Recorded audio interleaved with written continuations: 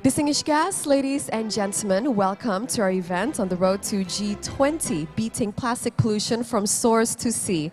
As our event will begin shortly, we'd like to ask everyone, for those of you still outside, to please enter the venue, and for those of you inside, to please be seated. Thank you very much.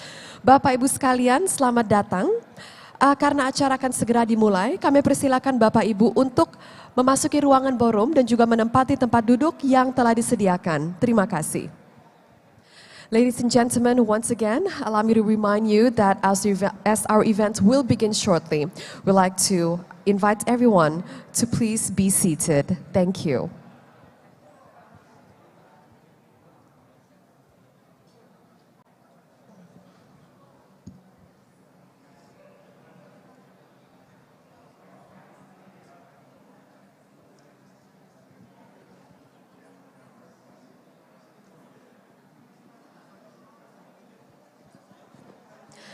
Distinguished guests, ladies and gentlemen, once again, allow me to welcome you to our event, The Road to G20, Beating Plastic Pollution from Source to Sea.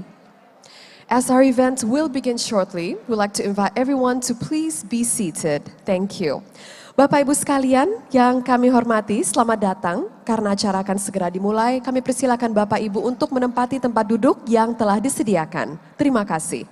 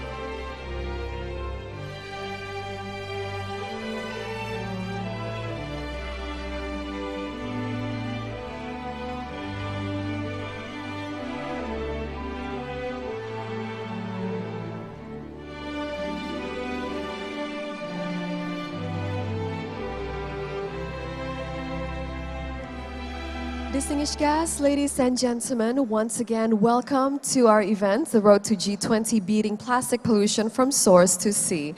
As our event will begin shortly, we'd like to invite everyone to please be seated. Thank you. Bapak Ibu sekalian yang kami hormati, selamat datang. Karena acara akan segera dimulai, kami persilakan Bapak Ibu untuk menempati tempat duduk yang telah disediakan. Terima kasih.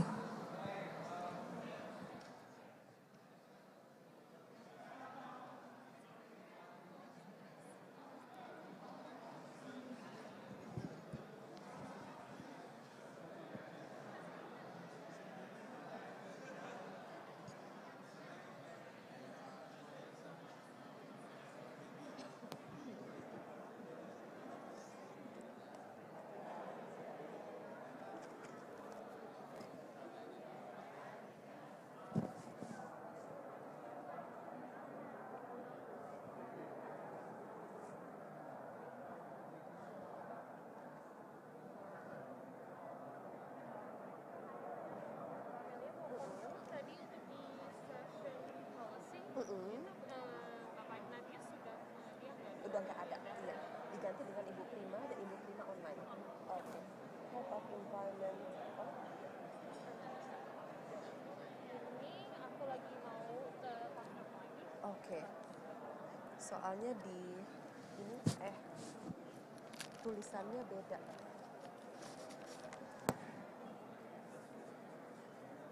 Head of Environment Agency. Oh tapi benar ya, sama ya.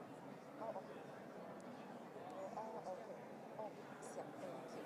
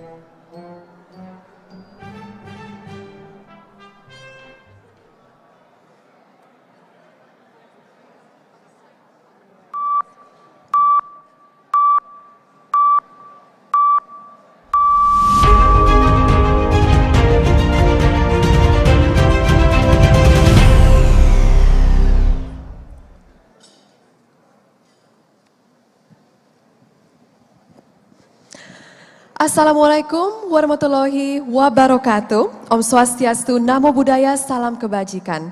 Excellencies, distinguished guests, ladies and gentlemen. First of all, allow me to welcome you to today's event, and that is the Road to G20, Beating Plastic Pollution from Source to Sea. And allow me to first introduce myself. So my name is Amelia Yahya. I'm a former news anchor for CNN Indonesia, and I'm now based in Singapore.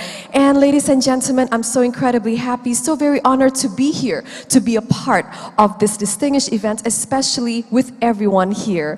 And allow me to also greet those of you who are joining us online or virtually via Zoom.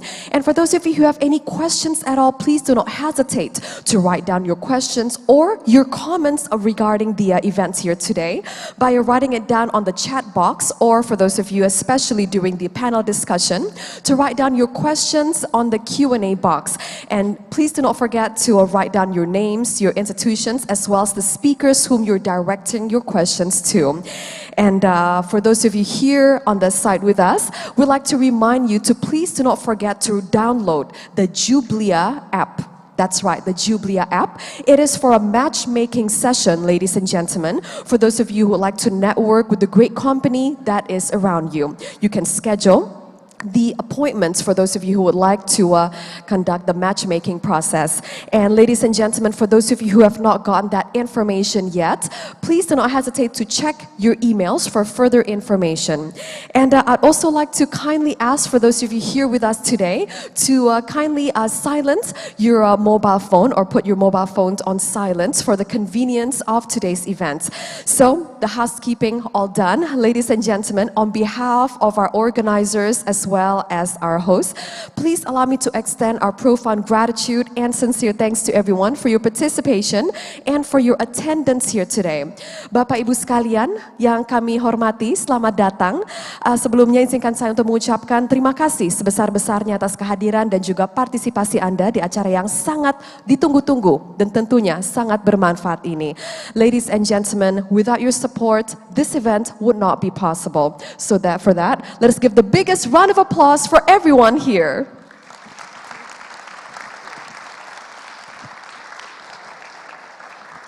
Thank you so much. And ladies and gentlemen, allow me to tell you a little bit about today's background, or this event's background. So this event aims to reinforce collective commitment among national actors as well as national players to strengthen strategies for better cooperation, as well to further enhance collaborations, to spur investments and growth in the circular plastic ecosystem as well as economy. The future will either be green or none at all. And as we all know, human beings, us, we are the only species that are producing waste that nature cannot digest, expanding destructions for centuries, and we must put a stop to that. And ladies and gentlemen, under Indonesia's great leadership, co-hosted by the Coordinating Ministry of Maritime Affairs and Investment of the Republic of Indonesia and the National Plastic Action Partnership, hopefully we can create this event as a great and valuable momentum for every one of us here, all the great stakeholders, to strengthen commitments, to mobilize more investments, to achieve our great targets together. And now to start our day, ladies and gentlemen, I'd like to ask you to please rise and be on your feet. And together, let us sing Indonesia's national anthem, Indonesia Raya.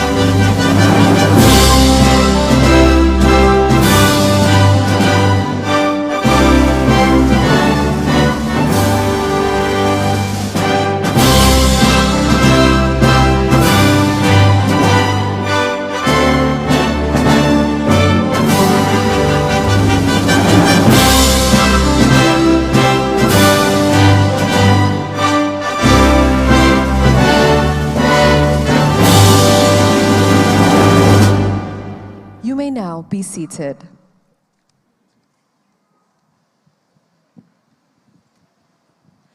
Thank you so much, everyone. I'd like to once again extend our huge and big thank you to everyone for your participation and your attendance here today. And ladies and gentlemen, to create such a great event, we cannot achieve all this without the great assistance, help, and support from our stakeholders.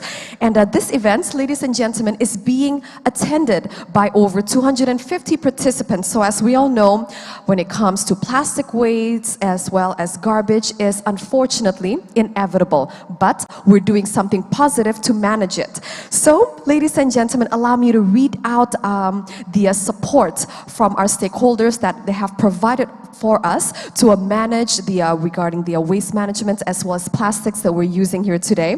So, ladies and gentlemen, Danone Aqua has provided us with water gallons for all participants here today, as well as MAP Starbucks have provided coffee refill stations for those of you who would like an extra cup of coffee.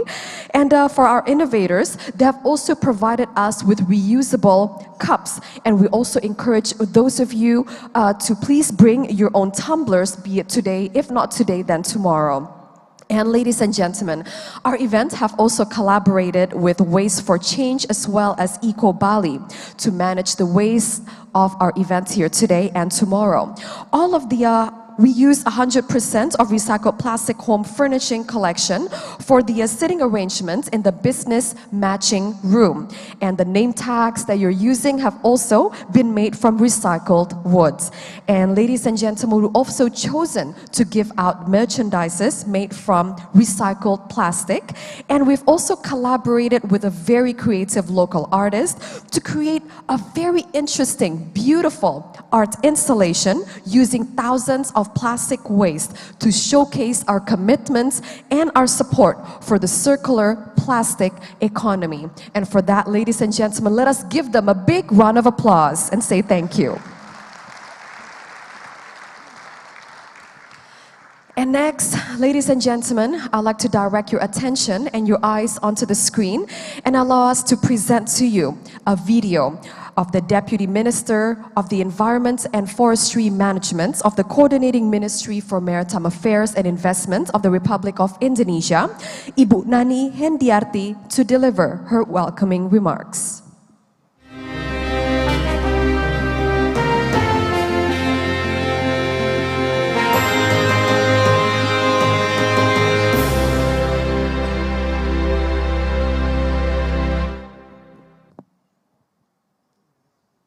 Yang saya hormati Ibu Tuti Hadi Putranto, Chairwoman NPF, para Duta Besar Negara Sahabat untuk Indonesia, perwakilan kementerian dan lembaga, para kepala daerah, provinsi, kabupaten, dan kota, pimpinan sektor swasta, inovator, NGOs, dan asosiasi yang bergerak di bidang sampah plastik dan penanganan sampah laut.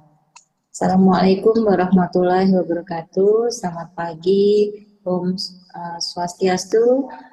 Salam sehat Bapak dan Ibu sekalian. Pertama-tama saya sampaikan permohonan maaf karena belum dapat menyapa langsung Bapak dan Ibu sekalian di Bali dikarenakan ada hal urgent yang mengharuskan saya menunda kedatangan ke Bali pada pagi hari ini. Saya berharap dapat bertemu Bapak dan Ibu semua pada sore hari nanti sampai dengan esok hari. Saya juga sampaikan salam dari Bapak Kemenkomarves kepada semua yang hadir dan berharap dapat bergabung bersama Bapak dan Ibu sekalian pada esok hari. Dalam kesempatan yang baik ini, izinkan kami untuk menekankan kembali komitmen serius dari pemerintah Indonesia dalam memerangi masalah sampah plastik laut melalui penetapan Peraturan Presiden Nomor 83 Tahun 2018 tentang penanganan sampah laut dengan target 70% penanganan sampah laut di tahun 2025. Untuk mencapai target tersebut, pemerintah bersama para pemangku kepentingan telah berupaya untuk mengambil langkah-langkah yang tidak biasa atau business as usual untuk memastikan terjadinya percepatan pengolahan sampah dan mencegah kebocoran sampah ke laut. Upaya ini pun turut diperkuat dengan kontribusi pengurangan sampah dari produsen manufaktur retail, dan jasa makanan dan minuman untuk melakukan kegiatan pembatasan, pendauran ulang, dan atau guna ulang produk dan kemasannya sebagai bentuk dari tanggung jawab produsen. Bapak Ibu sekalian, menyadari urgensi pencapaian target Indonesia tersebut, pemerintah Indonesia telah mendorong terbentuknya Indonesia National Action Partnership atau NPAP yang diluncurkan oleh Menteri Koordinator Bidang Kemaritiman dan Investasi, Bapak Luhut Binsar Panjaitan pada tahun 2019. NPAP telah menjadi platform multi-stakeholder yang menghubungkan pembuat kebijakan, pakar, pemimpin bisnis, organisasi masyarakat sipil, dan akademisi melalui 5 gugus tugas yaitu kebijakan, pembiayaan, inovasi, perubahan perilaku, dan metrik di bawah leadership Ibu Tuti Hadi Putranto selaku Ketua NPAP.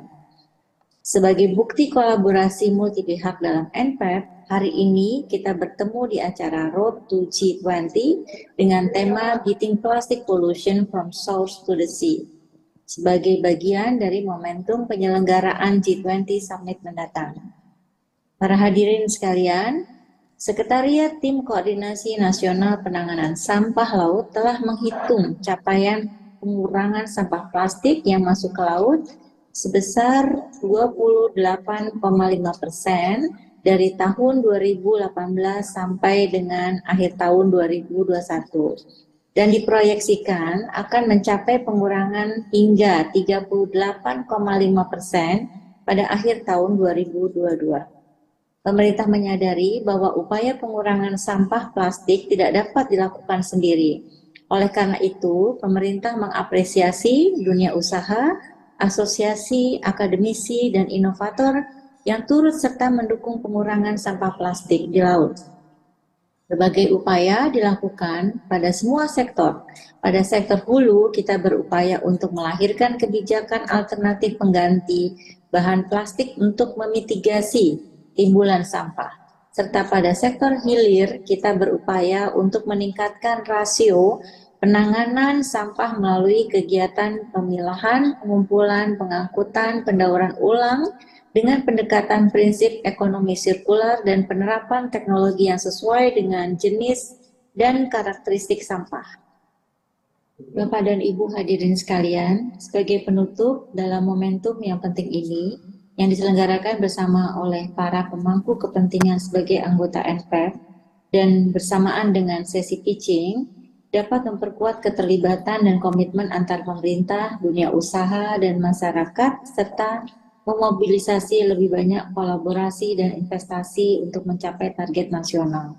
Saya berharap kita dapat memiliki dialog, diskusi, dan presentasi yang hebat dari para praktisi, akademisi, dan inovator hari ini dan melanjutkan kolaborasi dan upaya kita untuk mencapai target penanganan sampah laut pada tahun 2025. Sekali lagi, saya mengapresiasi seluruh pemangku kepentingan yang telah memberikan komitmennya untuk mendukung pemerintah dalam penanganan sampah laut. Saya berharap pertemuan yang pertama kali dilaksanakan ini akan tetap berlanjut ke depannya sebagai media kita bersama untuk memutakhirkan capaian dari implementasi bersama. Terima kasih. Assalamualaikum warahmatullahi wabarakatuh.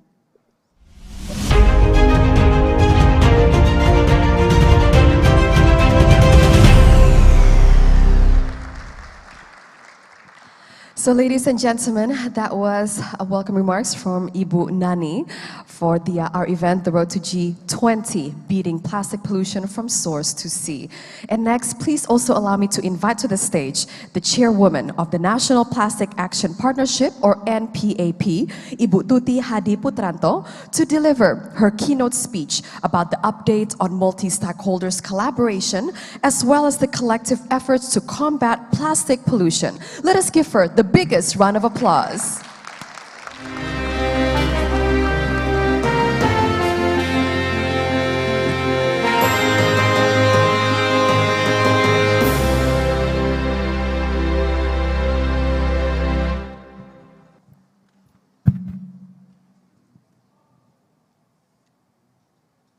Yang saya hormati Nani Hendriati, selaku Deputi Bidang Koordinasi Pengelolaan Lingkungan dan Kehutanan dari Kementerian Koordinator Bidang Kemaritiman dan Investasi.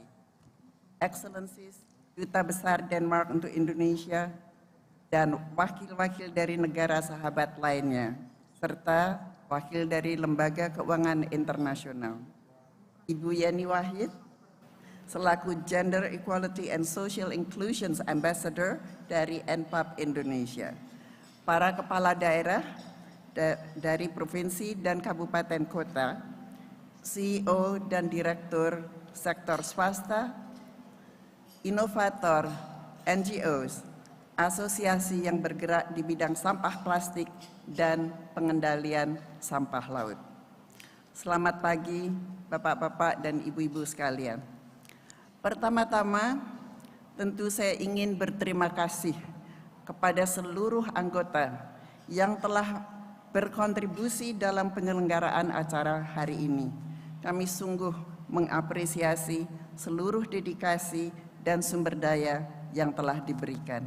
Tanpa kontribusi dari Bapak-bapak, Ibu-ibu semuanya, tentu kami tidak akan dapat menyelenggarakan acara yang sangat penting kali ini. Terima kasih. Saya juga menghargai kehadiran Bapak dan Ibu semuanya yang telah mendaftarkan untuk ikut acara ini, baik secara langsung maupun daring, yang tadi saya dengar kira-kira ada 250 dan bahkan mungkin bertambah. Kehadiran Bapak dan Ibu semua pada acara ini menggambarkan dukungan dan komitmen dalam mencapai tujuan kita bersama, yaitu mengurangi sampah plastik laut di Indonesia.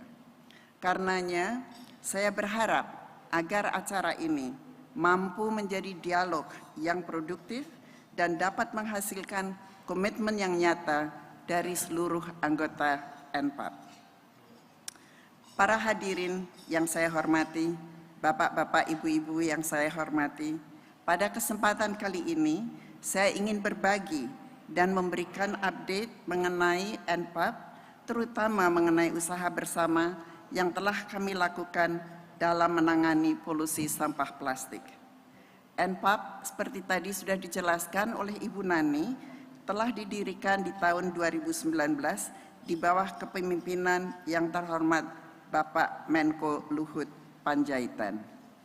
Sejak itu NPAP Indonesia, dan NPAP saya ingin jelaskan di sini, NPAP Indonesia adalah NPAP yang pertama didirikan di dunia dan menjadi percontohan bagi negara-negara lain. Jadi kita pantas berbangga untuk hal tersebut.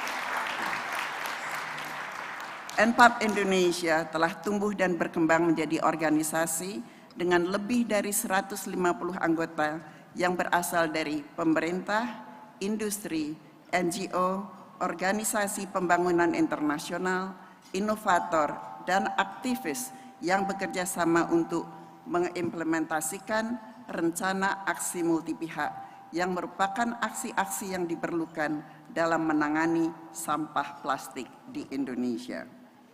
Dalam membantu pelaksanaan rencana aksi multi pihak tersebut, NPAP telah membentuk 5 gugus tugas atau task forces yang dipimpin oleh co-chairs yang terdiri dari pihak dari pemerintah bersama-sama dengan swasta maupun lembaga keuangan.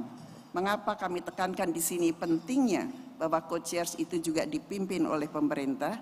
Karena apa yang dilakukan oleh NPAP adalah mendukung program pemerintah dan kita ingin mengetahui bahwa pemerintah pun ikut bersama-sama dengan kita sebagai bagian daripada dukungan pada pemerintah untuk memerangi sampah ini.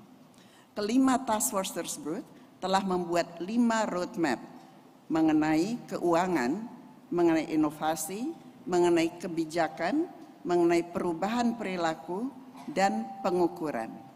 Masing-masing task force ini tentu mempunyai arti yang sangat penting. Dan roadmap dapat diminta kalau ada bapak-bapak, ibu-ibu yang ingin mengetahui mengenai roadmapnya, bisa diminta di NPAP Sekretariat. Tapi hal ini merupakan suatu informasi yang sangat penting yang harus dimengerti oleh semua aktor yang akan bergerak di dalam aktivitas mengenai penanganan sampah plastik. Karena itu memberikan garis besar mengenai apa saja yang ingin kita lakukan dan bagaimana berkolaborasi satu sama lain. Pada tahun 2021, kami berkolaborasi dengan Ocean Plastic Prevention Accelerator dan Uplink dari World Economic Forum untuk menyelenggarakan Informal Plastic Collections Innovation Challenge. Kegiatan ini diikuti oleh 78 inovator dari berbagai negara, termasuk Indonesia, dan menghasilkan 11 kolaborasi antara inovator dengan perusahaan swasta atau lembaga keuangan. Kami juga menyelenggarakan NPAP Project Showcase di tahun yang sama untuk menghubungkan antara mitra dalam NPAP dengan anggota keuangan dalam rangka berkolaborasi dari Financing dan Innovation Task Force.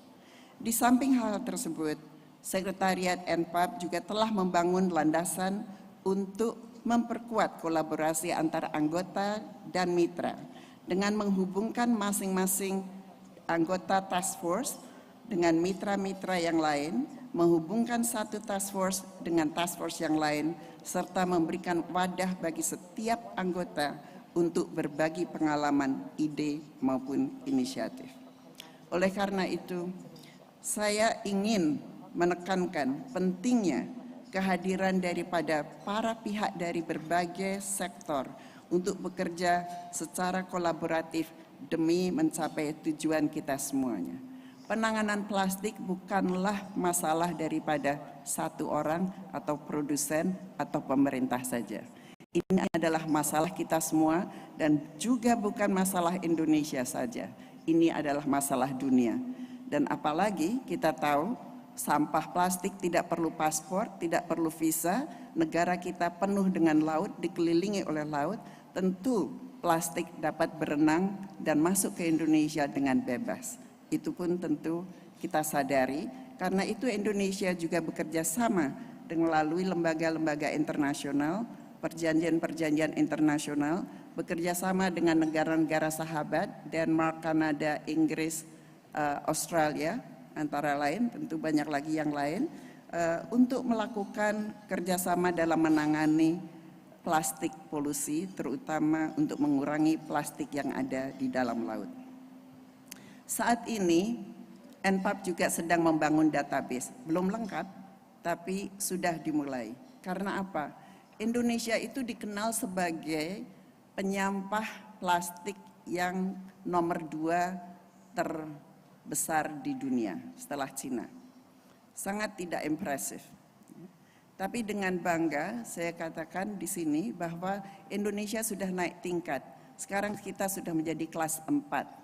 Tadi sudah dikatakan oleh Ibu Nani, kita sudah increasing the amount of plastik yang dapat kita bersihkan di laut menjadi 28,5% dan pada akhir tahun ini diharapkan akan meningkat menjadi 38,5%, which is impressive. Ya. Dari data-data yang kita terima so far dari semua anggota, belum semua anggota, tapi kita sudah selama ini dapat mengumpulkan data bahwa sampai dengan tahun 2021 sudah mengumpulkan lebih dari 400.000 ton sampah plastik oleh beberapa anggota, belum semuanya, oleh beberapa anggota NPAP.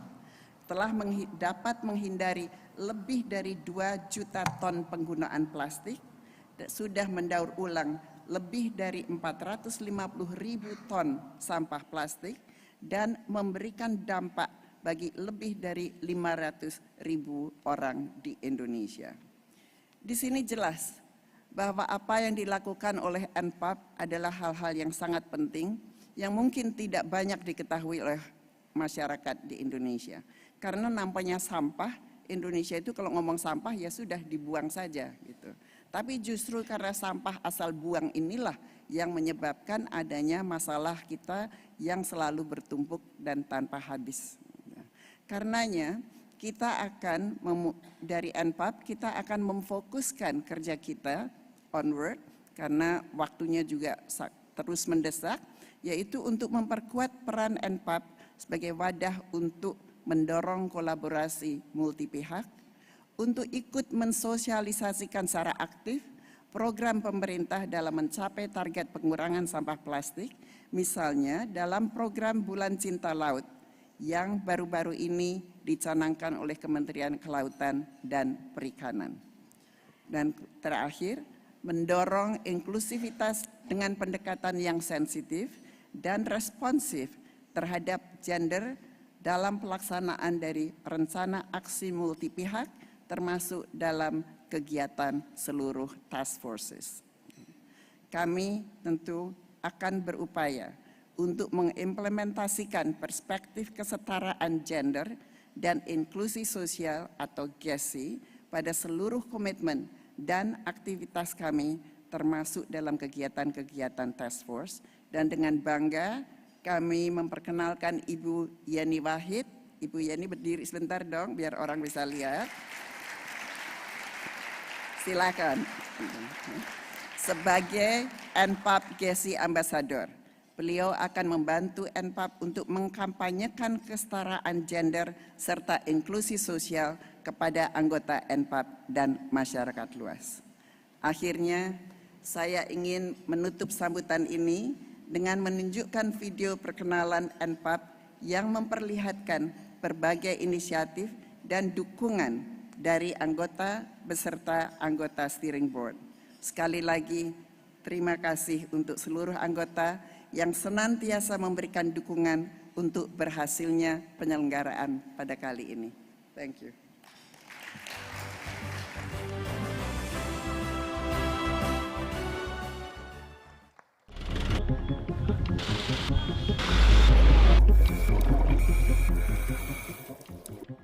Our land and ocean have been heavily polluted with the plastic. As the largest archipelagic country in the world, what Indonesia does is really matter. That is why the Indonesian government has committed to reduce marine plastic debris by 70% in 2025. This is very ambitious target, but it has been showing a good progress to date. With the support from the National Plastic Action Partnership, I believe we can achieve this target and create a plastic-free ocean ecosystem. The National Plastic Action Partnership, otherwise known as NPAP, is a multi-stakeholder partnership who aims to bring government, private sectors, civil societies, communities, and financial institutions to work together in creating a circular economy ecosystem for plastic. We gather like-minded organizations from the international, national, and local level to help Indonesia achieve its ambitious target of reducing plastic leakage into the ocean by 70% by 2025. Since 2019, our distinguished co-chairs and members have developed 5 roadmaps on metrics, innovations, behavior change, financing, and policy. These roadmaps contain technical approaches to actors that want to create a better environment and economy for all by reducing plastic waste. The NPAP members are working across the plastic value chain from reduce, redesign, collect, recycle, and dispose. We have held coordinations and facilitation between members across the value chain, enabling change on the ground. Nestle, globally and in Indonesia, has the ambition to ensure 100% of our packaging materials are recyclable and reusable by 2025, and at the same time, reduce the usage of virgin plastic by 1/3. We at Nestle realize we can't do this by ourselves.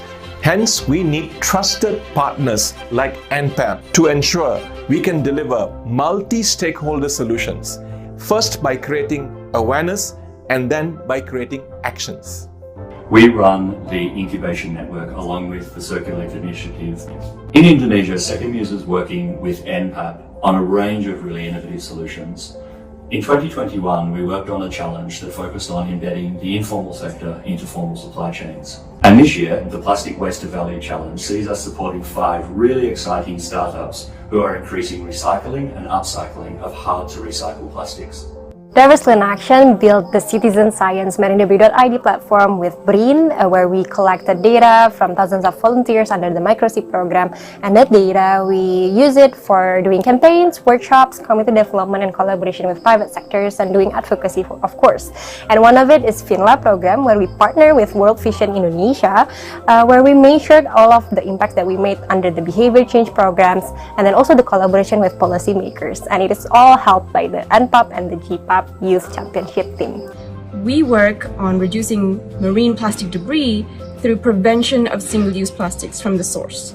This means that we work with several cities across Indonesia to push out single-use plastic bans and to replace them with reuse solutions. NPAP has been very supportive of our initiatives by supporting single-use plastic prevention policies, supporting reuse policies, and through the Behavioral Change Task Force, aligning us with other partners and organizations working on similar issues across Indonesia. Duitin is a digital platform that offers easy and hassle-free recycling services for individuals and businesses that supports and empowers the informal waste sector through the gig economy. The contributors request pickups and are connected to pickers who collect the waste and sell it to our partner collectors. For both private households and large corporations, we offer a full range of recyclable waste tracking, reporting, and management services. Being a part of NPAP greatly benefits us in many ways, giving us access to all of the members for any potential collaboration. We also have the chance to create a network of organizations and people who share a vision and values. Our journey does not stop here. We are committed to continue our support towards our members by building a strong foundations, encouraging task forces across initiatives, and bring members together to share ideas, highlight best practices, and collaborate for joint and inclusive solutions. Plastic pollution is a serious global challenge. Canada is pleased to work with the Government of Indonesia to support its efforts to reduce plastic pollution through the GPAP and NPAP. As we all know, it's often the poorest and most vulnerable communities who are disproportionately affected by unsustainable waste management practices and plastic pollution. For this reason, it's important that these groups, particularly women and girls, play an active role in designing local solutions that will help Indonesia move towards a more circular economy. Canada looks forward to our continuing close collaboration so that together we can forge a zero plastic waste future. The UK is proud to support the Global Plastic Action Partnership and its innovative, multi-sectoral approach to eradicating plastic pollution and waste. The world urgently needs system change across the whole life cycle of plastic. GPAP and NPAP are crucially important parts of that. As a steering board member, we, the UK, commend NPAP Indonesia's concrete action plans for protecting the marine environment from the plastic pollution that is causing such havoc to our oceans. As an archipelagic country and one of the largest economies in Asia, Indonesia is a key player to reduce plastic waste in the ocean. And that starts from solutions on land. Since the beginning of the NPAP in 2019, I'm incredibly grateful to have witnessed some amazing innovations coming from the NPAP members. And we're looking forward to seeing more partnerships join the NPAP from across the value chain, and are hoping to inspire others to join this path towards a plastic pollution-free environment. We cannot ignore the fact that marine plastic debris is one of the biggest environmental problems today. We need to find a way to fight these issues in an integrated way while continue thriving for the economy and people prosperity. As we work towards a binding global framework to end plastic pollution with the help of the National Plastic Action Partnership, I believe Indonesia can become a champion of the circular economy for plastic. Let us work together for healthier ocean and better planet for the future of our next generation.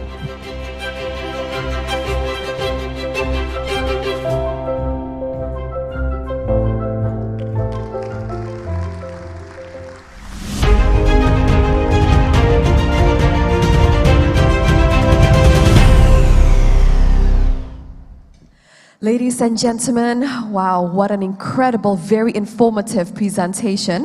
Thank you very much, Ibu Tuti. Terima kasih untuk pemaparannya, luar biasa sekali. Ladies and gentlemen, let us give Ibu Tuti the biggest round of applause. Thank you, Ibu, for always inspiring us and always for emphasizing how plastic waste is a global issue that we must tackle together. But for that, it has to start from home, Ibu, yeah? Thank you so much. And ladies and gentlemen, next, it is only with the greatest pleasure and honor that I shall invite to the stage the Ambassador for Gender Equality and Social Inclusion of NPAP Indonesia. Please welcome Ibu Yeni Wahid to deliver her remarks, and let's give her the biggest round of applause.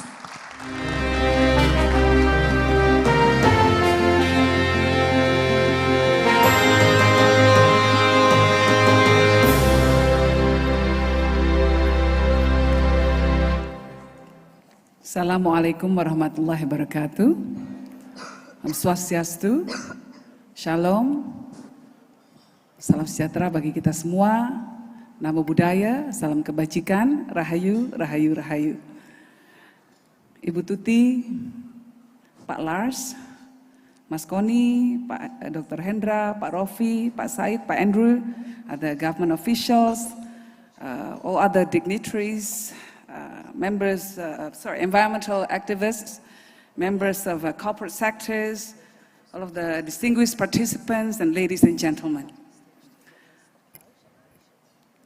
First of all, I would like to thank Ibu Tuti and also for the Indonesian NPAP for appointing me as the GESI ambassador for NPAP Indonesia. It's such a great honor for me to be involved in such an important endeavor. So thank you, Ibu Tuti and Mas Koni. Women are natural nurturer. They spend much of their lives caring for others, especially their loved ones. But women now seeing how their loved ones are suffering. They see how untreated and improperly managed plastic waste had endangered the life of their loved ones. Women, children, poor households, rural families, indigenous people, people with disability, and other vulnerable communities are greatly impacted by plastic pollution. We see how households who consume fishes from polluted river or ocean develop health problems as a result of microplastic. Plastic pollution also increases the risk of flooding for slum households, exacerbating the crisis they already face on a daily basis. So it is very critical for us that we assess the plastic pollution issues from a human rights perspective and take advantage of every opportunity to ensure a sustainable, fair, and inclusive environment for all. The collective action that we have already gathered through NPAP should not be taken for granted, but rather as a momentum to create an equal and inclusive transformation of the circular economy. Every member and organization present at this meeting, I believe, has developed excellent programs to combat plastic pollution. However, I would like to encourage everyone to evaluate the gender equality and social inclusion aspects of your program on a regular basis. Is your program unintentionally supporting one community at the expense of another? Have you gathered opinions, thoughts, and wisdom from women and the marginalized community during the program or policy formulations? Whether your organization has given women opportunities to be champions and leaders? The gender equality and social inclusion aspects of the plastic economy should no longer be overlooked. The issues affect women and other marginalized communities on a daily basis. To create a fair, circular plastic economy, all stakeholders must be aware of the disadvantage faced by women and other marginalized groups and work together to promote social inclusion in the plastics value chain. Ladies and gentlemen, I'm aware that maybe some of you don't really know my background. I come from a family that is deeply rooted in the communities. And the organization that I belong to has around 90 million members. And of course, half of them naturally are women. And we've had programs in which we try to empower women. Because by empowering women, we know that the impact will be greater in the community.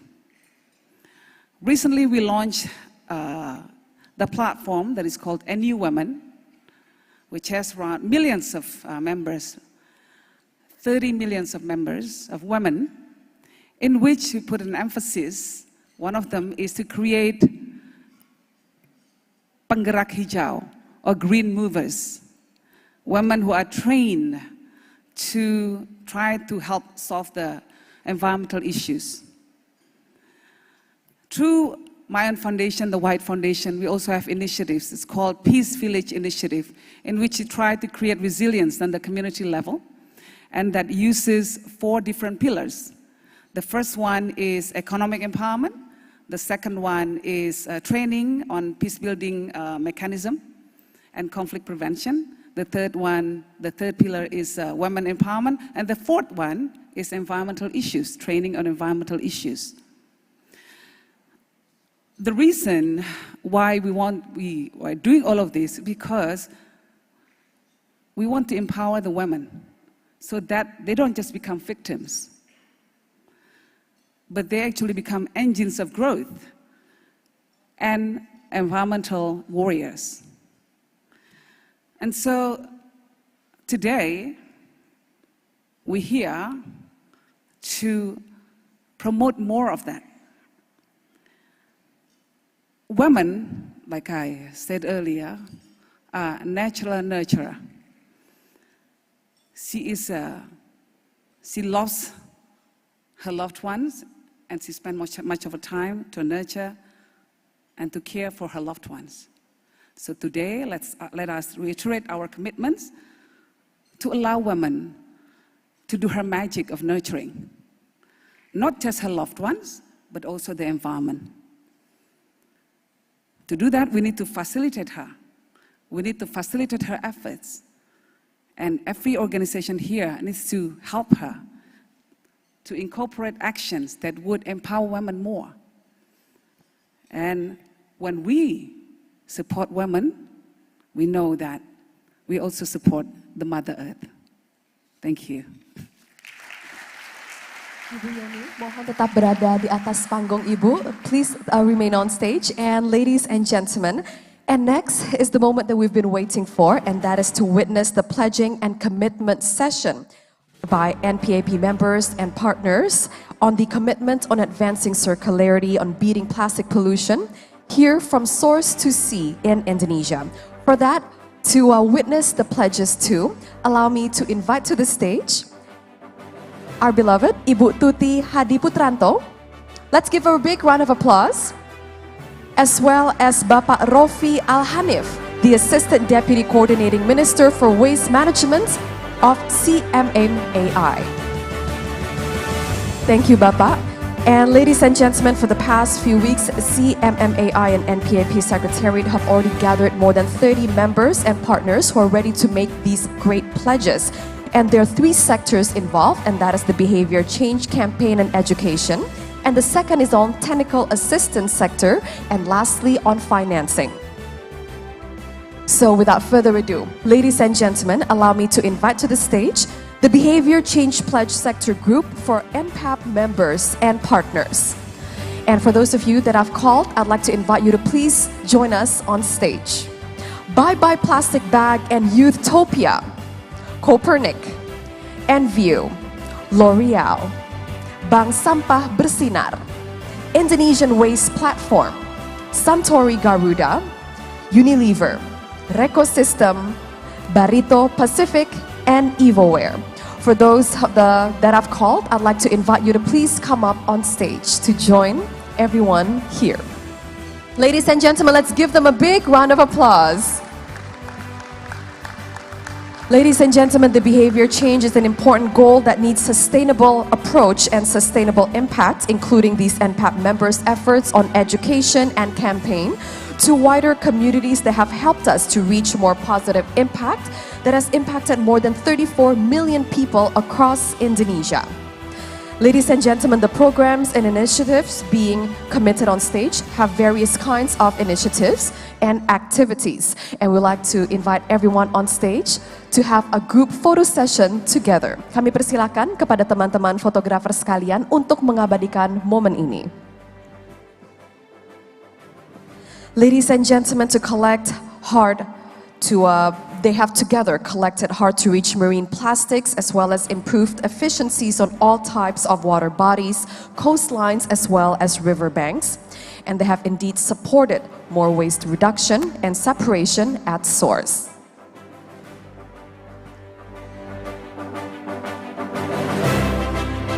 Ladies and gentlemen, let us further wish for a greater collaboration moving forward, and let's give them the biggest round of applause.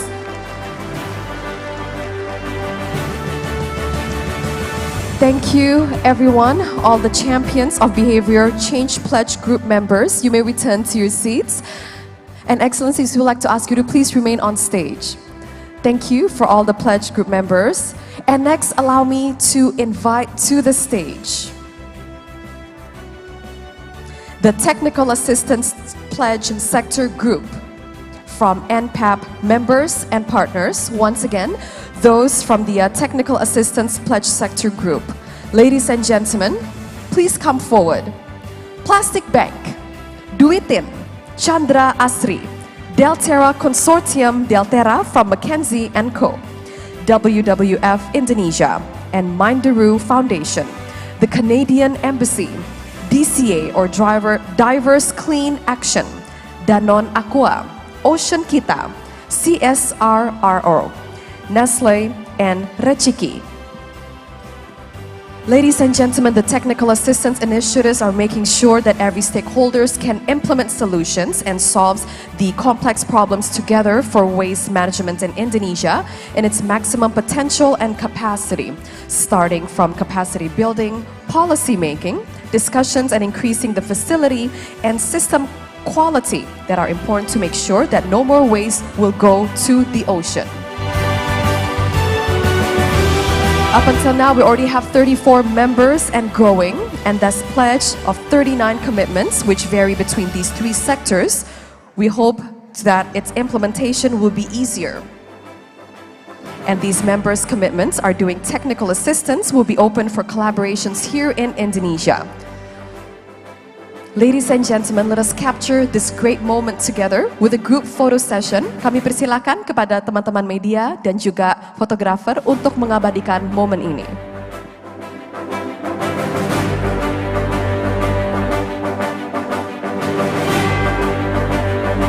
Ladies and gentlemen, we sure hope that millions of waste will be diverted from the ocean with stronger collaboration and effective technical implementation. And let us give them a big round of applause.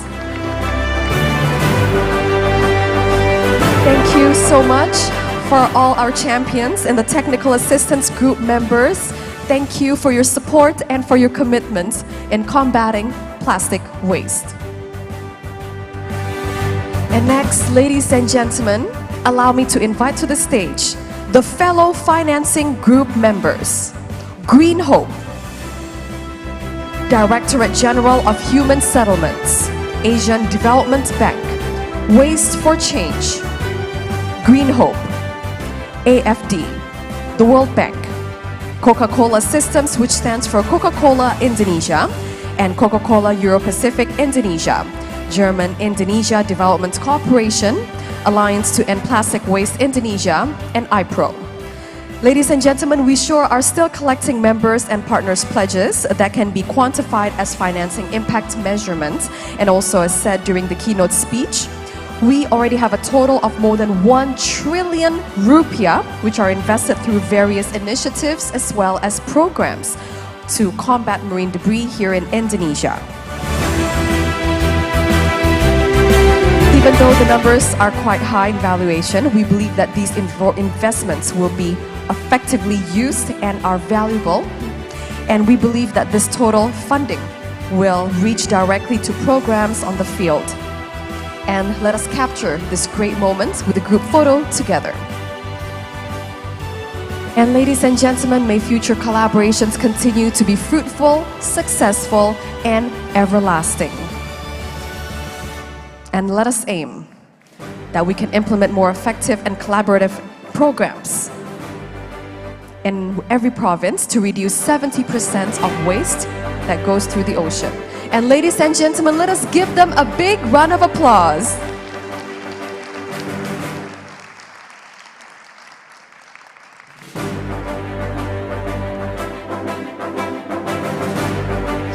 Thank you so much, everyone. You may now return to your seats. Thank you.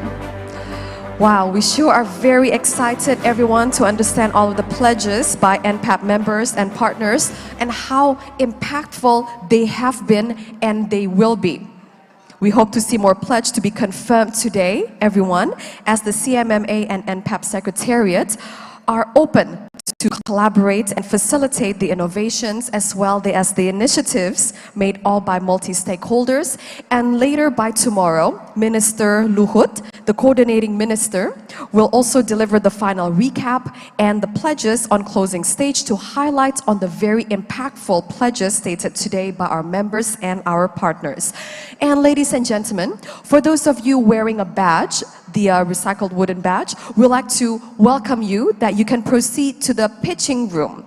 And ladies and gentlemen, next, let us now get down to business as we have more to learn about from our speakers. And next, let us listen to an insightful talk about the source of plastic, marine plastic based on studies on the policy recommendations to reduce plastic marine pollutions. And this event or this session will be delivered by Mr. Andre Rodriguez de Aquino from the World Bank. Let's give him a big round of applause.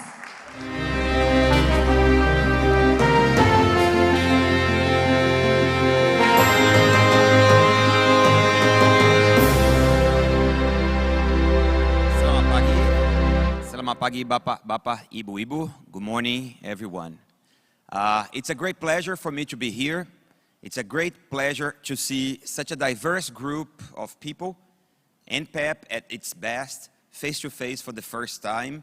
It's incredible to see this multitude of private sector companies meeting CSOs, government officials, international organizations, local communities. It is incredible. And the power of NPAP, I think, here in Indonesia is at its best, indeed.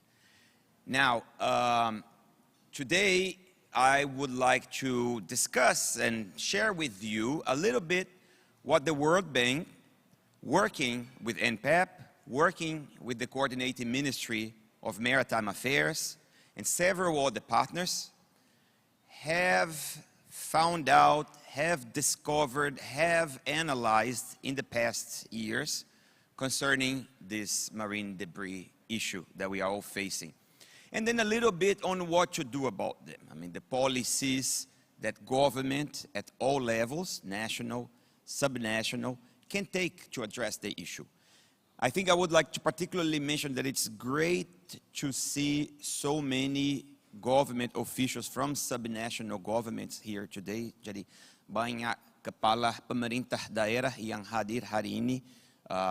This is extremely important because I think we are going to be talking a lot about local action enabled by the right policies. So, to get us going, what have we learned about the sources, volumes, and pathways to the sea of marine plastics? So, the first, a very basic question, which seems to be indeed very basic, but it is not, and it is complex to assess and come to conclusions on. So, the latest figures we have come up with is that Indonesia is generating almost 8 million tons of plastic every year.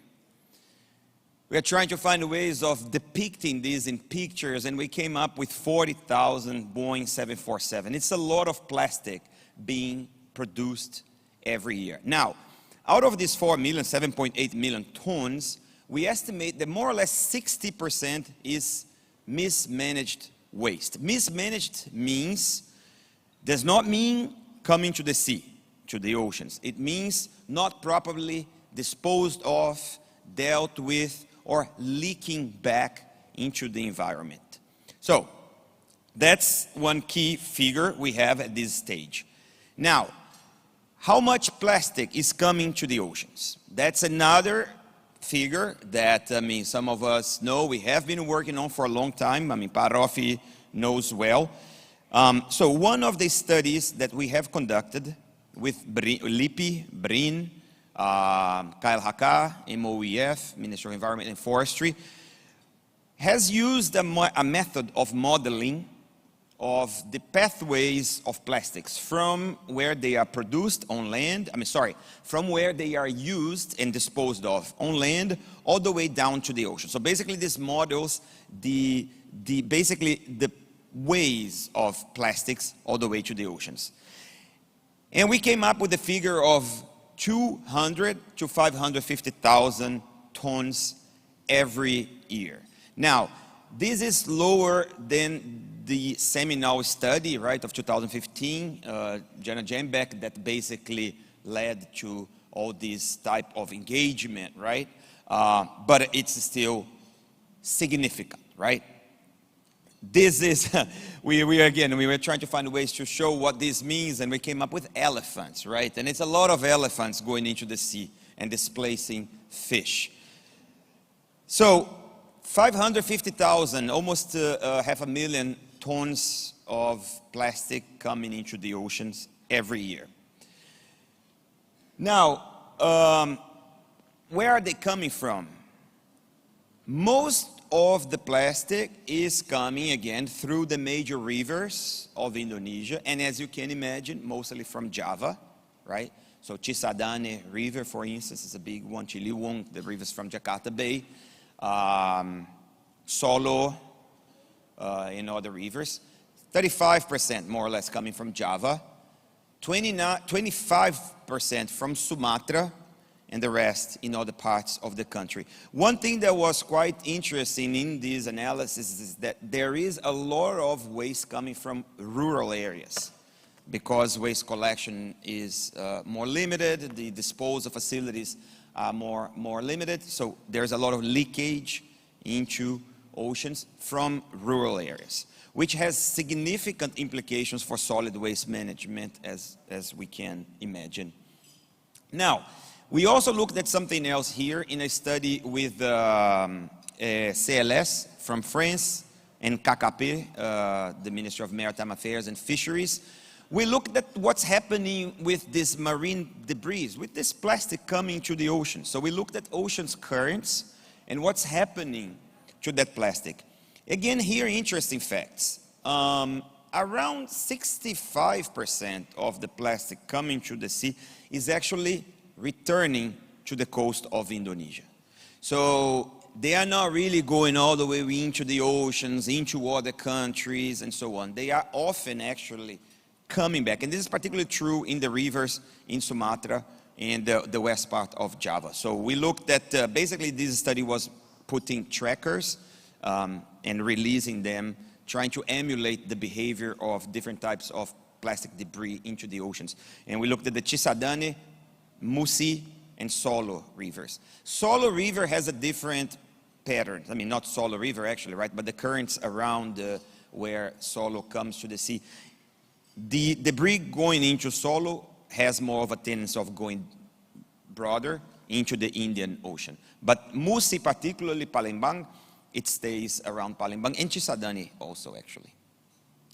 This is very important for the last resort, right, which is the cleanup type of activities. But it's a hopeful thing, right, that well-targeted cleanup events, activities in these areas where most plastic is accumulating can be effective. Again, I mean, last resort, we're talking about upstream, but that will still be needed for years to come, right?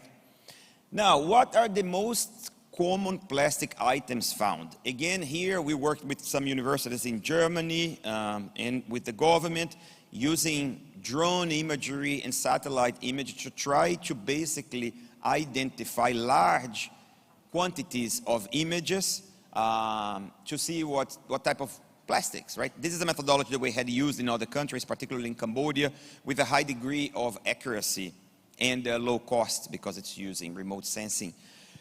So single-use plastics, as was to be expected, represented from 50 to 65% of the plastic items found in the oceans and coastal areas of Indonesia. Some of the commonly found items included the cups, lids, and small plastic items. And this is very Indonesian specific. In other countries, the plastic products found were different. Again, we believe this is very important because there are policies and investments that can target these types of products, right? So looking for ways to have more efficient policies and investments, you can target those products that are causing most harm. Now, another area that we had not looked at so far, and again, working with KKP, Marine Affairs and Fisheries, we looked at what's happening with the fisheries and aquaculture sector. So basically, sea-based leakage, as the jargon goes, right? So we try to quantify sea-based leakage. How much plastic is being lost due to fisheries, capture fisheries, and aquaculture. Again, here are some surprising facts. For fisheries, we came up with the figure of more or less 5,000 tons reaching the oceans. This was calculated basically by looking at the amount of fishing gear that is replaced by fishermen every year, which is more or less 35,000 tons every year, and how much of that is lost, abandoned, which more or less is 12%. And these are figures, I mean, Indonesia specific, based on surveys with actors in the sector. Now, for aquaculture, we had a very big surprise. I mean, the figure we came up with was over 80,000 tons every year. In aquaculture, particularly for seaweed, which is very heavy in plastic use, right? So this turned out to be a very significant, important source of plastic leakage. So aquaculture for seaweed. Okay, so much for the problems, where it's coming from, how much it is, and so on. What to do about it, right? So the first thing is Bu Nani, Bu Tuti Sudah already presented some of the actions that the government of Indonesia has taken. I will not repeat them, but there is the target of 70% of marine debris reduction by 2025, the target by KLHK of 35% of waste reduction by 2025, and so on. So a quite robust set of legislative actions and targets set by the government. How can these targets be achieved and its achievement accelerated? So here, as Bututi presented, the NPAP had several task forces, and the World Bank, along with Kemenkomarves, we led the one on policy. This one on policy was quite tricky because, as you can imagine, I mean, talking about policies is, in essence, a matter of interest and who pays what in this space. So we were very careful with consultation. So we took a lot of time for consultations with the stakeholders, and we came up with a list of priority actions based on some principles. These actions here are following on legislation that the government has already passed. So they are not completely innovative, out-of-the-box policies. They are policies that accelerate the legislative background, the legislative framework that the government has already put in place. So, one first set of policies, they are linked to upstream. So, stopping, reducing, redesigning, recycling plastic, right? One important element here, and this is a lot coming from the experience in Europe, actually, is the need to very closely monitor the producer responsibility schemes that have been put in place.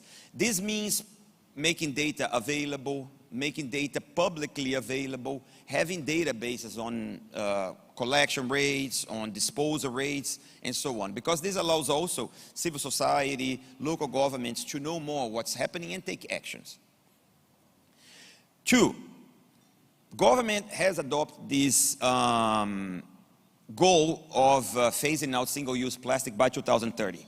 There are a number of steps that can be taken now to accelerate and help with the transition towards that.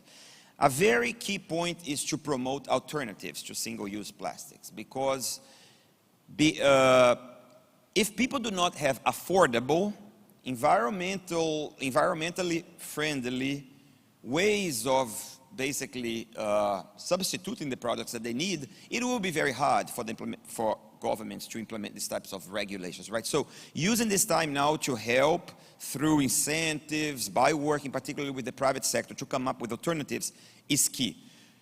Another element we found was very important is to have standards and socialize them for biodegradability and compostability of plastic. I mean, ensuring that there's no more harm causing through microplastics and so on. So having clear standards on those.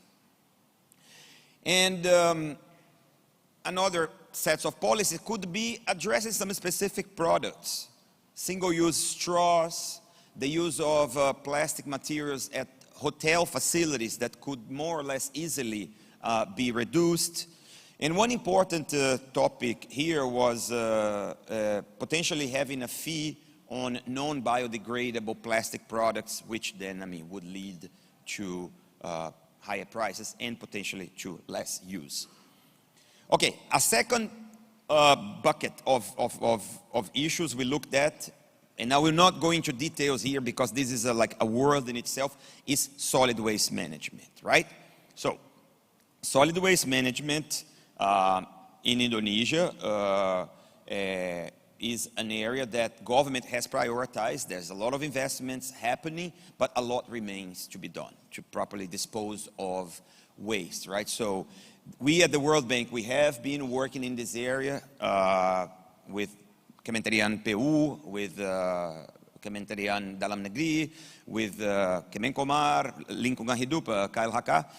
It's a very difficult area, right? So one aspect here is just really the need for more investments in waste management facilities. I mean, proper waste management facilities. The implementation of regulations that government has already passed, including the famous waste tariff, right? The retribusi at the local level. And here I look at the role really of the subnational governments to make this happen. So the need of fees for solid waste management to make the system financially sustainable. Now, on fisheries, this is particularly important, I think, for our colleagues from KKP, right? One area here that we analyzed is that the implementation and enforcement of the marine spatial plans and the WPP, right, the fisheries management areas, would reduce loss of gear from fishing because there would be less conflicts of fishermen in fishing areas, and this could potentially reduce plastic. Another area would be the establishment of a ghost gear. I mean, that's the word we like to use, ghost gear fund. So basically an incentive for fishermen, transport companies, those working in the sea to return plastics. And this is something that actually KKP and I think Kemenkomarves recently, they started an activity, they had some action in this regard. So engaging with the fishermen in the collection efforts, finding incentives for them to retrieve lost gear. Working with the companies making fishing gear to adopt better standards to make this gear more durable, I mean better product. So standards for fishing gears as well. And the fourth is basically continue the cleanup events, scale them up, target them geographically, again, as a last resort, right? And underlying all of this, ensuring proper monitoring. So Bunani presented a very interesting figure, right? So 28.5%, if I'm not mistaken, of reduction from 2018 to 2021, right? This is key. What is behind that figure? I mean, how is that being calculated? Where is this reduction coming from? What's happening? Is it that solid waste management is improving? Is it that collection rates are improving? Is it that people are changing their behavior? So understanding really how this plethora of activities that are happening, right, really a lot happening, are having an impact is key. And this can only be done with very good disaggregated data. So the role of BRIN, KLHK, KKP, and the other entities that have been collecting data is key here. And I'll conclude just by saying one thing. We also did this interesting economic analysis, modeling exercise with Systemic, actually, to look at the costs of some of these policies. And one thing that is very clear from the analysis of policy packages is that the most cost-efficient way of addressing this problem from a government perspective is adopting these policies in a simultaneous manner. It's not, there's no phase in here, there's no redesign and then deal with solid waste management. These things need to be done in parallel and at the same time. This seems to be a common sense thing, but from a policy perspective where you need to make choices, it's difficult. So we have numbers showing that the most cost-efficient way of dealing with this is multiple interventions and collaboration. And again, I think NPEP is a good, is a prime example of this collaboration. So the World Bank, we have been working with the government. We hope to work more. We have been providing financing, waste management. We have been engaged in analytics, in technical assistance, particularly with a few of the ministries here, and we hope to continue this, and we hope that NPEP, as Bututi said, will continue to catalyze action to address this really immense problem that Indonesia has, but where a lot is already happening. So with that, again, thanks a lot, and looking forward for a good discussion. Thanks. Terima kasih banyak.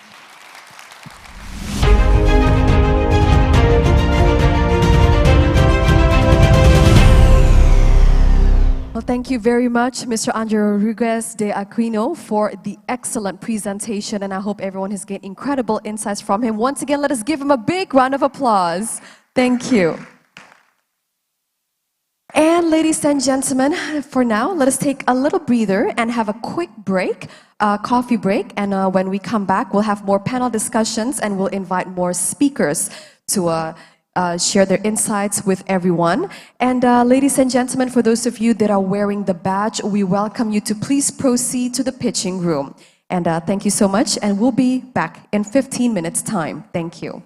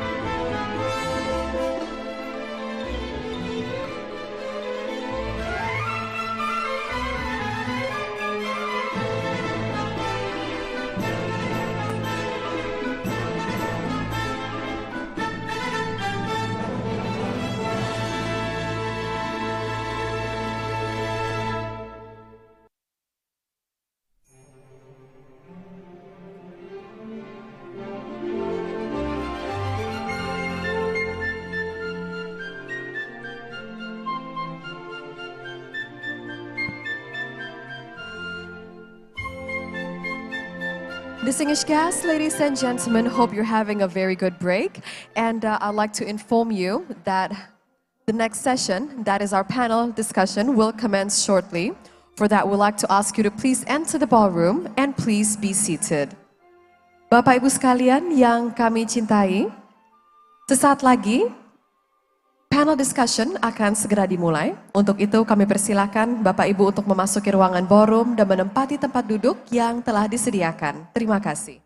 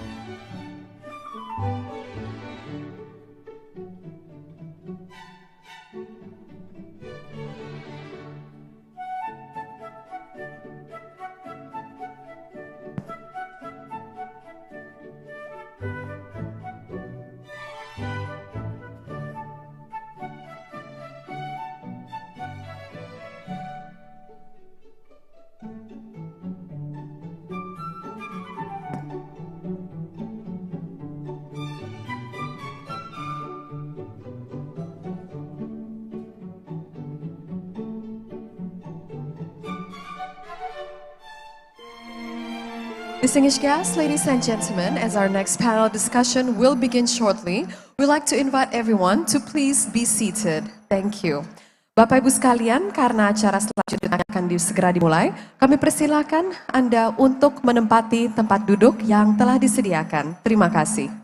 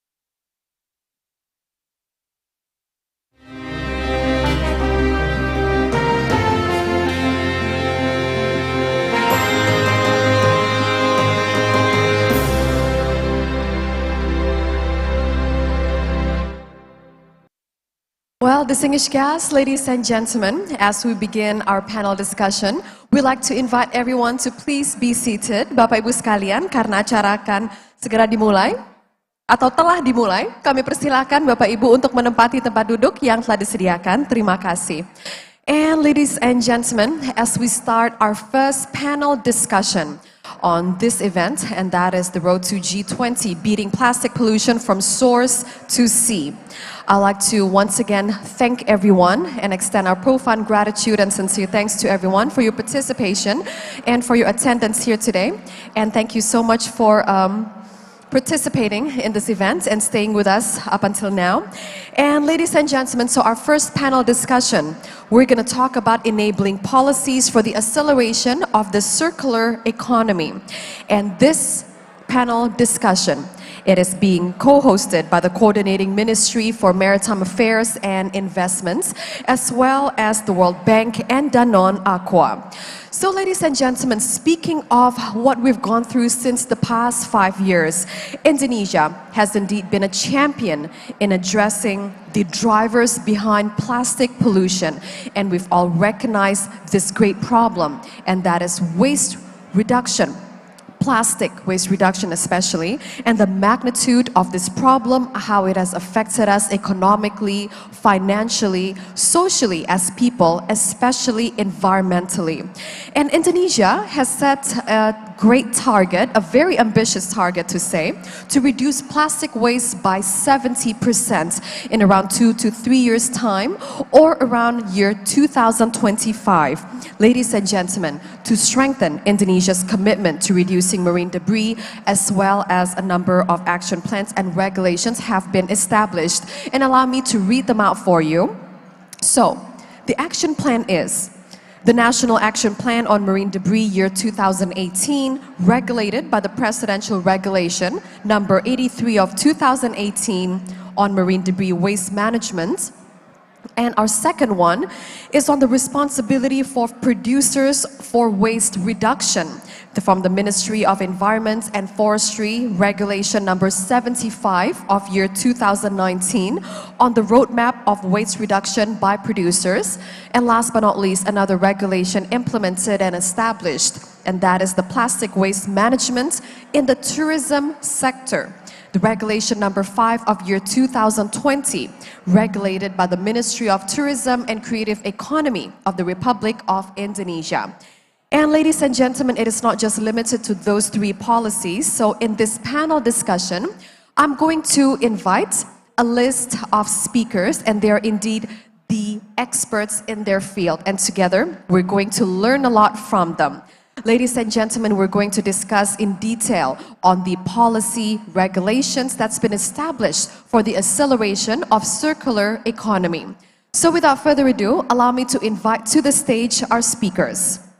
Bapak Nofrizal Tahar, the Director for Waste Management from the Environment and Forestry Ministry of the Republic of Indonesia. Let's welcome Bapak Nofrizal Tahar on stage, and let's give him a big round of applause.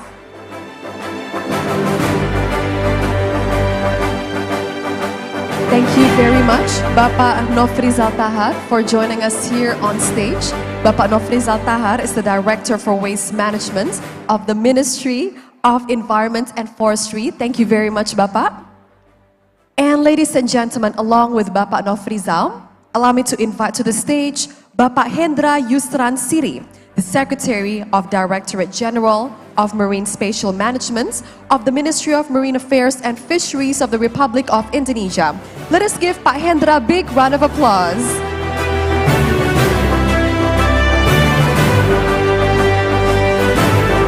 Thank you very much. And ladies and gentlemen, as most of my speakers are joining us here, we also have one speaker that's joining us virtually.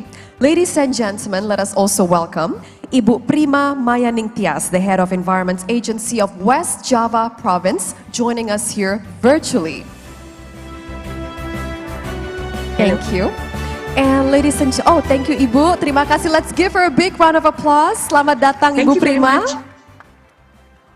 And ladies and gentlemen, we would also like to invite Bapak Andre Aquino, the Program Leader for Sustainable Development of the World Bank, with the amazing presentations earlier. Let's give him a big round of applause.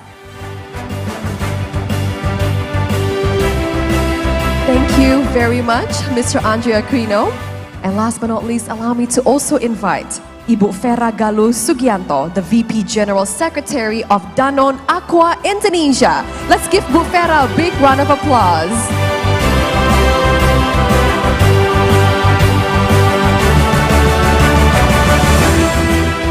Thank you very much. Thank you, Ibu. Thank you, Bapak. And now, ladies and gentlemen, what did I say when I told you that we'll have experts as our speakers? We truly do.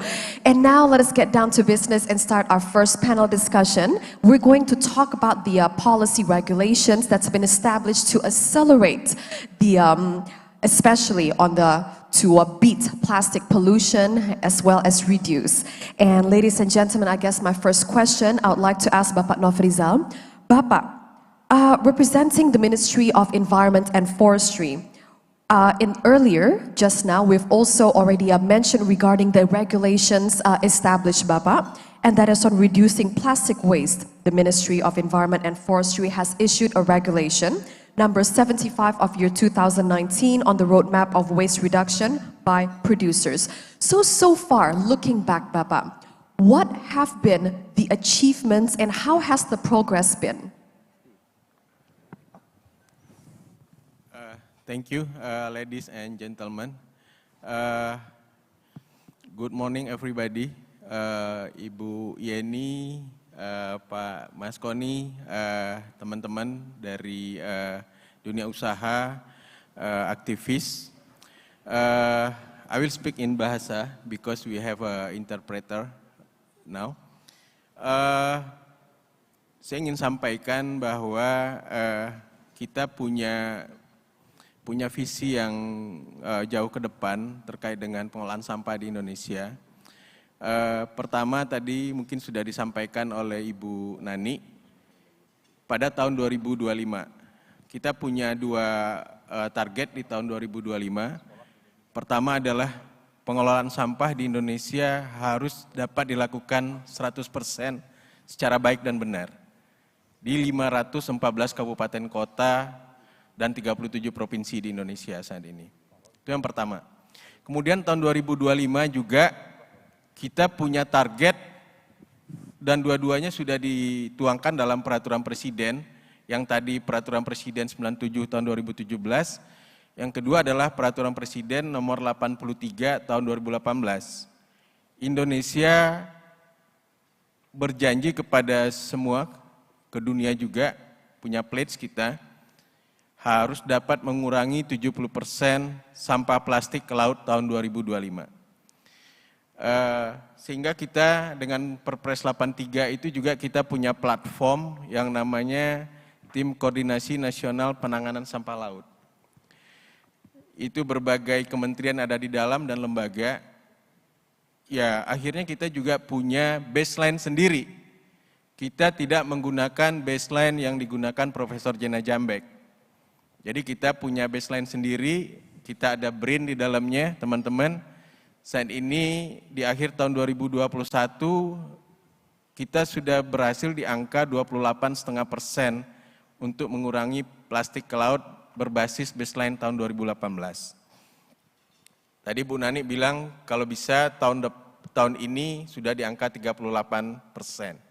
Jadi poin yang ingin saya sampaikan kepada kita semua, bahwa memang pengelolaan sampah, baik itu sampah secara keseluruhan maupun juga pengurangan sampah plastik ke laut belum sempurna 100%, tapi Indonesia ini negara besar, kita 514 kabupaten kota, Sabang sampai Merauke, 300 juta penduduk, ini melakukan pergerakan yang luar biasa sebenarnya. Kita bergerak Indonesia, jadi kalau negara sebesar Indonesia bergerak, itu implikasinya besar sebenarnya.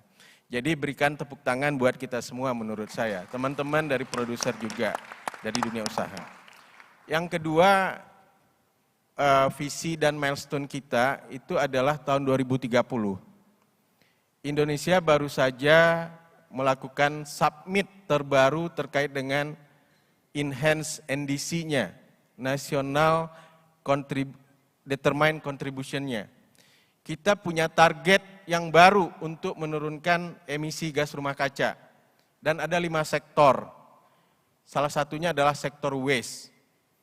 Dan di NDC yang baru, tanggal 23 September kemarin yang baru disubmit ke UNFCCC, dari sektor waste, itu targetnya meningkat 4 kali lipat.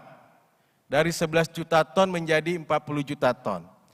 Jadi untuk tahun 2030, kita juga mendorong bagaimana upaya pengolahan sampah ini juga menurunkan emisi gas rumah kaca yang maksimal.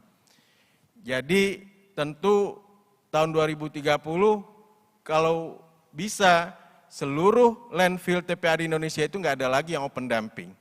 Kalau bisa sanitary landfill, gas metannya ditangkap. Dan industrialisasi pengelolaan sampah juga harus kita dorong.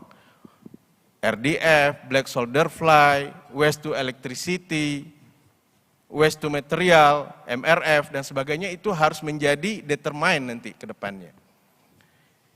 Yang terakhir, visi kita ke depan adalah pasca tahun 2030.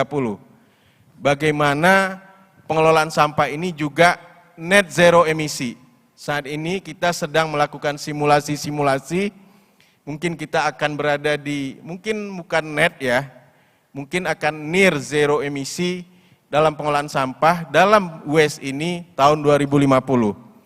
Dan kita mensimulasikan mungkin nggak ada tahun 2035 itu mungkin tidak ada lagi landfill ke depan gitu loh ya. Jadi kebijakan kita akan bergerak ke sumber. Itu yang pertama yang ingin saya sampaikan. Yang kedua, terima kasih Bu Tuti. Yang kedua yang ingin saya sampaikan adalah dalam konteks itu pemerintah melakukan berbagai kebijakan secara simultan dari hulu sampai ke hilir. Dan yang paling penting yang ingin saya sampaikan juga pada kesempatan ini adalah kita punya capaian penting dengan adanya kebijakan Extended Producer Responsibility. Indonesia punya peraturan Menteri LHK nomor 75 tahun 2019 yang berkaitan dengan Extended Producer Responsibility. Ini capaian penting buat Indonesia. Dan regulasi ini tidak mudah kita dapatkan. Bertahun-tahun kita berdebat, berdiskusi cukup lama.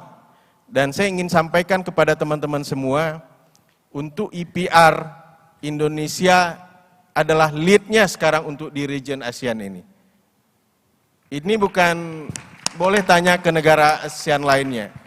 Jadi, oleh sebab itu, pada kesempatan ini, saya menyampaikan bahwa ini adalah poin penting. Memang mungkin belum sempurna. Kita punya ribuan produsen, company, industri, tapi mungkin saat ini baru 40 yang memang sudah submit.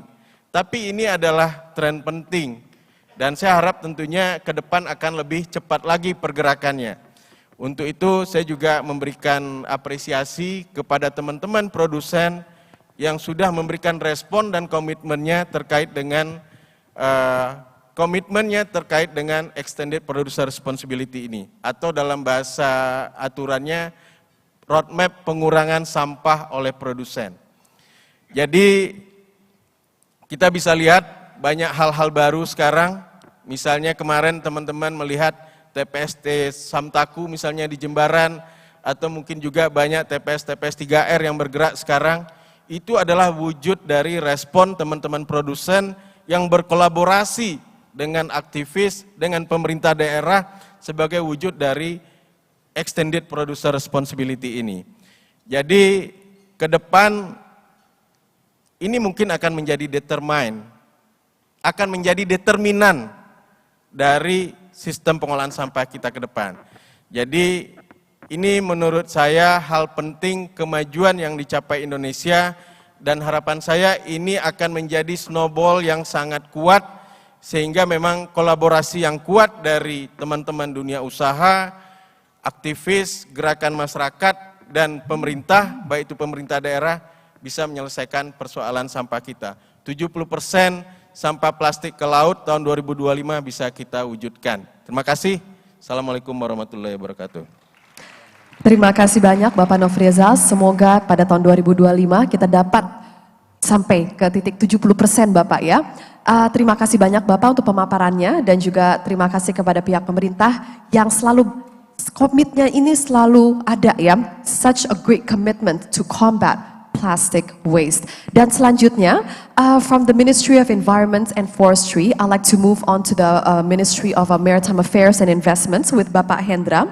Bapak Hendra, the World Bank has identified previously that abandoned lost and otherwise discarded fishing gear as well as end-of-life fishing gear and abandoned, lost and discarded aquaculture gear have all contributed and has been a significant source of marine debris. So my question is, how has the KKP strategies been in managing to reduce this plastic waste as well as manage this whole issue? Thank you, Mbak. Thank you, Amel. We have two policies that I would like to present here. First, we just, as Bu Tuti already mentioned, that we have Bulan Cinta Laut. This is one policy that we want the fishermen, especially during the like hardship period, they can catch the plastic waste, and then also the plastic waste can be part of the circular economy. And we just launched it in Bali last October, so we have already collected more than 100 tons of plastic waste from, it's only 1 month, in the 14 place. I would like to share that, if I may, to use my PowerPoint. So next. Yeah. In the 14th place from Aceh up to the Sorong and Merauke. And then we also, for what you mentioned, Amelia, we have a program with the Ghost Gear Global Initiative that we work together with our technical implementation unit in Semarang. The idea is like using the 3R, how to reuse and also to recycle, and then also to make it, as Pa Andre in the first session has already mentioned, that how to make it the waste to become more economic value. So, and also we have, hang on, I need to check my, yeah, next, so go to next, no, yeah, next, okay, no worry. So the 3R. So the project is we joined together with the Global Ghost Gear Initiative, and we have the 3 programs. So can you go to the next slide, please? Yep, next. Yeah, this program, we have a 3 components. So how we reduce, reuse, and also recycling, and then also retrieval. And based on this program, we have the project already in focus on the north coast of Java. And next. And then we have the outcomes such as like that, how we catch the plastic waste from the fishing activities. So we need a special equipment like that, and then also identify the cause and also finding solution of the reduced LDFG. So we have already campaign, and then also how to mainstream, as Pa Andre mentioned also, to make sure that the fishing gear will be more durable, will be more, can be recycled later on to the environment. And this, the work package number 2 is retrieval. We have the stockholder engagement and also identification method and also and technique to locate and recovery LDFG. And the last package, we have reuse and recycling.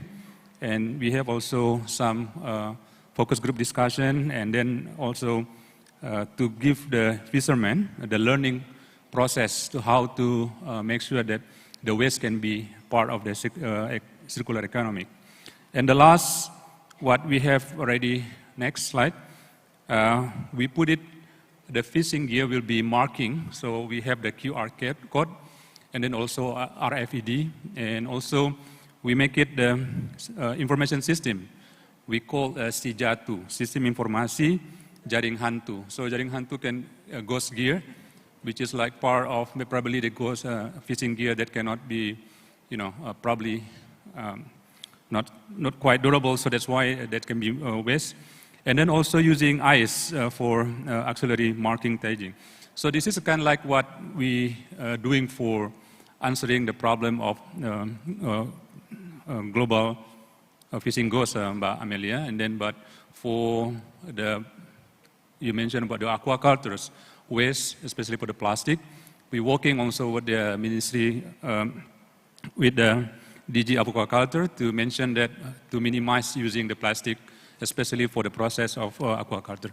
So by saying that, I would like to conclude my presentation. Thank you, Mbak Amelia.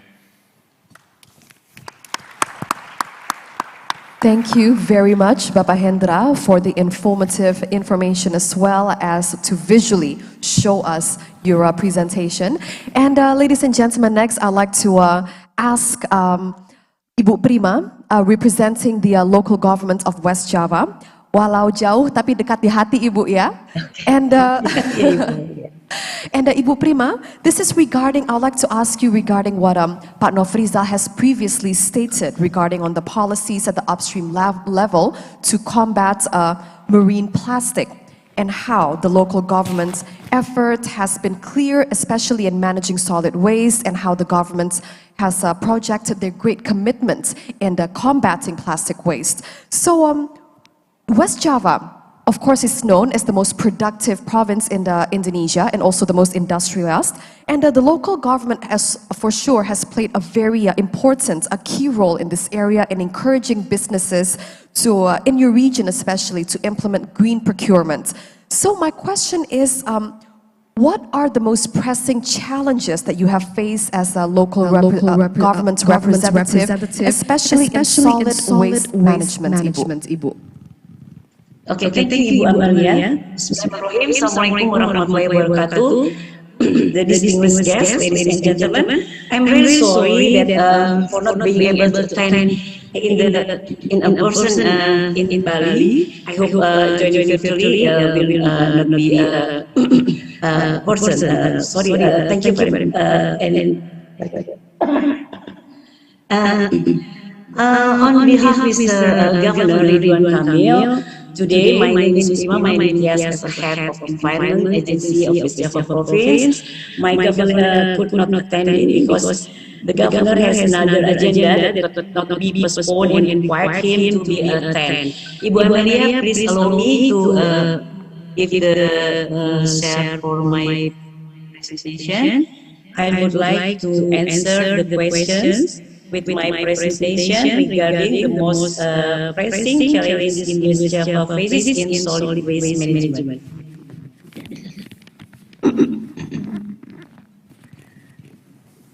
Please allow me to share my presentation, if you don't mind.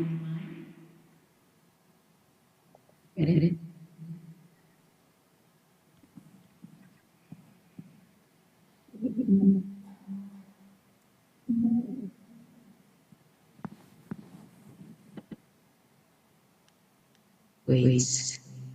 Yeah. Okay, next. Okay. Yeah. In this slide, so that the waste management problem in West Java province, we are actually facing several problems, such as institutional. The function of waste management institution in the region is not yet optimal, and then local government commitment, and also the problem of institutional, and the implementation, as Pak Nofrizal mentioned. The implementation of extended producer responsibility or EPR, and then handling of waste in first and border areas. And also the problems in West Java, the funding, limited budget for the waste sector, and the proper, the fair waste restitution scheme is not yet optimal. Planning is also our problem because not all regions have solid waste management planning documents, and the available master plan has not been able to answer long-term or bankable waste financing plans. The problem of social is not yet evenly distribute public awareness in waste management from sources, reduction, sorting, and processing. In the last of our management problem in West Java province is the technical problem. Inadequate infrastructure, missing link transportation of waste from household to the TPR. The schedule for transportation waste is not regular. Selection of appropriate and sustainable technology and the need to strengthen the national waste database. Yeah, the second slide. Next.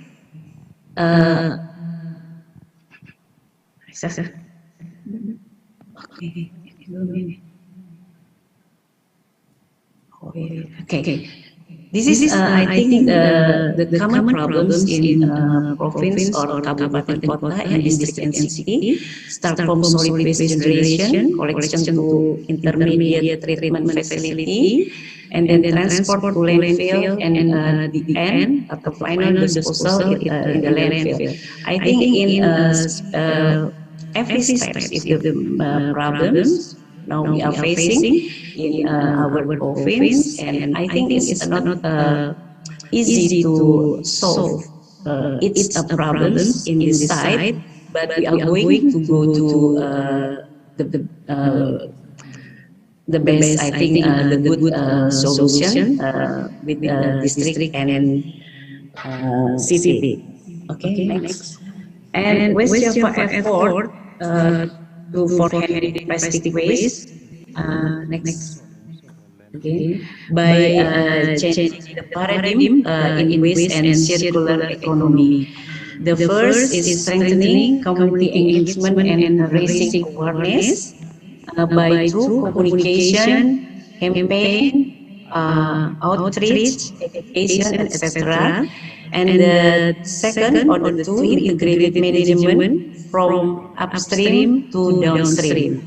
Provision in West Java province, now we are improving our facilities and infrastructure for sorting waste. For example, in Blok Nangka in Greater Bandung Raya, now we are preparing to make waste to electricity in scheme with PPP, and now we are the bidding process, and hopefully in early 2023 the bidder award will come, and hopefully in the August 2023 groundbreaking by the governor. And then we have the determination of funding scheme and waste financing, development of waste management pattern from source to final processing, and improving waste management institution to capacity. Last slide here to explain how we encourage the business sector to contribute its managing waste with the concept of EPR, as Pak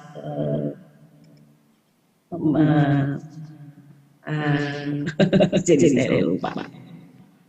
Pak Nofrizal mentioned about extended producer responsibility.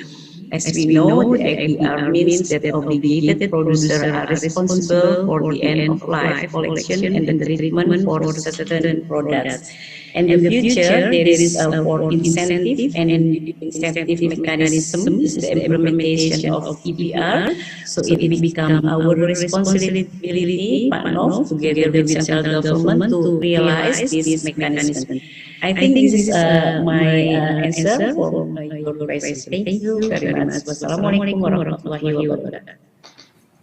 Thank you very much. Let's give Ibu Prima a big round of applause. Thank you so much, Ibu Prima, for showing us the pressing challenges of how the local and the great province of West Java is managing solid waste, as well as how you continue to inspire businesses to implement green procurement. And now, speaking of inspiring businesses to implement green procurement, Ibu Vera, we have just now also listened to Bapak Nofrizal's statement that the Ministry of Environment and Forestry is developing an application system that interestingly is able to improve the implementation of the regulation established, and that is number 75 of year 2019, to assist the producers in preparing and implementing this great roadmap, and how the Ministry of Environment and Forestry can verify and monitor. So how has the private sector, being represented by yourself, responded to this regulation? Thank you. Hello? Yes. Okay, so thank you very much for the opportunity. Representing Danone Aqua, it's a great pleasure that we have a chance to share what we think as a private company, what is our role in terms of the mandatory waste reduction roadmap for Indonesia. So for sure, we are happy to join here, because then in these kind of forums, you can see that we're not alone. There's a lot of stakeholders along the value chain that also sees the importance of this topic. And we fully support the government in terms of the waste reduction roadmap. And I think for Danone Aqua, the thing that we need to showcase is that the commitment that we have has been there way before we discuss about circular economy. And I think it's important that we continue our commitment. We continue scaling up what we've been doing probably since 1983, since 1993.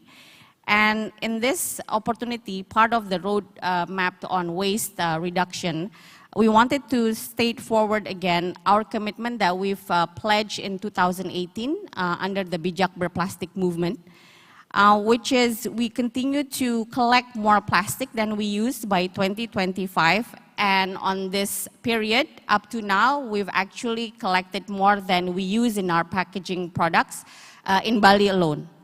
Second is that we will continue to expand our education program, especially for schools, reaching more than 5 million children, and also leading a national education campaign and hopefully reaching more than 100 million consumers, and also by 2025. Alongside of that two elements, of course, we will continue to commit in ensuring that our product packaging is 100% recyclable, reusable, or recompostable. And part of that is also ensuring that we can reach up to 50% content of recycled materials in our product packaging. At this point in time, our product packaging overall is containing 97% recyclable material.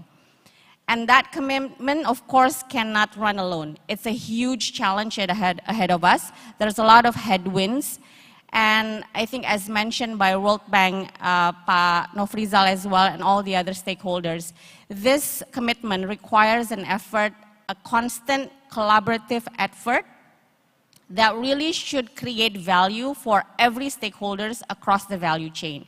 It's not just a producer responsibility. It's not a government responsibility. We are all also consumers. We also have communities to manage. It's about empowering every stakeholder, including women along the way, as Bu Yani mentioned as well. And with the transparency and the commitment that we can see from all stakeholders and also producers and private companies or private sectors, we still believe that we can achieve that. And I think when we talk about circular model, we talk about, for us, Bijak Berplastik, it's a movement. And at the end of the day, all this movement is not a social activity.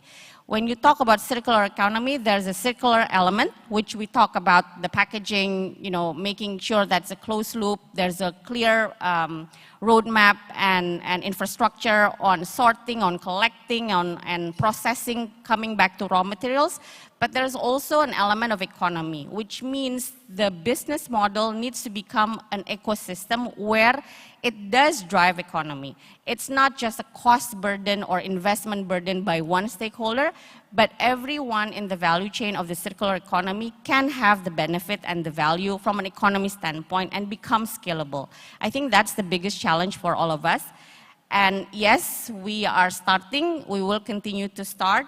And with the support of everybody and the government as well, really having a clear, synergized policy that incentivizes, motivates everyone along the way, we would be able to achieve that.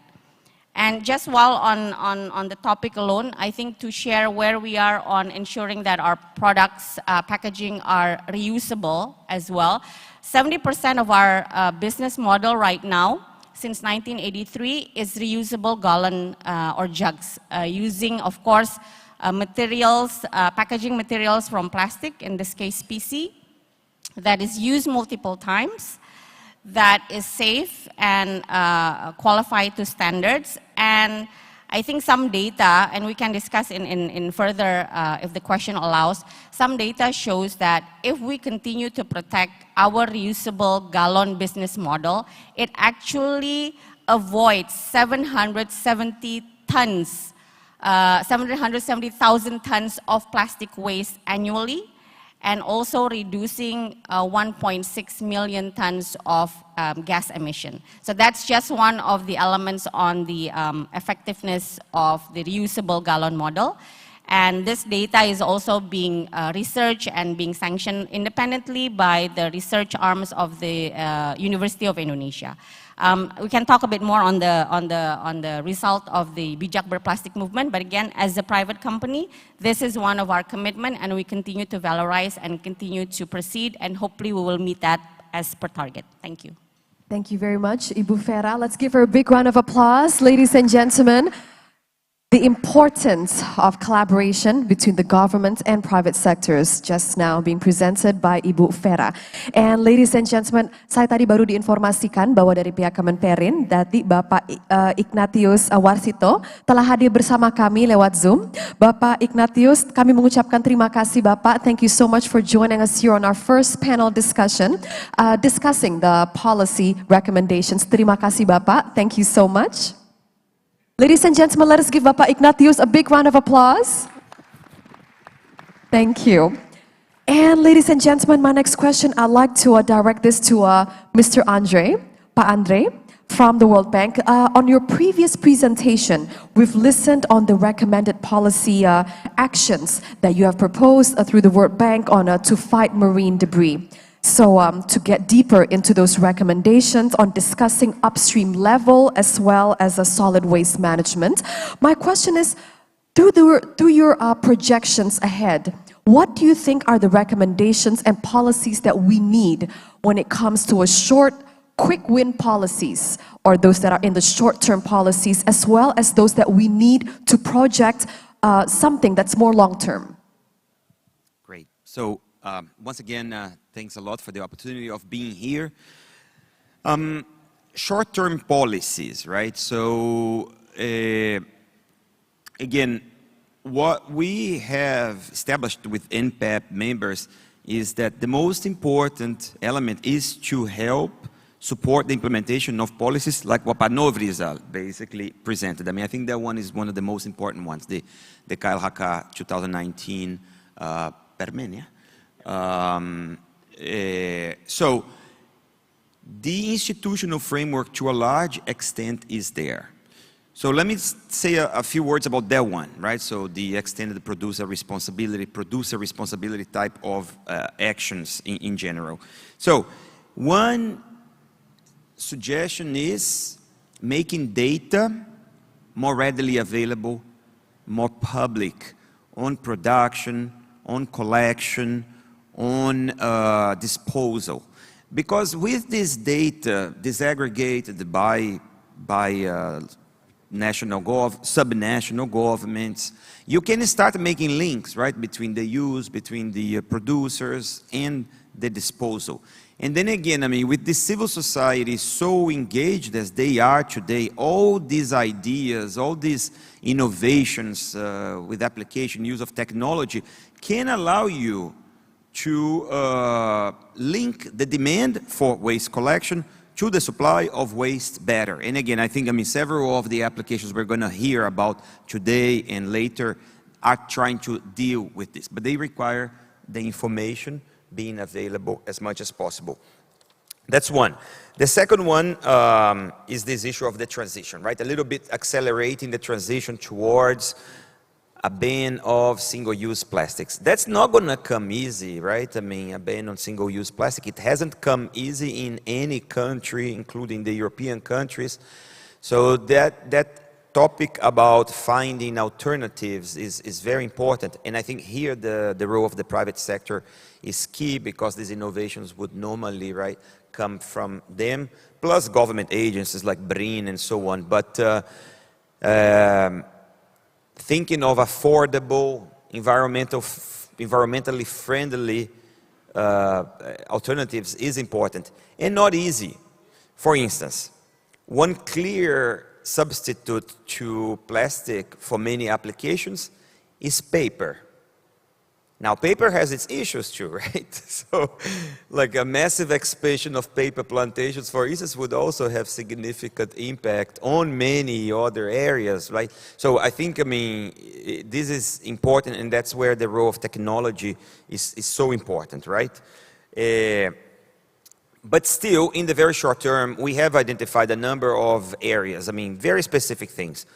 Single-use straws, right? I mean, it's an area that could be quickly tackled. And when we did this analysis with the drones, straws is a big item in the waters in Indonesia. Ministry of Tourism and Creative Economy, they also had a regulation on the use of plastics in hotels and establishments. So again, I mean, accelerating that one too, we think could have impacts. Now, on solid waste management, just a few words on that, and it's very interesting that we had here Jawa Barat, right? So very nice. We at the World Bank, we have been working with the government of West Java for some time, because the bank was requested to focus on the Citarum base. It was that whole point that the Citarum at some point was considered the most polluted river, and firm action needed to happen there, right? Paluhut got very involved in this. Now, the reality is that progress has been suboptimal because of many very difficult issues, which Busek just presented. Finding suitable land for landfills, TPST, the commitment of subnational government for the maintenance of these facilities. I think that this is a key point. MOHA, right, so Kementerian Dalam Negeri has passed the regulation on retribution, but the application of that by PEMDA, by local governments, is still something that needs to be accelerated.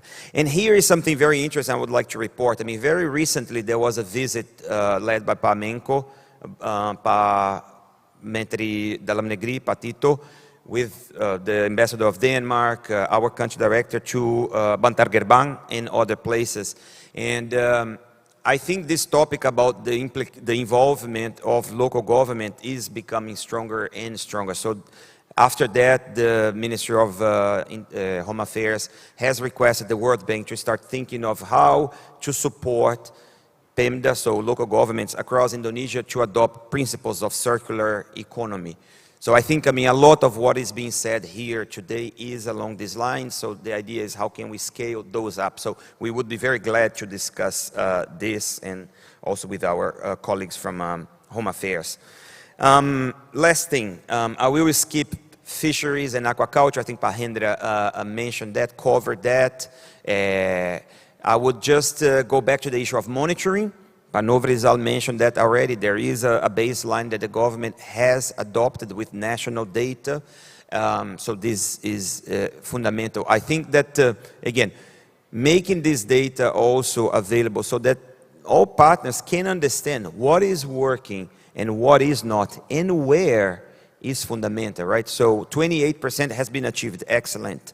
Where, more or less? I mean, is this mostly in Java that is happening? Is it in Sumatra, Bali? Is it what major watersheds? Because this data often, right, can be disaggregated, and it allows very good comparisons, right? Is it because of actions that subnational governments have taken? Let me give you an example, right? So I just came back from Balikpapan. I mean, it's impressive, Balikpapan, I must say. Sorry. But like, and I think the ban of plastic using Balikpapan that has been there for a long time already seems to be working, I mean, at least visually. So having data on that, is it really, I mean, what's happening in the areas, the coastal areas around Kalimantan Timur, would be very useful. So again, just emphasizing the role of data, and looking forward to discussing further. Thanks. Thank you very much. Let's give a big round of applause for Mr. Andre. Thank you. And okay, I've just been informed. This, I think, is it's a question. But okay, before let me study this first, and let me direct the first question again to the next question to Bapak Nofrizal. Bapak Nofrizal, just now, Pak Andre has already projected the predictions on the short-term and long-term plans that we need, as well as the great data that we must involve in the process to combat plastic pollution. And now let us talk about extended producers' responsibility. And this topic has truly been mentioned a lot by private sectors especially. So Bapak, what do you think we can expect from the Ministry of Environment and Forestry when it comes to the extended producers' responsibility and in the area? Terima kasih Mbak Amel ya. Selamat datang Bapak Ambasador Tantowi Yahya. Terima kasih Pak. Saya ingin sampaikan kepada teman-teman semua, dengan adanya regulasi P75 tahun 2019 itu, artinya Extended Producer Responsibility ini adalah sifatnya mandatory, bukan voluntary lagi. Jadi semua yang dituju dari regulasi itu punya kewajiban dan tanggung jawab untuk melakukan itu semua. Oleh sebab itu kita memang sudah melakukan berbagai diseminasi, mungkin masih banyak kurang mungkin, tapi kita juga mencoba memformulasikan, kita membuat klasifikasi sekarang. Mungkin bisa dilihat slide nomor 14. Jadi kita mencoba mengklasifikasikan komitmen tanggung jawab dari teman-teman dari produser tersebut. Pada intinya kan ada 3 produser ya, manufaktur, retail, dan juga hotel, restoran, dan kafe. Pertama kita membuat klasifikasi pertama yang sudah pada tahapan implementasi. Tahapan yang kedua adalah pilot plan. Dan yang tahapan ketiga adalah masih dalam tahap perencanaan, menyampaikan roadmap-nya. Dan tahapan yang terakhir sebenarnya nggak punya komitmen. Jadi saya berharap pada kesempatan ini saya sampaikan juga kepada seluruh teman-teman semua, itu pasti nanti nama brand owner, nama company teman-teman akan kita put di dalam situ. Jadi jangan sampai artinya nanti kita akan put di nomor 4 begitu ya, yang sama sekali tidak peduli, tidak punya komitmen dan nggak punya tanggung jawab terkait dengan extended producer responsibility ini. Padahal itu sudah merupakan mandatori sifatnya. Jadi itu mungkin perlu dicatat oleh teman-teman semua. Pada kesempatan ini saya harapkan juga semua asosiasi melakukan komunikasi dengan seluruh anggotanya bahwa ini adalah regulasi begitu ya. Itu yang pertama. Yang kedua, dalam konteks itu yang ingin saya sampaikan juga adalah kita saat ini sedang melakukan koordinasi dan kolaborasi yang intens juga dengan BP POM, Mbak. Jadi dalam kaitannya nanti dengan izin edar dari BP POM, mungkin ini akan menjadi prasyarat juga ke depan begitu loh ya, terkait dengan komitmen dari Extended Producer Responsibility ini. Dan yang ketiga mungkin menjawab juga yang disampaikan oleh Pak Andre tadi, seperti presentasi Pak Andre tadi, 65% itu adalah single use plastik. Jadi P75 ini juga mendefine dengan jelas bahwa pada 1 Januari 2030 itu kita akan mendorong beberapa item akan phasing down. Ya kalau bisa phasing out. Beberapa some single use plastik ya. Saat ini sudah ada 102 daerah mungkin yang sudah menetapkan local regulation. Salah satunya Provinsi Bali ini dan Provinsi Jakarta. Dan yang terbaru adalah yang memberikan laporan kemarin Kota Mataram dan Kabupaten Lombok Timur.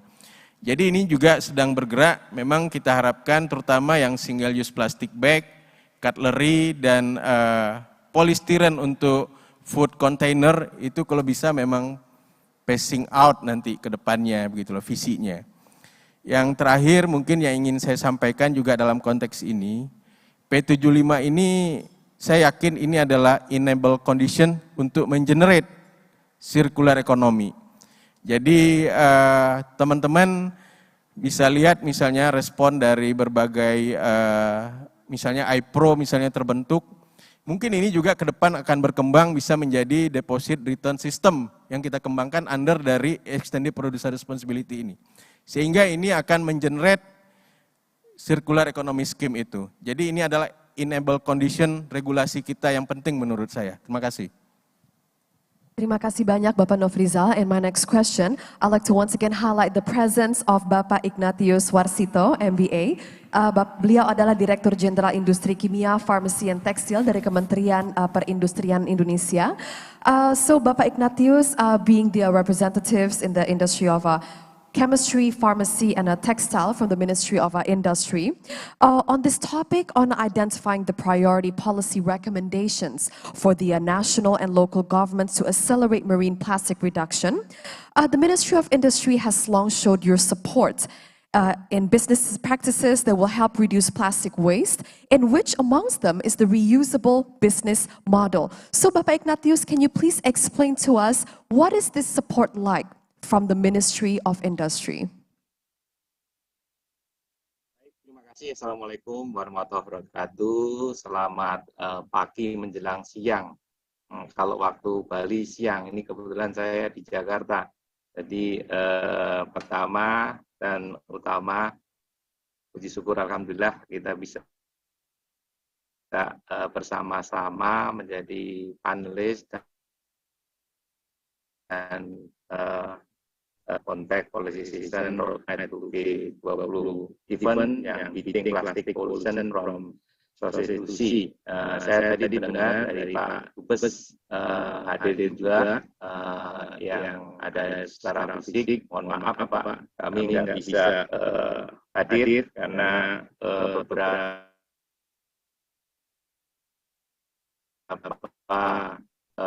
waktu penanganan obat sirup, kemudian gelombang dari tekstil, PHK, dan kemudian juga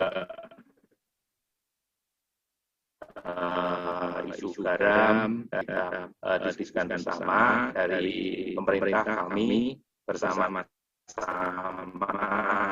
dengan Kementerian LHK, Pak Nofrizal tadi, saya sering ngobrol dengan Dirjen kalau bicara masalah daur ulang plastik ini, dan juga dengan Bu Rere dari Badan POM bersama-sama bagaimana mengelaborate pengurangan program pasir Indonesia.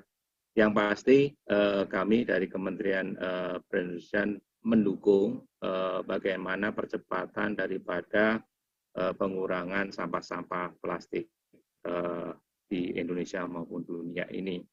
Dan kita merujuk pada arahan Bapak Presiden melalui Peraturan Presiden nomor 83 2018. Di situ jelas bagaimana peran daripada perindustrian terkait dengan penanganan limbah plastik.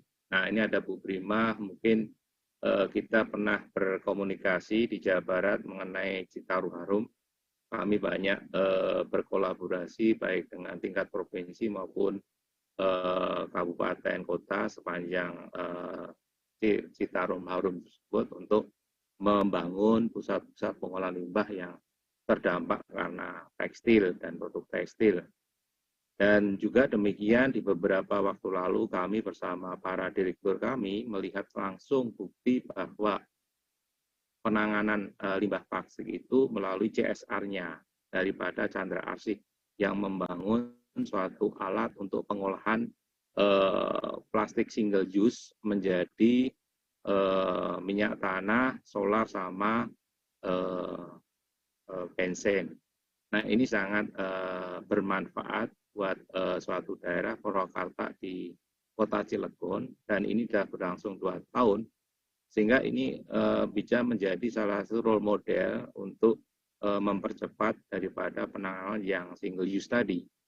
Kami terus bergerak dan terus melakukan beberapa langkah strategis nyata terhadap apa yang menjadi tanggung jawab para produsen untuk mengurangi daripada limbah plastik secara nasional. Dan demikian baru saja tadi saya memberikan sambutan terhadap seminar terkait peran PVC dalam ekonomi sirkuler.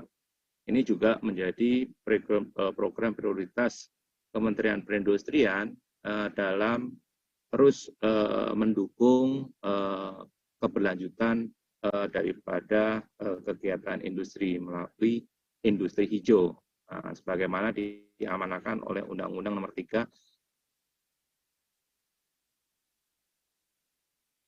2000 memberikan sertifikat. Nah, kalau kita bicara reuse, recycle, refurbish dan renewable, nah ini yang kita ingin tekankan bahwa di lingkup Direktorat Jenderal Industri Kimia, Farmasi dan Tekstil kami ini penanganan terhadap tidak hanya plastik tapi kain bekas maupun kaca bekas. Nah, ini juga menjadi salah satu bagian kepedulian kami dalam program untuk membuktikan dukungan kami dalam pengurangan limbah plastik laut ini. Dan kalau kita lihat dari populasi industri daur ulang plastik, nah, memang ini menjadi salah satu exit strategi di mana ada 240 perusahaan yang termasuk diantaranya 7 perusahaan yang telah memproduksi serat recycling dalam bentuk bahan baku tekstil.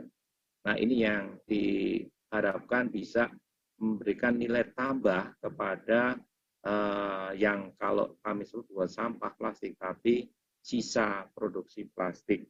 Nah, ini yang mana nilai tambah ini mencapai lebih dari 10 triliun catatan kami per tahun, dan realisasi ekspornya dan produksi turunan daur plastik ini tahun 2022 sampai mencapai 800 juta US dollar.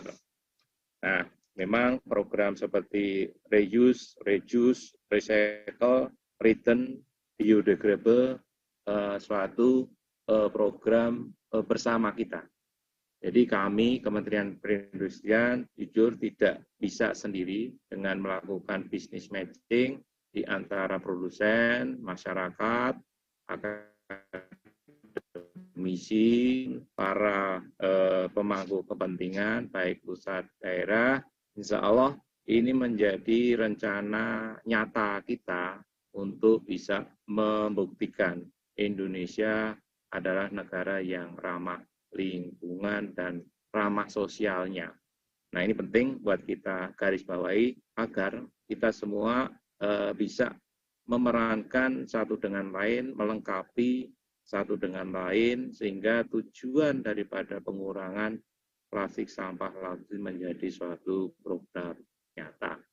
Saya pikir demikian yang bisa kami sharing pada kesempatan ini. Dan selanjutnya kami serahkan pada moderator. Terima kasih banyak Bapak Ignatius untuk pemaparannya, dukungan-dukungan hebat dari Kementerian Perindustrian. And Bapak Hendra, I'd like to ask you a question regarding reflecting on Bapak Nofrizal's statements on his from the Ministry of Environment and Forestry's expectations in extended producers' responsibility area. In your opinion, how do you envision the implementation of EPR in the fishing industries? Thank you, Mbak Amelia. I think, as Pak Nov already mentioned, that we hope that all the fishing industry, especially the produce fishing gears, will be listed into the #1. So hopefully like that. And of course, I can say that's not the challenge, but the thing is, we would like to see that the fishing gear will be more durable and then also can be like what happens in like Norway or Dutch or Belgium. They have like the end life of the fishing gear can be put it into back to the producers. So we would like to be like that also. So I think this is a kind of incentive that Pak Nov already mentioned that will be we really appreciate, and we associate with other ministry to ensure that it will be successful for the implementation of the ministry regulations. So for me, it can be like business opportunity as well. Pak Nov has already mentioned that the way the process to become more durable and then more like can be buying back fishing gear. That can be like a business also, business opportunity for producer and also for the plastic industry. So that's Mbak Amelia. Thank you. Thank you very much, Bapak. And Ibu Prima, I'd like to once again highlight how amazing it is to have you here as the representative of the West Java province. And I'd like to also highlight how West Java, being one of the most populated provinces in Indonesia, it is also a place where we can find a lot of Danone aqua recycling partners. And Ibu Vera can add up on that. And Ibu Prima, what do you think local governments, for instance, need? What supports do you need maybe to accelerate the efforts of a business sector so together contribute to the efforts to combat plastic pollution? Ibu Prima.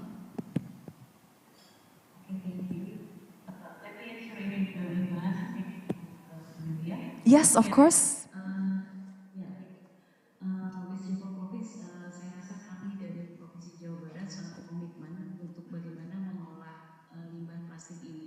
Dengan menerapkan regulasi yang ada dengan melibatkan semua stakeholders. Melalui regulasi yang ada dan melalui Perpres khususnya untuk Citarum, kita juga sudah melakukan pengolahan sampah pada unit-unit terkecil di tingkat kabupaten kota dan untuk provinsi pada hilirnya untuk pengolahan sampah secara besar dengan waste to energy.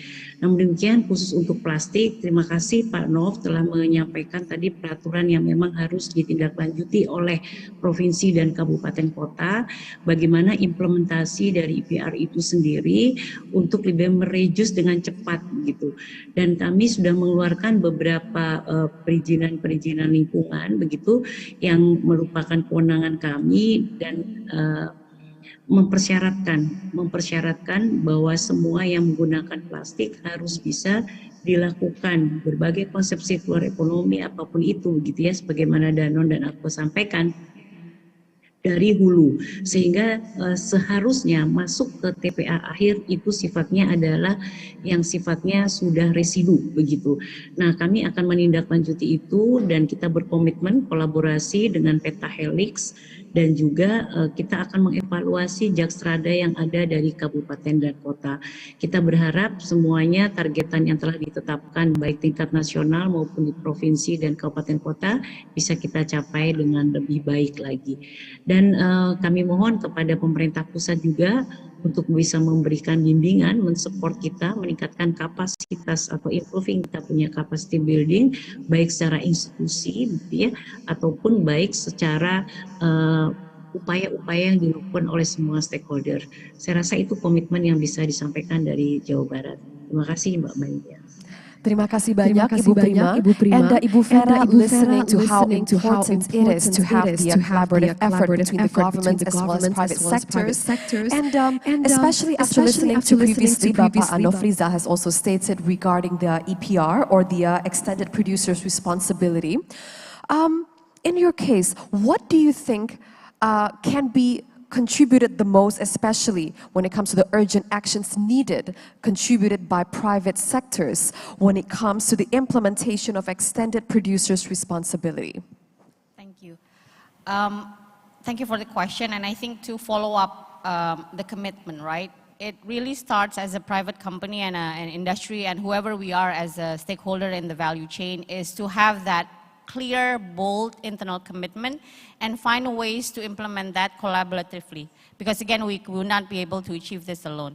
So as Ibu Prima mentioned, right, one of the collaboration that we have in West Java is, one, we have 7 factories as Aqua in West Java. and to ensure that all our product packaging are also within the circular economy model. One, of course, is using the reusable jugs, which represent 70% of our business. But also an interesting point is that in West Java, one of the bijak berplastik movement that we did is we use recycled plastic to create the filtration well that is also being used by the government in several locations in West Java. Also another example how circular business model can also go beyond just your core business function. But coming back to the commitment, so again, with the reduction, reuse, and recycling, in terms of reduction for us as Aqua, we have reduced the unnecessary plastic packaging in our products. So it's either lightweighting, we have also eliminated any excessive plastic wrap around the cap. We have also tried to remove our label, so some of our products design are naked bottles, so no excessive plastic label. Reusable, again, we will continue to protect and grow our reusable jugs business because, again, it's proven to be a true circular model, giving impact to social economy and also environment. And also in Bali, if you see, we are also launching again our returnable glass bottle. So again, it's reusable model, and I think this is the forefront on what we need to do if we want to make a success in terms of waste reduction roadmap. Recycling, of course, we will continue to ensure that the product packaging is 100% recyclable or compostable or reusable. And even at a current point, some of our products are already using 100% recycled content material, especially for Aqua Life and also some of our 600 milliliters Aqua product in Bali. Coming back to reusable or recycled business model, I think the fact that I think the slide showed before how we really partner with across stakeholders, be it the government, the NGOs, the activists, the communities, and even forefront is actually our environmental warriors, or what we call now is Better Pelestari. So it's no longer waste picker because they are the forefront of collection, especially when it comes to plastic waste. And I think what's motivating and coming back to about data-driven, what World Bank has also mentioned, Pak Nofriza also mentioned, is ensuring that we have a monitoring in place.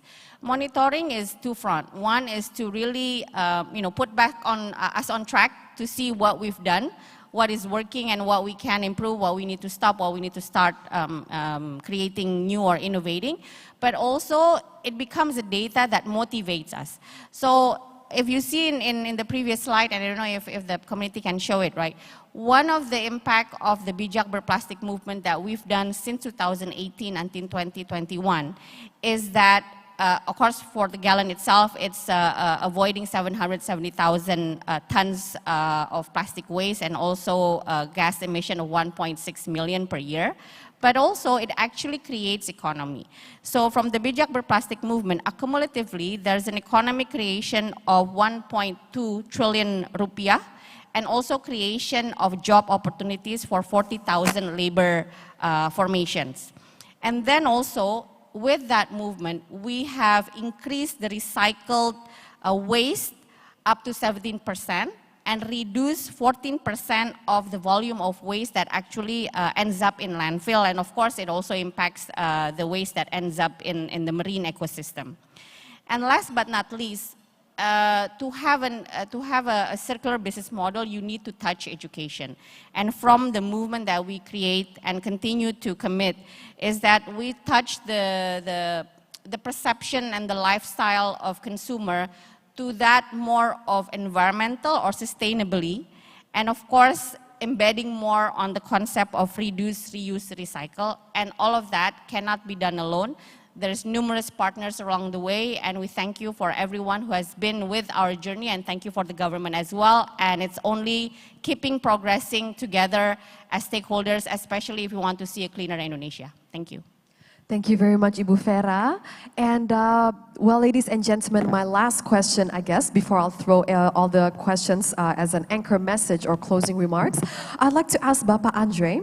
Pak Andre, I'd like to have you as a brief commentator for all the statements delivered by all the ministries, be it Bapak Hendra, Bapak Ignatius, or Bapak Nofrizal, as well as Ibu Vera, someone from representing the private sector, and from the government sector also, by Ibu Prima. And what do you think are the policies that should be highlighted, as well as the collaborations that we need maybe to work together with the World Bank? What are the strategies that you think we should take in moving forward? Okay, an easy one to keep us from lunch, right? That's the trick here.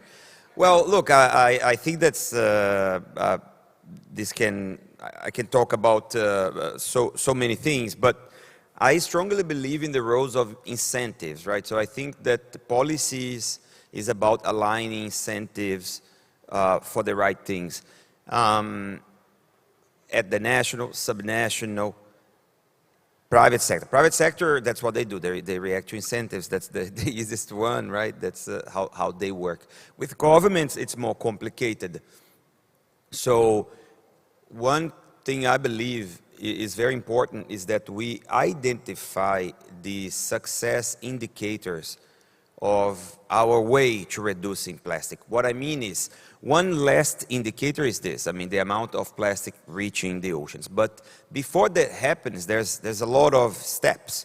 How do we measure those steps in a similar fashion with data that we trust? And I think when we have that, we can use that in a number of instruments. For instance, in fiscal transfers, the national government using some of these indicators in their APBD allocation, for instance, right? So this creates incentives for subnational governments. Same thing all the way to DESA, right? So how can some of these indicators of reduced solid waste or better management of solid waste be used in the allocation, I don't know, than a DESA even, for instance, right? So I think like having clarity over some key performance indicators and using those across the different instruments, budget allocation, RPGMN, RPGD, and so on, can create significant impacts. And then finally, I think going back to the issue of monitoring data, making this available, because when these are available, we believe, particularly, again, I mean, I stress this, civil society organizations and private sector can use this data in very, very creative ways. And I think we're going to see this in the afternoon. So thanks a lot. Thank you very much, Pa Andre. And ladies and gentlemen, due to a limitation of time, we're going to have to wrap up our first panel discussion of the day on a policy session right here. And if I may wrap up on just to celebrate how amazing our speakers have been. Ladies and gentlemen, a dream that we dream alone or work that we do alone truly is, it becomes merely a dream or not as impactful, but a dream that we dream together as well as create it into a mission and to achieve it together truly becomes a reality. And we'd like to sincerely thank our valuable speakers for being the experts in their field to highlight this great, to highlight this great fact, as well as to celebrate the spirit of our collaboration and to stress the importance of a partnership with one another. And I'd like to sincerely also thank them for the great insights, and I hope everyone has gained incredible insights from them.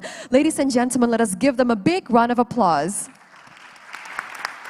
Thank you so much, Bapak Nofrizal, Bapak Hendra, Bapak Andre, Ibu Vera, Ibu Prima, as well as Bapak Ignatius. And thank you so much, gentlemen. Thank you, Ibu. Thank you so much. I truly have gained so much insights from them. And ladies and gentlemen, I hope you have too. And I'm sure that all of our stomachs are grumbling right now because fortunately we have come to lunchtime. And ladies and gentlemen, it is already 12:07 now. So please come back in the ballroom at 1 p.m. p.m. sharp, or in about 1 hour time. And we invite you to please enjoy the delicious culinary served provided by us. And ladies and gentlemen, Bapak Ibu sekalian, selanjutnya adalah sesi makan siang. Kami persilakan Bapak Ibu untuk menikmati hidangan makan siang telah kami sediakan. Dan mohon kembali lagi di ballroom dalam waktu 1 jam atau balik di sini dalam jam 1 siang. Terima kasih, and please have an enjoyable lunch. Network with the great company that is around you.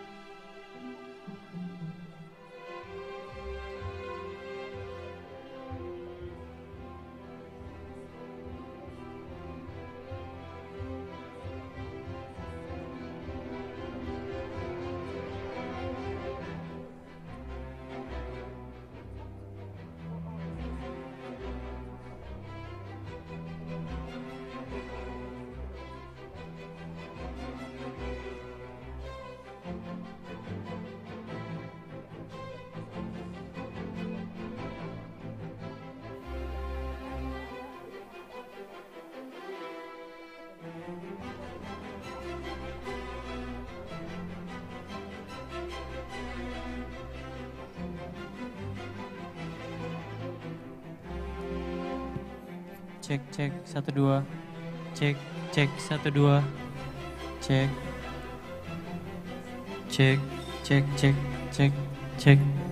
cek yang ini kebesaran kayaknya Pak. Buka di sini ya, Mas.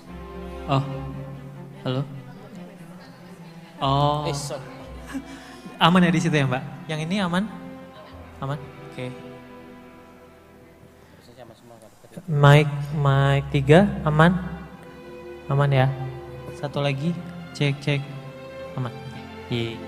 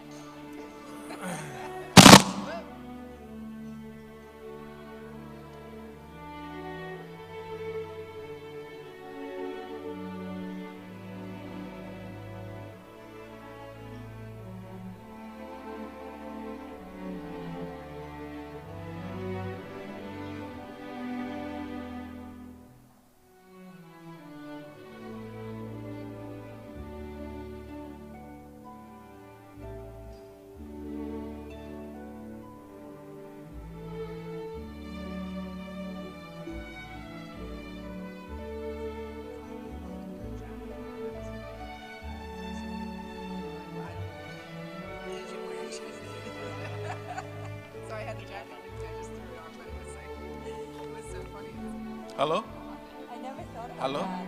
Ya. I think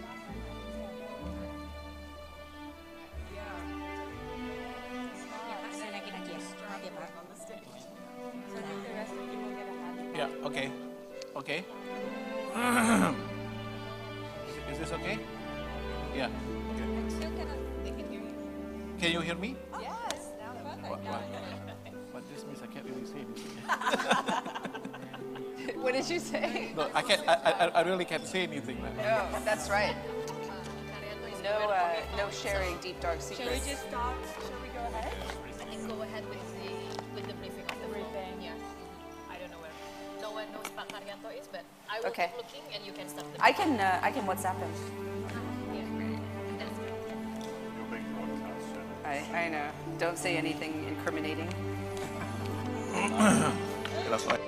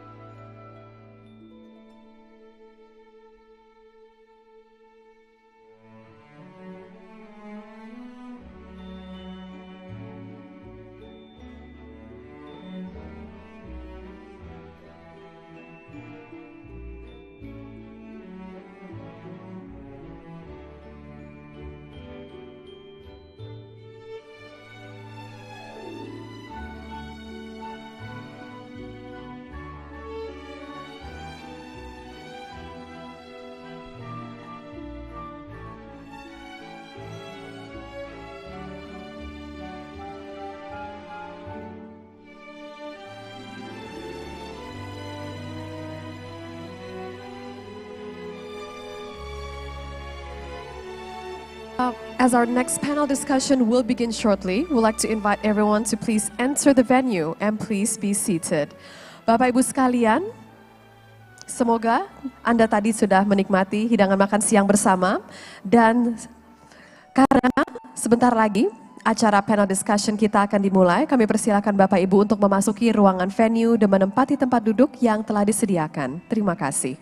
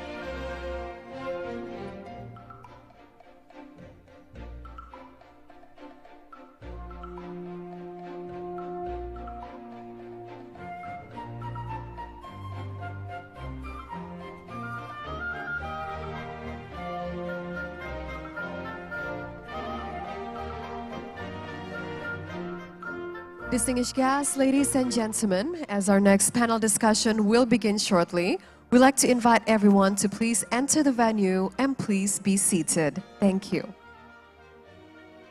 Bapak Ibu sekalian, karena acara selanjutnya akan segera dimulai, kami persilahkan Anda untuk memasuki ruangan ballroom dan menempati tempat duduk yang telah disediakan. Terima kasih.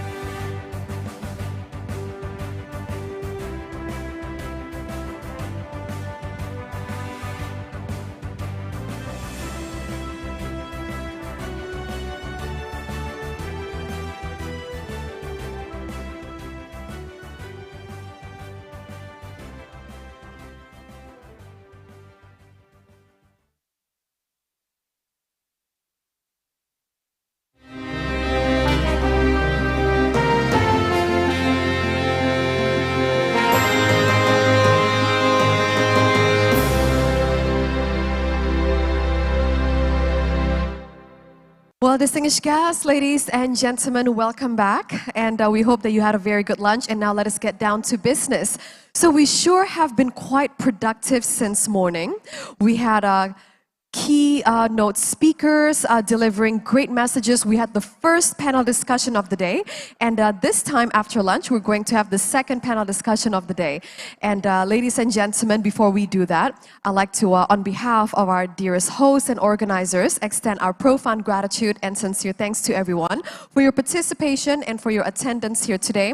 Truly, without your support, this event would not be possible. And I'd like to also inform to you that hoping that you've had a very good lunch too, that you also have checked out our exhibition rooms as well as our pitching rooms.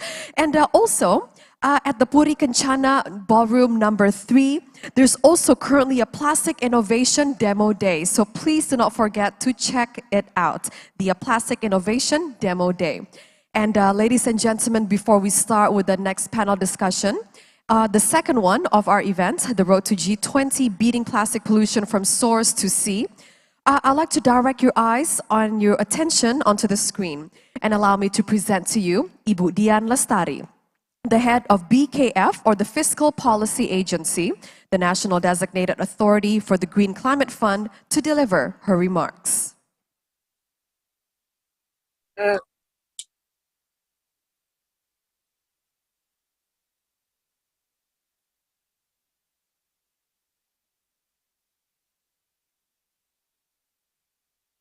My sincere apologies for not being able to attend this important meeting.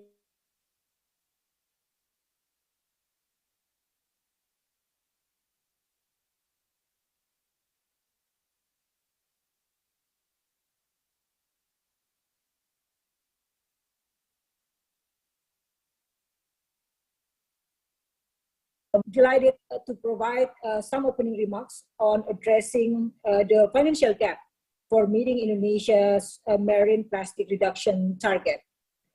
As the presidency of the G20 and with the Leaders Summit fast approaching, all eyes are on Indonesia to show the way for inclusive and sustainable recoveries by developing economies.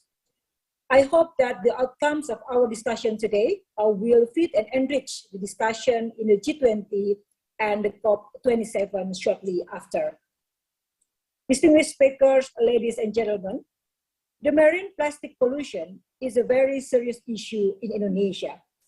It has a negative impact on the quality of life in the oceans and harms coastal areas, which are generally tourist attractions.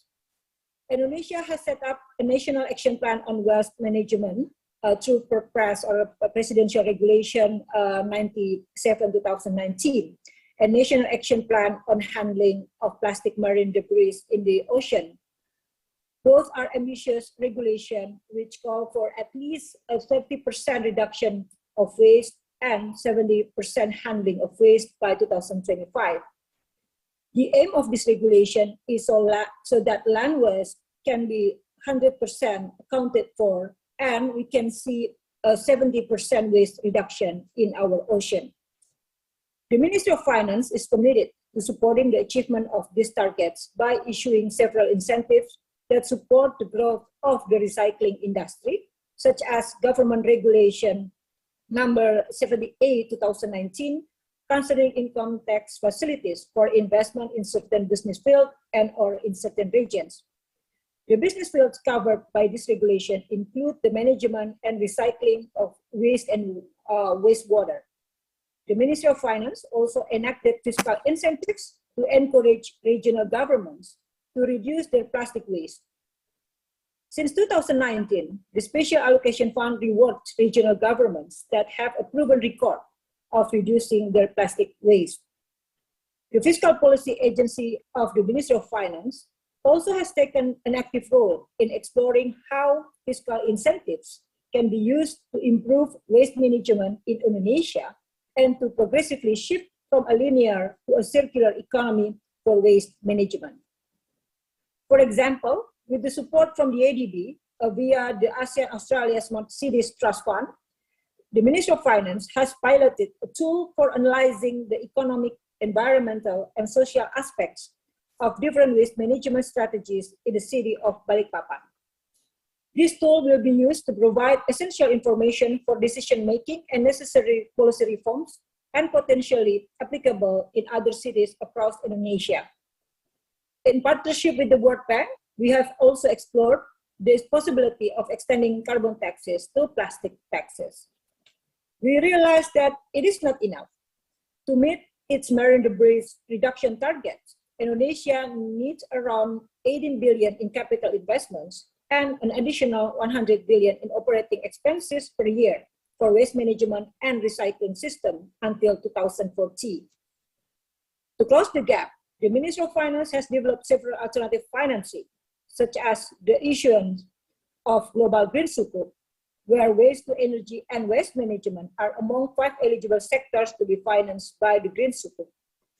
Based on the climate budget tagging, these bonds may fill the financing gap of climate and environmental related issues, including waste and marine plastic pollution. Nevertheless, the finance gap persists. Ladies and gentlemen, the role of the NTAP Financing Task Force is to close the operational financing gap and mobilize capital investment. We see 3 opportunities for support. First, we need the right policies to raise operational funding. Policy reform is critical to bridge the finance gap. This is because policy drives the amount of public funds the government can allocate to waste management. The policy reform not only aims to increase the allocation of the government budget, but also its efficiency and impact. The policy should also set the term for household retribution fees, which are the largest source of operational funding. This includes rules for how these revenues are allocated and whether they will be dedicated for waste management. Second, utilizing the blended financing mechanism to catalyze capital investment. Policies can create and enable an investment-friendly ecosystem and crowd in more private capital for investment in waste management and support blended financing mechanism. It is also expected that wage financing from global may assist Indonesia to catch the financing gap. And finally, ease access to finance and empower small businesses and the informal sector. Improving access to finance for small and medium-sized enterprises can also enable the formalization of the informal sector, which can then extract greater value from their activities by increasing waste collection and recycling volumes and entering waste collection contracts with municipalities.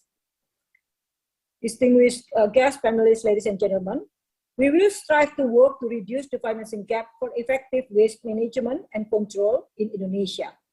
The collaboration between domestic and global finance sources may enable the government of Indonesia to fill the gap.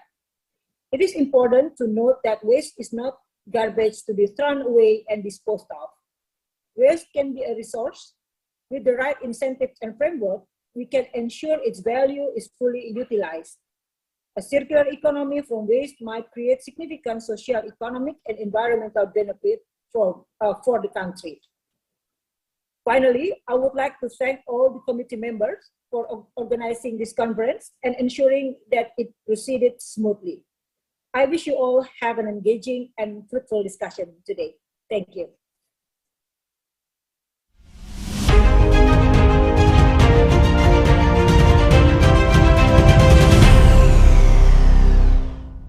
So ladies and gentlemen, that was the insightful remark delivered by Ibu Dian Lestari, the Director for the Center for Climate Change Financing and Multilateral Policy at BKF. And before we start our panel discussion on unlocking the financing gap to meet Indonesia's marine plastic reduction target, let us have a fireside chat first. And for that, allow me to invite our dearest moderator, Mrs. Shannon Button, the CEO of President of Delterra. Let's give her a big round of applause.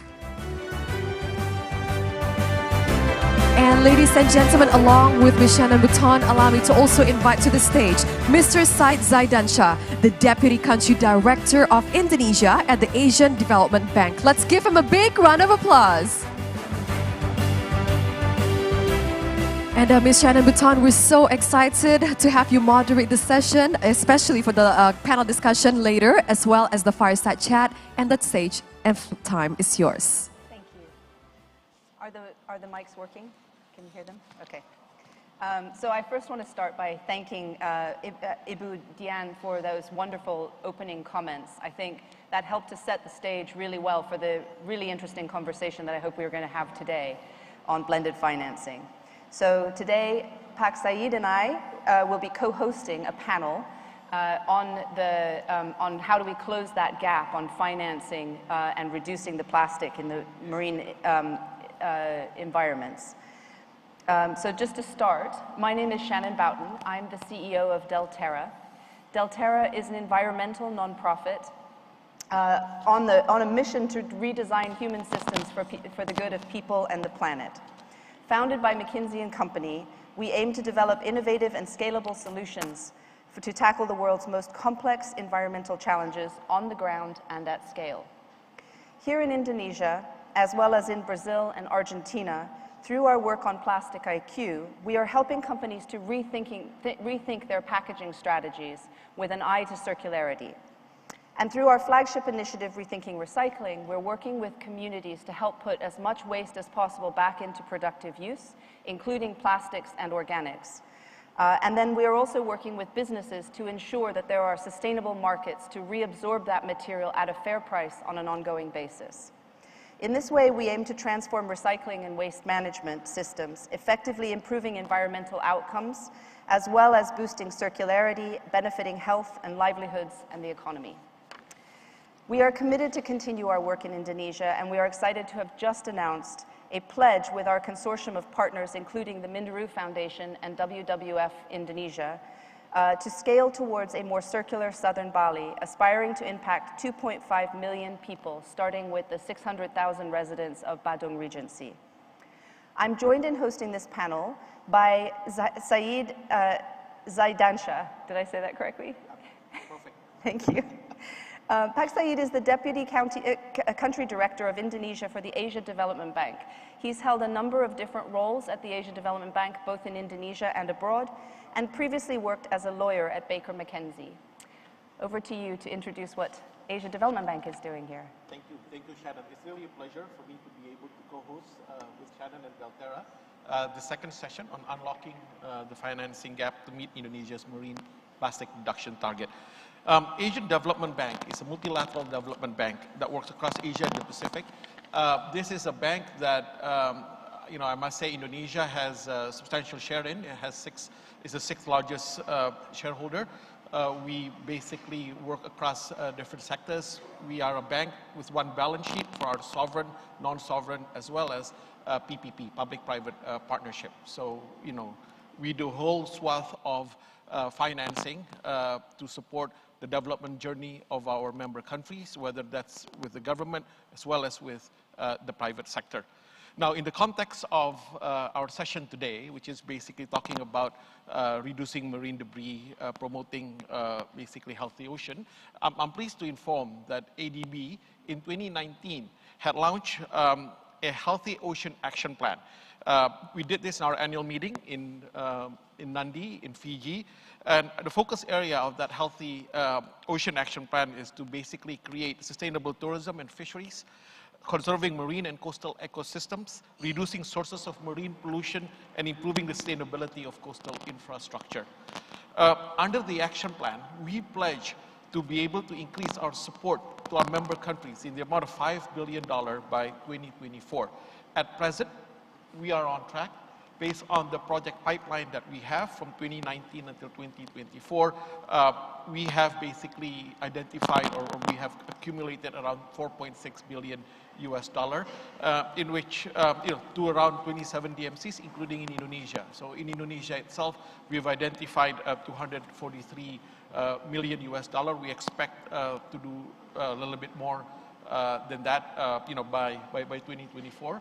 Some of the projects are in Indonesia, at least, are still in conceptual stage. So these are basically investments that we have in blue financing, if you like. So in my, this demonstrates ADB commitment basically, in terms of promoting healthy ocean in our DMCs, including in Indonesia. It's also worth mentioning that at the end of last year, in November 2021, we launched a sub-regional initiative that we call Blue Southeast Asia Finance Hub. So the hubs basically aims to mitigate ocean pollution and adapt to climate change impacts by accelerating the development of bankable projects, as well as catalyze funding from public and private sources. I'll speak a little bit later on some of the work that the Blue Finance Hub have done in Indonesia, as well as those that we are planning to do. But maybe I'll stop there in terms of introduction of the work that ADB has been doing or planning to do in this space. Over to you. Thank you. Okay, so today, together, Pak Said and I will guide you through a series of discussions in which we hope to answer all of your questions about blended financing and how this interesting financial model could help close the gap on circularity and specifically waste infrastructure here in Indonesia. The Indonesian government has set an ambitious target to reduce Indonesia's marine plastic debris by 70% by 2025 and to be close to zero plastic waste pollution by 2040. To support achievement of this target, the National Plastic Action Partnership, NPAP, has created a roadmap outlining 3 core recommendations. The first is incubating and scaling up innovations, ventures, and project development at all stages of the plastic system through supportive policies, incentives, and action. The second is closing the operational financing gap for city and regency level waste collection and recycling systems and building institutional and technical capabilities. And third will be enabling capital investments in post-consumption waste management, so that means collection and sorting, through systems changes, technology, blended finance approaches. So you can see blended finance is woven into all 3 of those in different ways. As mentioned by Bu Dian previously, these changes will take investment, and NPAP has estimated that the total financing needed to deliver these recommendations is approximately $18 billion between now and 2040, and additional operational expenditure of $1 billion a year through 2040. Those are huge numbers.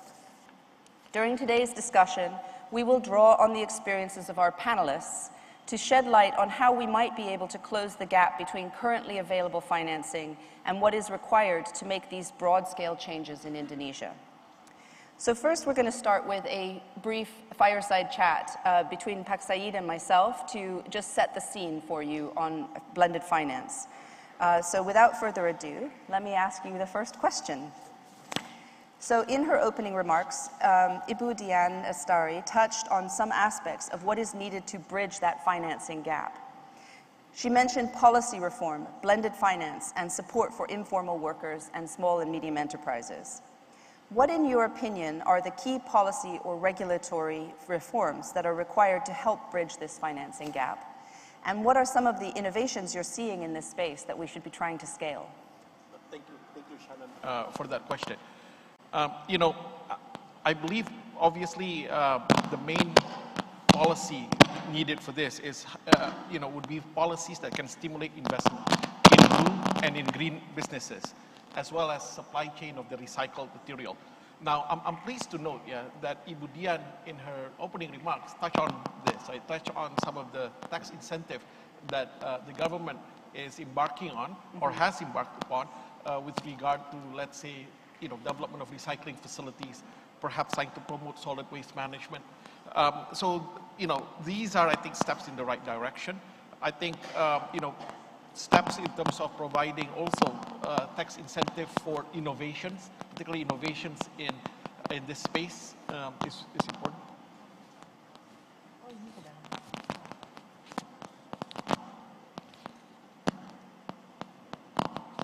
Is that okay? Okay, apologies for that. Okay, thank you. You have to just sit very still. Okay. I'll sit. Is it okay? Where should I put this? Here? Yes. Is this better? Okay. Yeah. All right. I think this should work. Apologies for this. So let me pull back a bit. So basically, Ibu Dian has touched on some of this, right? In terms of tax incentive. Obviously, tax incentive is very important for people to work on this space that can then stimulate blue and green investments. There has to be enough ecosystem as well in order to stimulate this. Not just, it's not just the tax incentive, but also making sure that there's there's adequate investment, enabling investment climate. There's enough human capital, capacity building is necessary. I'll touch on some of the work that we're doing as well to sort of support this effort, and also how to promote innovations, right, in this space, as well as perhaps subsidies for using recycled materials. And I'm pleased to note that Indonesia has also has the extended EPR, the extended producer responsibilities, policy, and is trying to further implement that policy. Okay, all right. Is this better? So should I take this out? Yeah. Okay. Okay. And implement the extended producer responsibility program. So that program, as the panel, one of the panelists in the last session mentioned, was introduced through the Minister of Environment Regulations in 2019. So those are all steps in the right direction. So, and then obviously blended financing mechanism is important tool in order to reduce investment risk, in order to also stimulate that blue and green investments, right? It's a frontier investments, and therefore you want to make sure that using blended financing that provides some level of de-risking, and also increase the availability of capital. So it's not just enough to have blended financing, but Bank for Asia and the Pacific. What is ADB's role in advancing action on plastic pollution in the region? So I think, as a multilateral development bank, as a development partner of the government, wherever we are, we do have a number of, I suppose, a number of tools under our toolbox, if you like. So one obviously is technical assistance and for them to be able to promote greater use of single-use plastic. In terms of financing, ADB provided more recently a non-sovereign loan in the amount of $100 million to that we've been doing. I'm sorry if it's sort of taken a bit too long. No, there's a lot of things that you're doing. A lot of things to cover. Yeah. So we have 2 more questions. We have about 3 or 4 minutes left. You've touched on blended finance, but I'd be interested to know more about what are some of the opportunities and challenges that you see in... Right, and that's why the blended finance have worked on the extended producer responsibility, EPR. I know there's a country in North Asia, sorry, let me rephrase. There's an economy in North Asia that have been implementing EPR schemes for many years. They've sort of formed associations to fund recycling by requiring manufacturers, importers in that economy to pay a recycling fee that would subsidize collection and recycling. There's also been an effort to adopt an EPR scheme for electronic waste, for example, in another in another country in Asia, which regulated and promoted environmentally friendly guidelines and practices for electronic waste recycling industry. Incentives were put in place for manufacturers there to collect electronic waste, while standards and mandates for eco-friendly design and use of recycled materials also led to reduced production costs. I understand that in the Philippines, one of the leading fast-moving consumer goods was able to offset its entire plastic footprint and achieve plastic neutrality.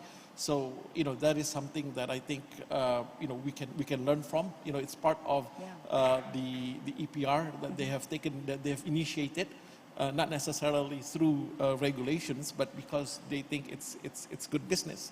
So other mechanism that's worth noting that's probably closer to home would be PROPER, which is the program initiated by the Ministry of Environment. It started in 1991, but I think it really took off in 2002. That basically naming and shaming companies that have not been living up to the standards in their environmental requirements and environmental standards, and you know, that I think has done some you know, has made some headways in terms of you know, helping companies basically perform their responsibilities. So you know, I think at the end of the day, for us to be able to reduce you know, plastic pollution, to be able to create a healthy ocean, reduce marine debris, you know, it takes all different stakeholders to work together to collaborate in this regard. And ADB will obviously try to play its part in this regard. Let me stop there. Thank you. Terrific. Thank you very much. That's really helpful context setting, so thank you very much for sharing that with us. From what we've heard, closing that waste financing gap is going to take a lot of collaboration across multiple stakeholders. In particular, you mentioned the need for governments to implement policies that stimulate and incentivize investments in the waste management and recycling space in particular, and the need for philanthropic organizations and multilateral organizations such as ADB to support through technical assistance, coordination, and financing. You also mentioned that we should ensure that different mechanisms that mobilize financing in waste management should never be implemented in isolation. A potential way to support this coordination is a blended financing tool, a tool that can reduce the investment risk and mobilize private players to take part in the financing opportunity. Thank you very much. It's a great start to our conversation. I look forward to the rest of it. My pleasure, Shannon. Thank you.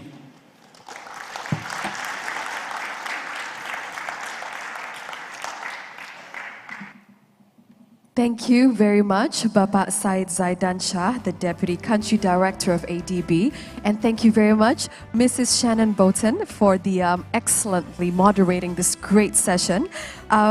Ladies and gentlemen, so next, as we get prepared to set the stage for the next panel discussion, which is the second panel discussion of the day. And that is, hello Bapak, that is titled on unlocking the financing gap to Indonesia, to meet Indonesia's marine plastic reduction and target. I'd like to once again say that after hearing the fireside chat, the very interactive, and I'm sure everyone is getting incredible insights from Bapak Said as well as Ms. Shannon, is that it truly is incredible how the sustainable development financing has become the agenda of all companies and all of us. And ladies and gentlemen, sustainable development has truly become the peace policy of the future. Although there's still a long way to go, but progress is seen and made every day. And ladies and gentlemen, so here it is on unlocking the financing gap to meet Indonesia's marine plastic reduction target. Allow me to invite our moderator and our speakers up on stage. And ladies and gentlemen, this next panel discussion, just as the first, we will present to you great speakers as well as our wonderful moderator, who are indeed the experts in their great field. And together, we're going to pick their brain and learn a lot from them. So without further ado, allow me to invite to the stage, back on the stage, I mean, and that is... Allow me to invite to the stage Mrs. Shannon Bowton, the CEO and President of Delterra, as our moderator. Let us give her a big round of applause. Thank you so much. And with our speakers from iProPraise and Danone, Mr. Karyanto Wibowo, the Chairman of iProPraise and Sustainability Director of Danone. And from PT Sarana Multi Infrastructure, Bapak Faris Pranawa, the Director of Public Financing and Project Development. And from Minderu, we have Mr. Tony Warby, the Director of Planet Portfolio and Flourishing Ocean of Minderu, as well as from the Alliance of End Plastic Waste. Let us welcome Alison Lim, the Vice President of Corporate and Public Affairs. And last but not least, we also have from KfW, Burkhard Hintz, the Director of KfW's Jakarta office. Ladies and gentlemen, let's give them a big round of applause. And Ms. Shannon Bowton, once again, the stage and time is yours. Thank you very much. So for this next section, we're going to have a panel discussion. As we heard in the conversation with Pak Said, blended finance can be defined as a hybrid financing solution that leverages public capital to enable private investment dollars. These deals will include a variety of stakeholders, governments, private sector, nonprofits, and development banks, who leverage public capital to de-risk investments through, for example, guarantees, concessional funding, technical assistance, and grants. By de-risking the investment, it becomes more attractive for private sector investors. The approach to de-risking often leverages a mix of both financial and non-financial investments, and is developed on a case-by-case basis on targeted return timelines, investor risk appetite, and public support and project resourcing needs. In Indonesia, waste management has been listed as a top 6 priority for infrastructure investment by the Minister of Finance. However, we see that waste management is an underinvested space compared to, for example, renewable energy or healthcare. Based on our discussion so far, the key reasons for a lack of investment in the waste management space appear to be the lack of business case for return on investment, so those bankable projects, high levels of CapEx required to support the waste management infrastructure, and an early stage regulatory landscape that is not yet strong enough to drive investor confidence. These challenges illustrate that despite the attention given to blended finance, its implementation in waste management and recycling has many challenges to overcome. So today we're going to speak to a range of stakeholders in the waste space about overcoming those barriers. So I'm going to introduce my panelists, and then we will start with some questions. So let me just first introduce Pak Faris. He is the Director of Public Financing and Project Development at SMI, which is a special mission vehicle, part of the Indonesian Ministry of Finance. At SMI, Pak Faris strives to accelerate Indonesia's infrastructure development while promoting socioeconomic benefits and the SDGs, the Sustainable Development Goals. Pak Faris has a strong background in the financial services industry with expertise in legal affairs, compliance, regulatory reporting, risk management, and policy writing. It's a lot of expertise. Then I'm going to introduce also Pak Karyanto. Pak Karyanto is the chairman of iPro Praise and director of the Sustainable Development of Danone Indonesia, where he works to bring Danone's vision, One Planet, One Health, to life. Moreover, he holds several ancillary positions in the sustainability space, such as head of sustainability working group Eco Chamber Indonesia, and is a B Corp movement builder. In his spare time, he founded a school for the children of waste pickers in Jakarta, which now has more than 250 students. Welcome to the stage. And then next, Dr. Tony Warby is the director of the Planet Portfolio and Flourishing Oceans at the Minderu Foundation, which includes the No Plastic Waste and Plastics and Human Health programs that work towards eliminating the harmful effects of plastics on people and the planet. Prior to this role, Tony held a variety of roles in the sustainability space, including those of Director of Oceans and Atmosphere at Australia's National Research Agency and CEO of the Antarctic Climate and Ecosystems Cooperative Research Center. Welcome. And then Alison Lim is a Vice President of Corporate and Public Affairs at the Alliance to End Plastic Waste, where she supports the organization's core objectives of investing in infrastructure and innovative solutions to help end plastic waste in the environment. Prior to this, she worked at several organizations in communications and public policy related to circularity and climate change, green and blue economy, and climate-friendly urban development. Burkhard has been with KfW for over 20 years and has held various positions in investment and Cairo. So welcome to the stage. With this diverted finance. So to get with Pak Said, there is a significant gap in financing in circularity projects. And from the 3 recommendations from NPAP, the NPAP Financing Task Force, what is your organization doing to bridge this financing gap, and what specific challenges do you face as an organization in doing so? So let's start with you. Okay, thank you, Shannon. Basically, our company is a national development financial institution. So we are focused to address priority sector from the government, from the financing side. In doing so, we already at least 3 sectors that we try to address. First is through PPP. In PPP, public-private partnership, we help government preparing the project from planning to transactions. In waste sector, we have two projects. One, I'm sorry to say, we are not quite success in that project, municipal waste management project. But we also have another project that I believe Pak Said already mentioned in Balikpapan, that we're trying to help in this PPP sector. The second, through municipal financing. We also have activities that provide loans to subnational governments, and I believe this sector also potentially to be used for waste management project. We already finance Jakarta provincial government in helping their waste management project. Lastly, in blended finance, we also trying to, being a development financial institution, we have a lot of experience facing projects that, as Pak Said said, not bankable. So we have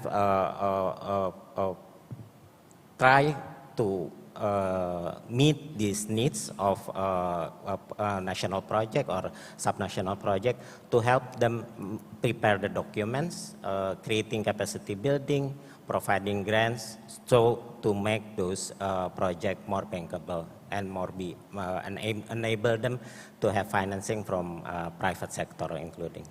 Thank you. So that first step in the process. Yes. Thank you. Pak Karyanto, same question to you. Check. Okay. Thank you, Shannon. I would like to give you some ideas on what we do as Danone to, how would say, to bridge the financing gap on waste management, recycling, plastic collections. Later, of course, we will touch also what we can do collectively as a group of companies under PRAISE and IPRO. I think perhaps definitely most of you exposed to what we are doing as Danone, what are actually our ambition, which is by 2025, we put already the ambition to be, I would say, 100% recyclable, 100% recyclable, compostable and reusable company. And then also we put our ambition as well to use as much as possible the recycled materials. And then another ambition is to be able to recover more plastic than we produce in the market by 2025. So this is quite a big ambition, to be honest with you, and then definitely it is aligned with the government target on the reducing the marine pollutions. We set already the milestone, the initiative, what we need to do to achieve the ambition. A quick one before I really answer this. The first, we continue pushing our usable business model because this is key. The second one is we keep increasing our recycled materials for our bottles and also promoting reusable glass, which is we also reintroduce in Bali. And then, of course, the recovery of the plastic is as the remaining one. So what we do actually, as a pioneer, to be honest with you, we started already since 2010. We are the only company using the recycled materials. At that time, the infrastructure is not there, especially for the food-grade recycled PET. So we work with the local partners, local company in Bandung, to establish the recycling facility, it is not easy definitely, because at the end we need to make sure that actually the company will meet the requirement of Indonesian in terms of the quality. At the same time also we need also to give the assurance of this company to supply the recycled material for us only. And then of course now we grow, we also invest together with Veolia in Pasuruan. And then the second is that actually building the recycling plant together with our partner is not enough. We need to establish the entire supply chains to ensure that we are able to collect the PET bottles that we put in the market.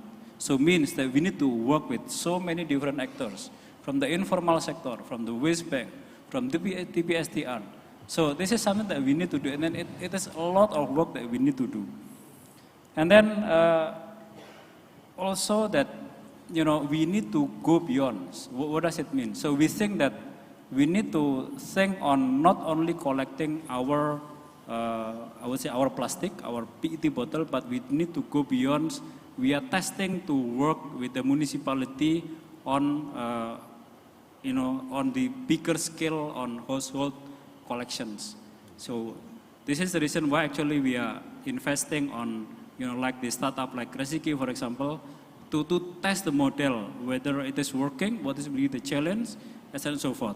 And then I found that one of the gap is that actually the financing. When we have the discussion with this company, then okay, how to, you know, to get the financing scheme for this company to be able to operate. So this is the reason why actually then we can later discuss, you know, there is still a gap on how to support this kind of a company to be able to run. And then another point, another initiative is also we are trying to invest on the, I would say, impact organization like a Circular Capital also to create kind of impact on the municipality waste collection. And then collectively we are part of the iPro, PRIS and iPro, to, you know, to also start thinking on systematic approach in, you know, having initiative and also potential closing the finance gap collectively and sustainably coming from many different private sectors. Thank you. That's a lot of different pieces. Thank you. Yes, thank you. Tony. Thank you. Hello?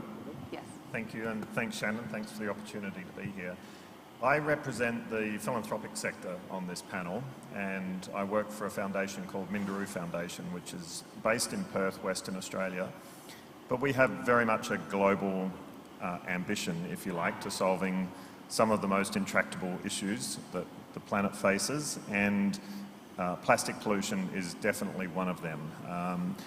We also look all through the supply chain in terms of where we believe we can put our effort, and most of our investments are guided by two questions. Do we believe that the investment will deliver impact, and do we believe the investment on the ground? And a fantastic example of that, which we've been able to publicly pledge to today, is the partnership with doTERRA here in southern Bali that we're very excited about. The other way that we can deploy capital is through our corpus. So we have about $2 billion in our corpus now, and that amount is growing as our founders contribute additional funds. And we commit 10% of that, so $200 million to impact investing. So we have the capacity to take a stake in a startup company, to invest in a fund.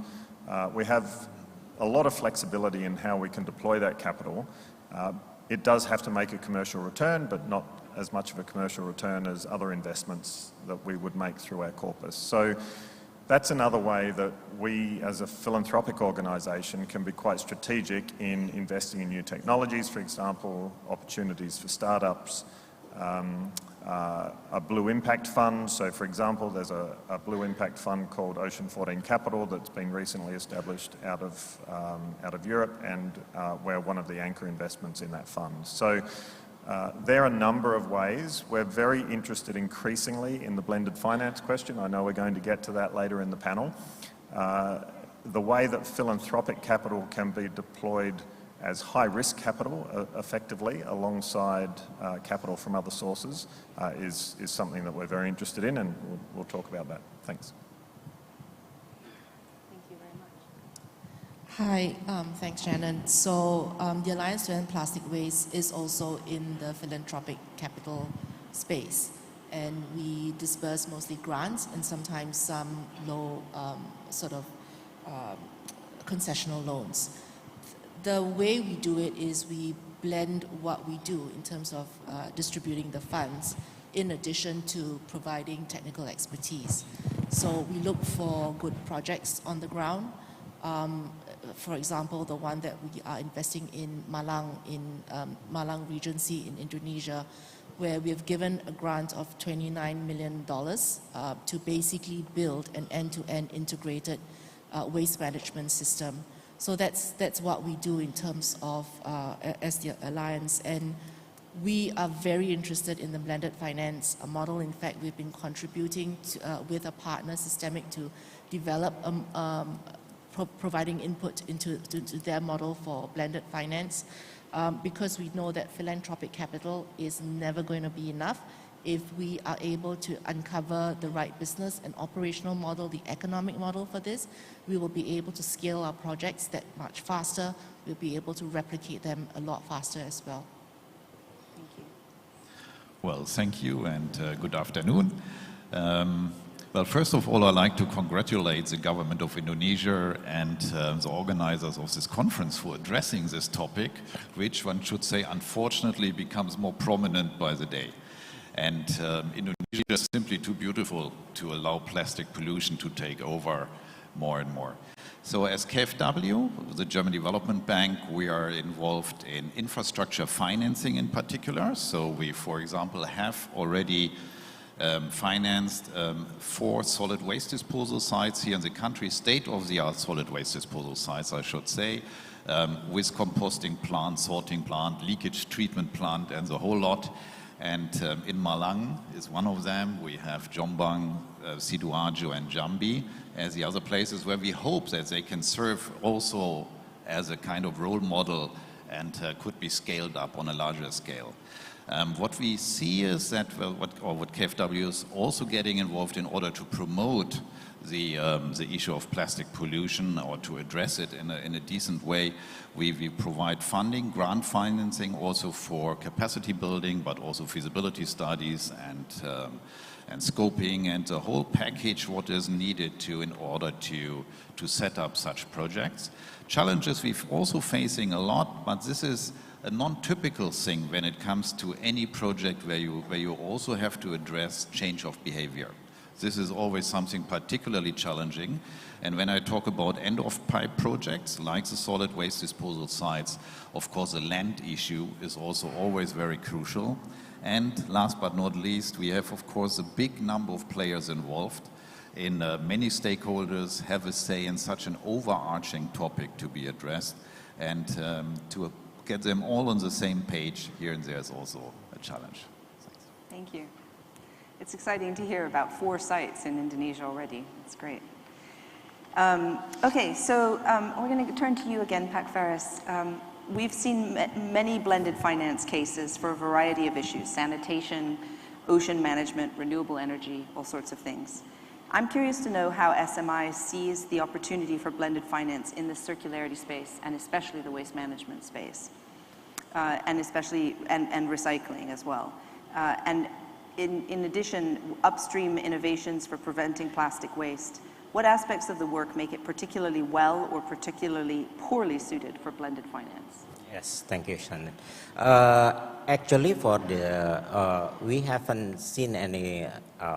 We haven't had any deliveries with regards to the blended finance in circularity sector, yeah. But in hospital health sector, we have one success story whereby we finance a hospital in North Sulawesi, whereby we combine financing from World Bank and AIIB, our financing, and with support in form of grant for the project preparation. And we are trying to replicate this matter in the project that we now assigned by Ministry of Finance. I believe what we are doing is in the downstream sector, but in upstream sector, I believe Pak Burkhardt already mentioned the changing of behavior is something that we need to address also, because it needs public education, and I believe non-profit organizations such as philanthropists or NGO have specialties in that sector. The second item is, I believe, with regards to how we can influence a good public policy, because as mentioned in the first section, that there are a gap between tariff setting that already regulated by MOHA and how this is applied in the ground.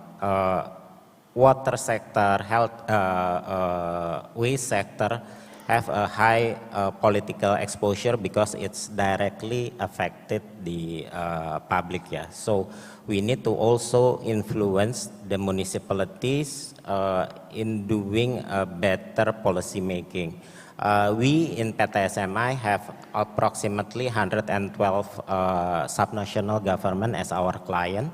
Our portfolio are amounting approximately $3 billion US.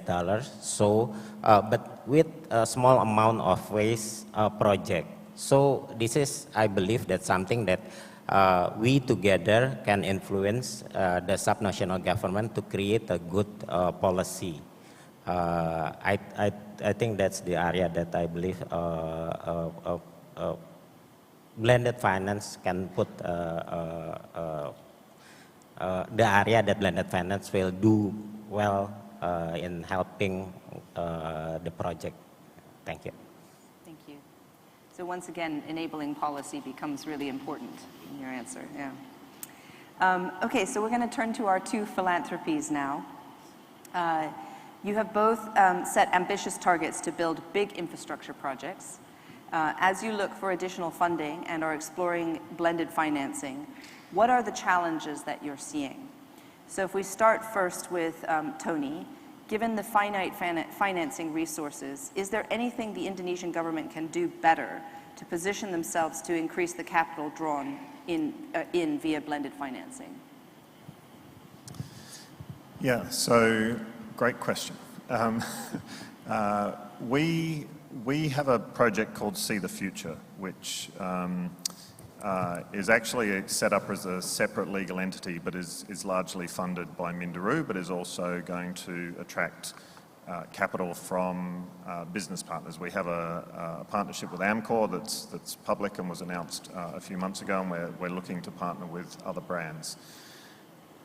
The thinking behind that model is to try and shore up the demand side for recycled content by having brands sign off-take agreements for recycled content on the basis that if they sign an off-take agreement and they know, and we know, that there's demand for recycled material, then it underpins the economics of investing into that plant.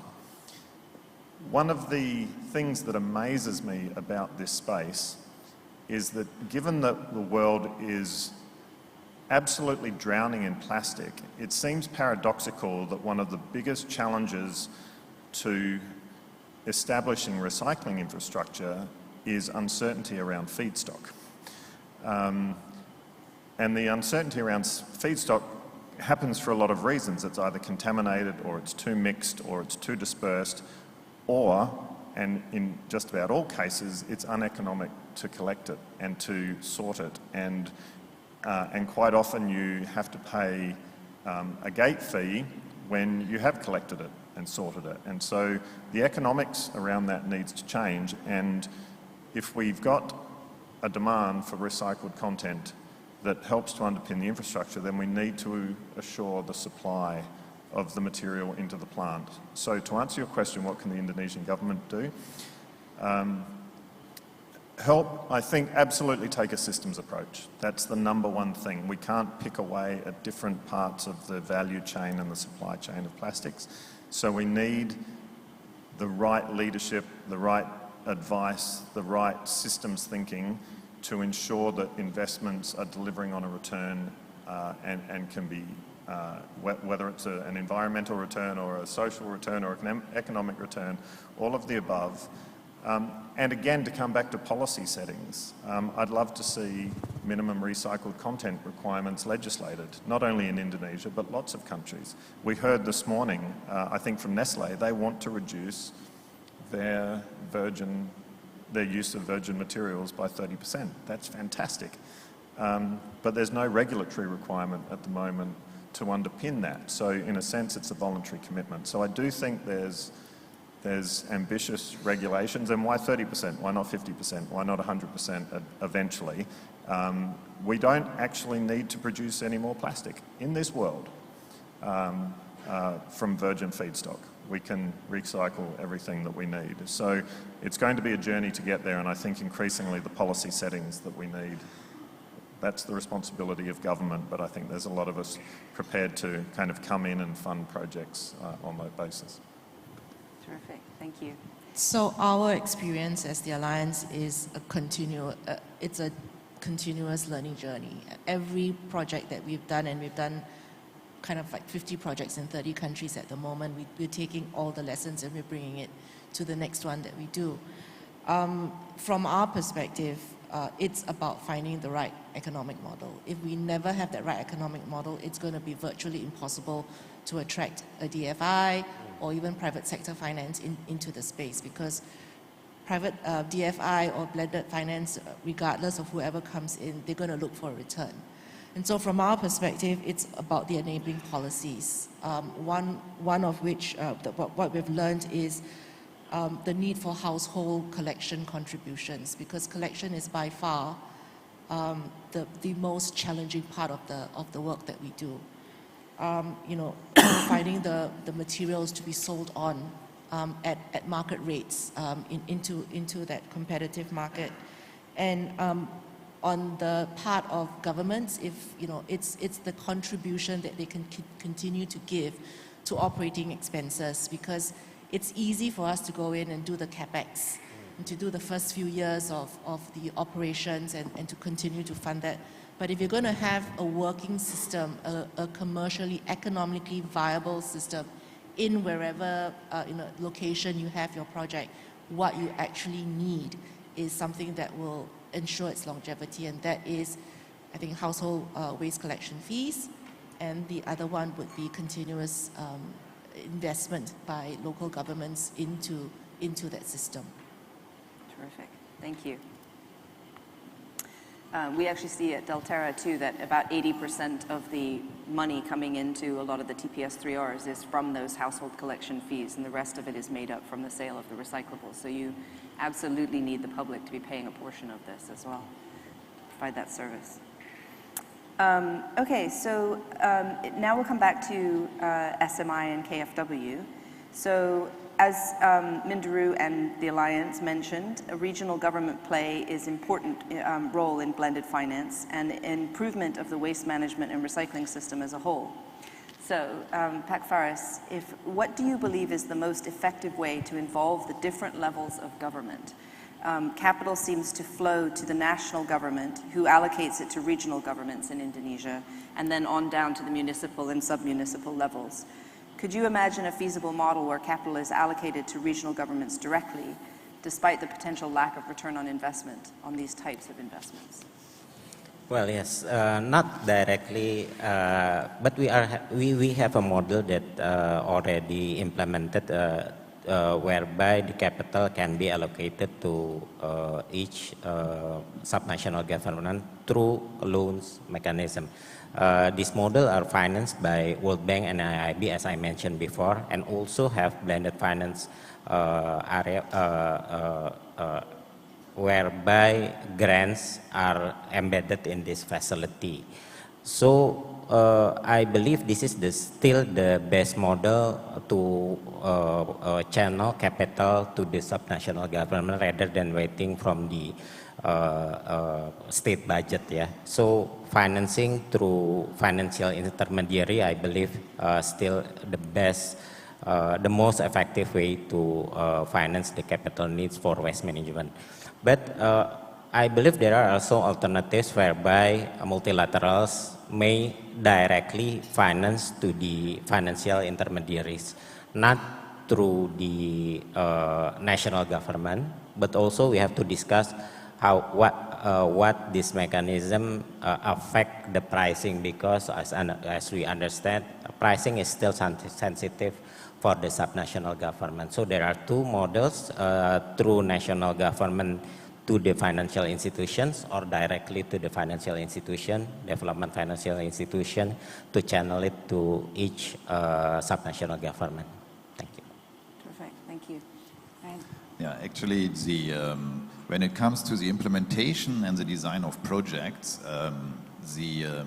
for every single rupiah being spent, in the end, it's about to improve the well-being of the people.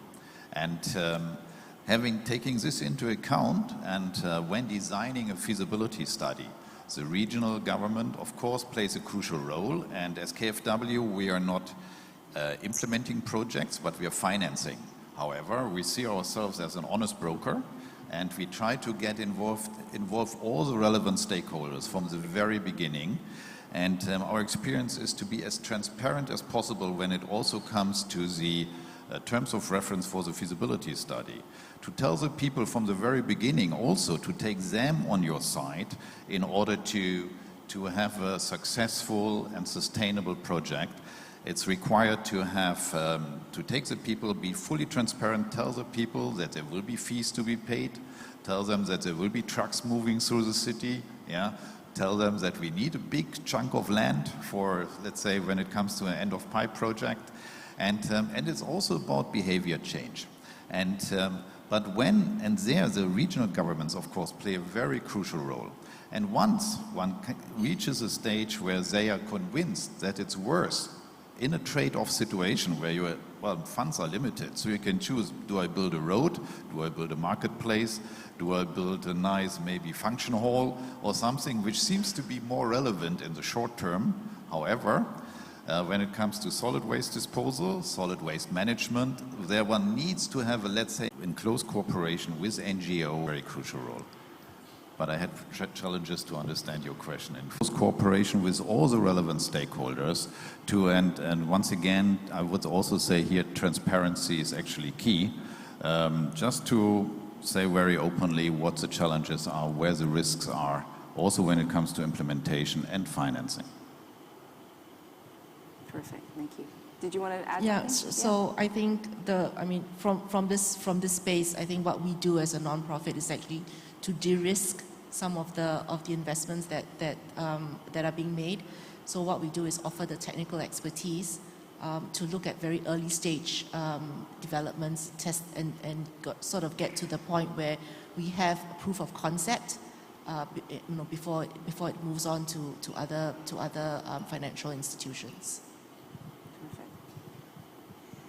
I guess also, Pak Karyanto, from the private sector side, do you see there being a role for in a similar way of de-risking some of these, or does the private sector always have to have the risk taken out by other players in this? Yeah, yeah, I believe there is a role where private sector can also contribute in the risk, the projects, because at the end I think we all agree that the project is to be sustainable, okay, and then we have to start thinking on P&L, because this is very important. We need to see at the end, if the P&L is positive, then the project potentially will survive. Because to be honest with you, there are so many projects happening which is not really sustained, because once the partners or donors completed the support, then the project is collapsed. Or when the project is entering the exit phase, then it is no longer sustained. So therefore, it is very important to make sure that we really have a comprehensive business case, taken into account so many potential risks associated, and then what we can do to support to ensure that actually it is going to run.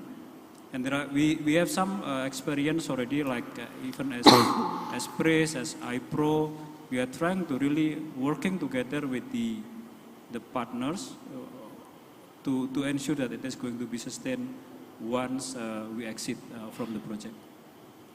Terrific, thank you. So I'm going to open it up to anyone who would like to answer this question, but maybe Pak Varias has the most experience in this space. Are there ongoing projects that you have seen in Indonesia that would be an example of how blended finance could work? And are there alternative financing mechanisms that you believe could be a better option than blended financing for waste management and recycling? The second question first. I believe no other option than blended finance, because I believe in the early infant stage of sector development, there are we need to put all the resource to create some best models, and then after that we can create some kind of framework that the private sector can accept the risk.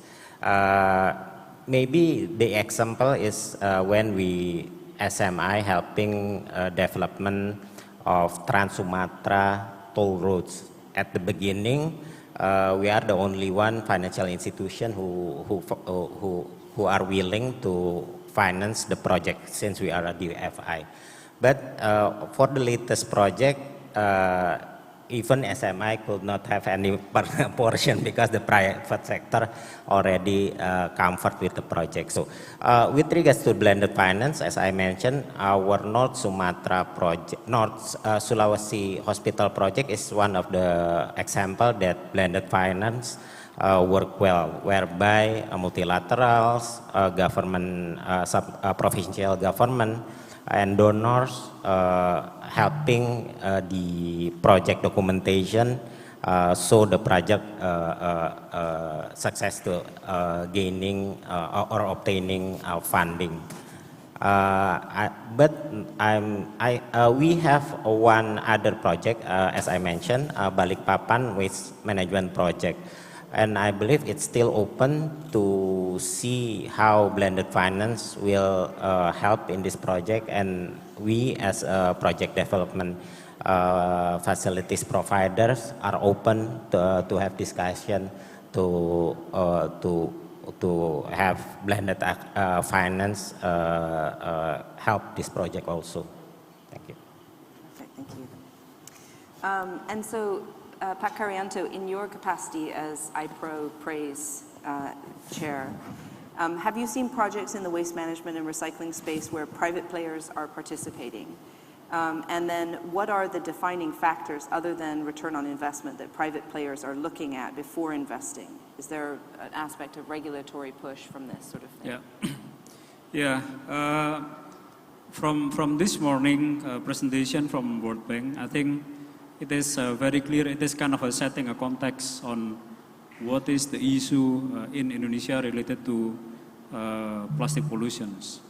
And then also it is already stated by Pak Nofrizal from the Ministry of Environment and Forestry on the regulatory point of view.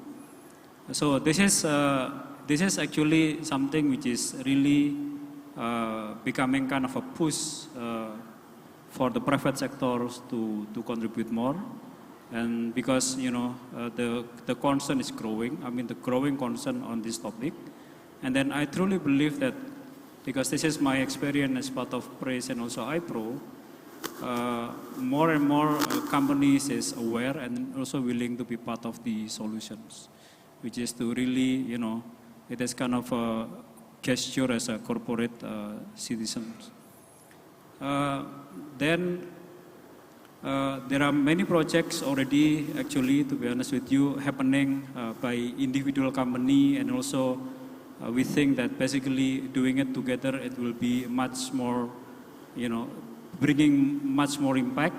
So I give you an example, like in PRO and PRAISE, we started already some initiative in Bali, in East Java, and also in Lombok. So in Bali, of course, we work also together with you at Delterra. Basically, we are focusing on the two key initiatives, this is the model that we are trying to promote, and then see how we can we can further replicate and use it as a reference on this practice in Indonesia. Because actually the first one is we are trying to promote on incentive scheme model. So incentive scheme is more on certain materials, which is, the collection system is already established, like the PET, or HDPE, which are already established. But there is a need to put kind of incentive in order to support, for example, the logistical cost, because the collection is happening in outer island, for example. Or the collection rate is still low, therefore we need to put incentive to invest on the collection system so that the collection infrastructure can be built, and then we can do the recycling. This is the first category. Then the second category is more on trying to establish or develop, kind of a bigger waste collection or waste management infrastructure at the city level, because we want to also capture low-value plastic. So low-value plastic, normally it is not being picked either by a waste picker or waste bank. So therefore, we need to do kind of at the city level waste management system. So this is actually what we do. So I think it is good that private sector is, start investing in this kind of initiative. And then when you ask about the, what are really what we call the defining factors? I think I mentioned to you the regulatory, definitely. At the end, we need to comply, we need to support also the Indonesian government.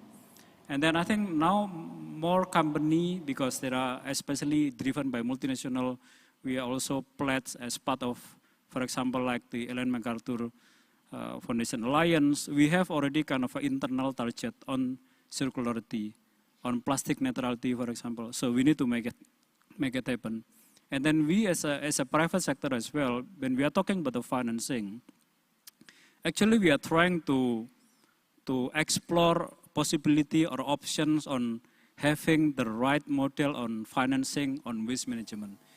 Because to be honest with you, I would like also to put on the table here, plastic tax is not our preferred options as a corporate, as a company, because there is no kind of assurance if the excise or plastic tax will be really, invested on waste management. We don't know once it is becoming part of the government budget. So therefore, we are trying to establish what will be the right, producer contribution model in Indonesia. And then of course, we are really open to have discussions and then to establish the right model in terms of the financing, in terms of the collections, or in terms of the, waste management, which is relevant for the Indonesia context. Thank you. Give you one quick follow-up. A plastic tax is not that much different from an EPR, is it? So, and yet Danone is very supportive of EPR. What is it that you see as the main difference? For our perspective, it is different. Because at the end, the plastic tax is simply similar to other tax, which is just we put, to the producers or to who actually will have the obligation to pay the tax, and then it goes to the government budgets. But the EPR, I think this is something that it is, for me, it is more on the structured approach, systematic approach, because the EPR actually is meant to address the issue, which is regulatory number 75, 2000. It's not just, packaging roadmap. It is beyond that, because we are talking about the system, we are talking about the contributions, we are talking about the financing, we are talking about the collective action, regulatory, monitoring, this kind of stuff. I think beyond, the ministerial regulation. And then we need to have many different stakeholders involved, government, many different ministerial incentive, what will be the incentive scheme. They are quite complex, but I think it is good to start having this discussion, and then we are open to have a follow-up conversation on this. It's fair, yeah. The devil is always in the details of how these things are designed. Okay, so I am going to do one final question to you all, a rapid fire, and this was not in the notes, so hopefully I don't. If you could wave a magic wand and change one aspect of the financing system here in Indonesia that you think would unlock, at least help to unlock financing for waste management, what would it be? And I'm going to start with you, Burkhard, if that's okay. Well, as my understanding is that usually money finds its way. So, actually money is available, I have to say. What is needed is probably a common understanding on how to, as a team, and every successful project is a result of a teamwork, to get all the relevant key stakeholders together and let's say get a common understanding on what to do, what kind of projects, what feasibility studies are needed. And then I'm quite assured that money finds its way. So the key issue is to get all the stakeholders together. We have many of them involved in any plastic pollution project here, ranging from on the government side, just to name a few, BAPENAS, the Ministry of Public Works and Housing, or CMMAI and others, and just to make it a priority. And then I'm actually quite optimistic that then money will be also available, financing too. Thank you. Alison.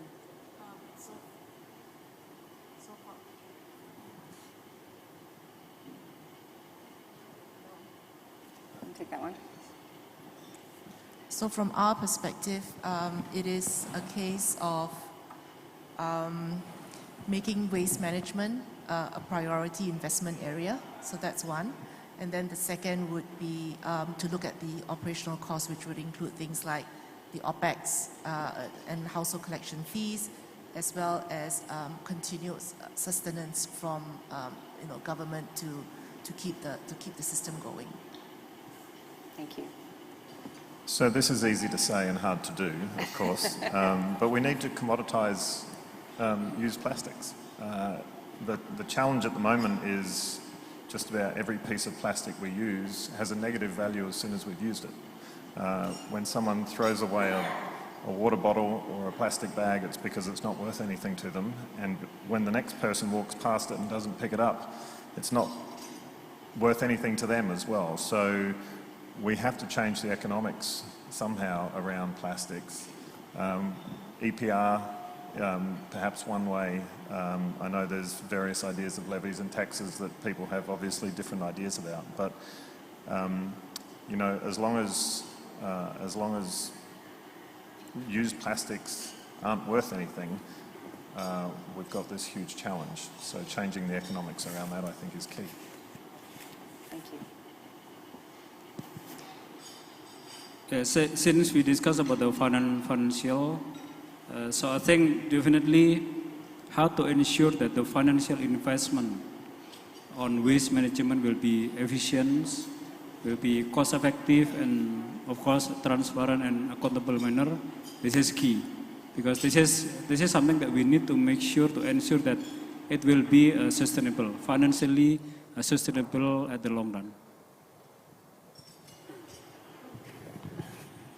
Magic one. Magic one. Okay.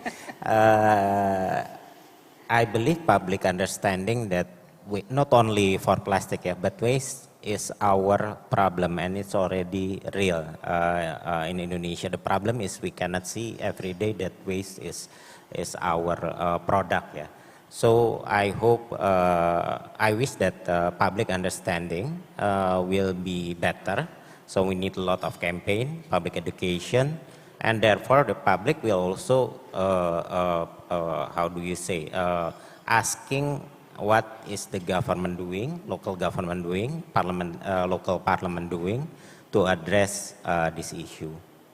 Thank you. Perfect. Thank you very much. All right, well, thank you very much to all of you. You've been terrific panelists. I appreciate your transparency and your very honest answers, so thank you. And we are going to invite Pak Said back up to give some closing comments and a call to action. And you're welcome to stay on the stage while he does that.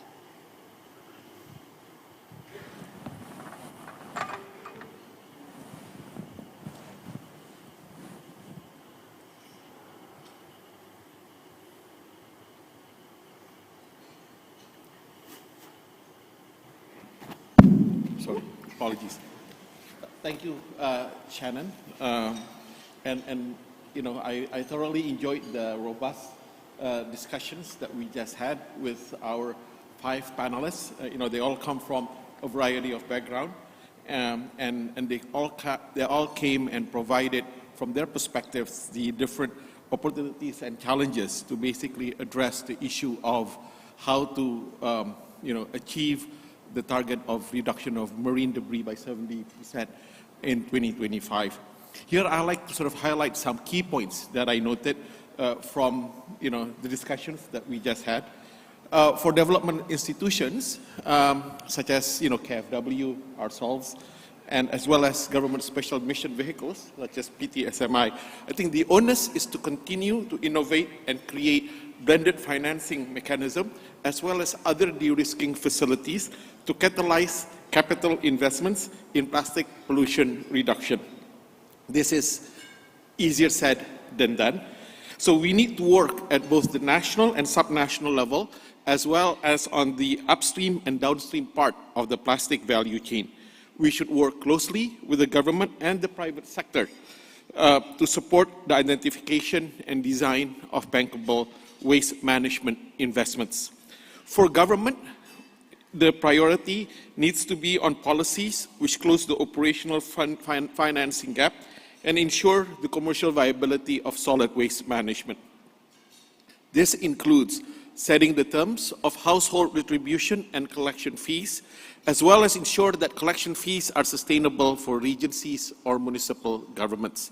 It also includes continuing to improve the investment climate for capital investments through fiscal incentives and provide the regulatory environment to ensure available capital flows come to where it is needed. Government can also challenge the private sector by setting minimum recycled context requirements. I noted from the discussions today, that the private sector can and need to invest throughout the supply chain of plastic. Private sector has the ability to create value chain that go beyond the impact of their own business. And in some ways, private sector should also be willing to assume such risk in making these investments. We've also had the pleasure of hearing from philanthropies and platforms such as Minderu, as well as Alliance to End Plastic Waste. I noted that one of the roles they can play is to establish proof of concept. The major challenge is to scale up innovations. This means there is a need to advocate policy reforms required to allow investments in plastic reduction possible on a wider scale.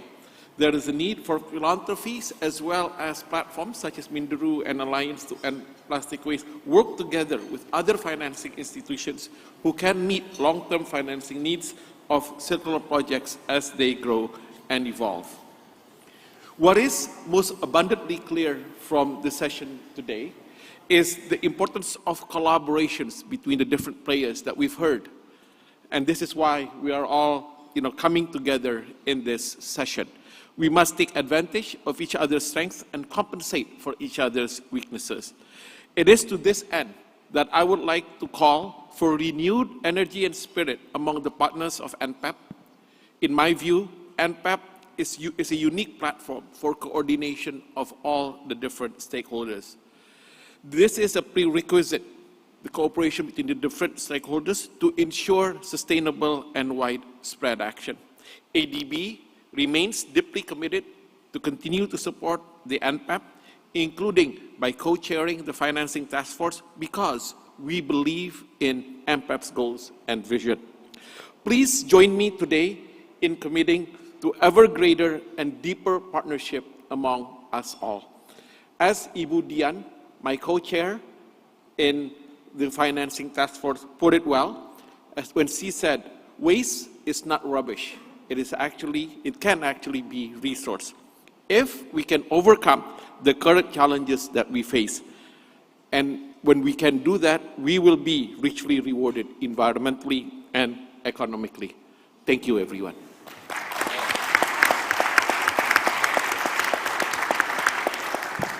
Thank you very much, Bapak Sai. We'd like to ask you to please remain on stage along with everyone.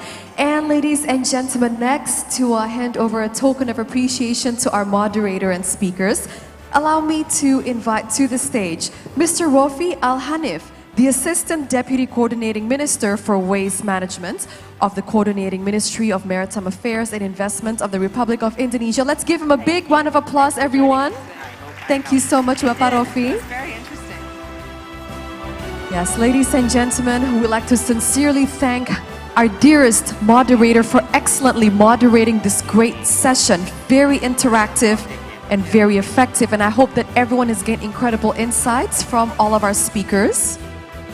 Thank you very much, Ms. Shannon Boughton, as well as Bapak Faris Pranawa, Mr. Tony Warby, Ms. Alison Lim, Mr. Burkhard Hinz, Mr. Karyanto Wibowo, as well as Mr. Said. Thank you so much for the great recap and summary of the second panel discussion of the day. So there it is, ladies and gentlemen. We talked about unlocking the financing gap to meet Indonesia's marine plastic reduction target. We'd like to thank our speakers for highlighting the progresses that have been made, as well as the achievements that we need to celebrate, and the challenges, the obstacles that we need to solve, as well as, of course, emphasizing that there is light at the end of the tunnel as long as we work hard to go towards it. Ladies and gentlemen, let us give them a big round of applause.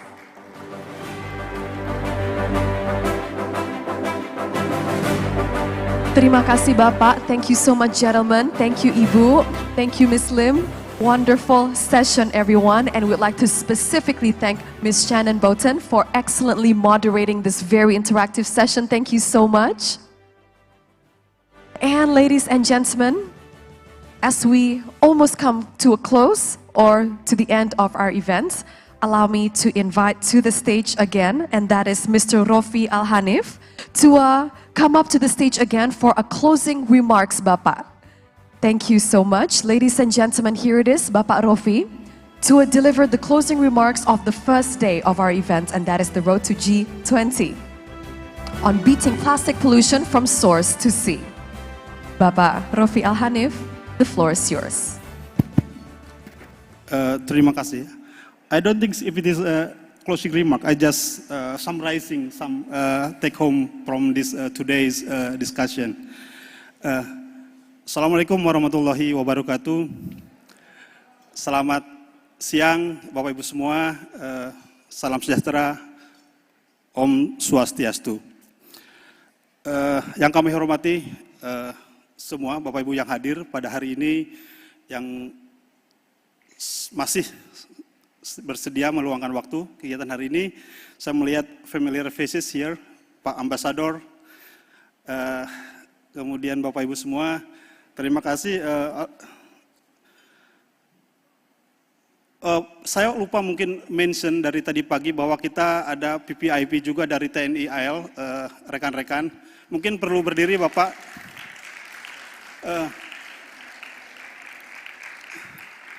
Kami sengaja mengundang perwakilan TNI AL sebagai apresiasi kami dari Kemenko Bidang Kemaritiman dan Investasi atas kolaborasinya yang baik, di mana pada saat ulang tahun TNI AL bulan September yang lalu, mereka melakukan aksi nyata bersih laut di 77 lokasi di seluruh Indonesia. Kami mendapat report dari TNI bahwa tidak kurang dari 404 ton sampah diangkat dari laut. Dan kami mendapat jaminan bahwa kegiatan ini akan terus berlangsung sebagai bukti nyata kolaborasi berbagai pihak termasuk dari TNI AL untuk membuat laut kita menjadi lebih bersih lagi. Terima kasih Bapak-Bapak yang sudah berkenan hadir. Bapak-Ibu sekalian, izinkan saya menyampaikan beberapa catatan dari diskusi kita pada hari ini, dan besok masih ada kegiatan yang lebih menarik lagi, dan kami mendapat konfirmasi Pak Menko akan hadir bersama kita pada sesi siang besok. Jadi mudah-mudahan akan lebih menarik lagi.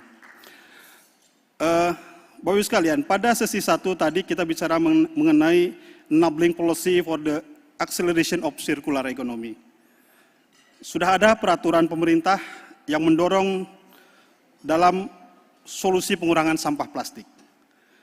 Sebagai contoh, Kementerian Perindustrian mendukung percepatan pengurangan sampah plastik di Indonesia sesuai dengan arahan Presiden Perpres nomor 83 2018. Kemudian di Kementerian Lingkungan Hidup tadi sudah menyampaikan bahwa sudah ada regulasi yang terkait dengan Extended Producer Responsibility melalui Permen LHK nomor 75 2019 yang bukan merupakan sekedar rekomendasi, tetapi merupakan suatu keharusan dari semua private sector terutama untuk bisa melakukan pengurangan produksi sampah plastik. Kemudian Bank Dunia tadi menyoroti juga soal kebijakan yang dibutuhkan untuk solusi jangka panjang dalam membuat regulasi yang mendorong traceability dan data availability, khususnya terkait dengan plastik dan produksi plastik di Indonesia. Kemudian mewakili pemerintah daerah tadi dari Provinsi Jawa Barat juga sudah meng-highlight bahwa daerah juga ikut berkomitmen untuk ikut berperan aktif dalam pengelolaan sampah, juga berkomitmen untuk menerapkan peraturan yang sudah ada.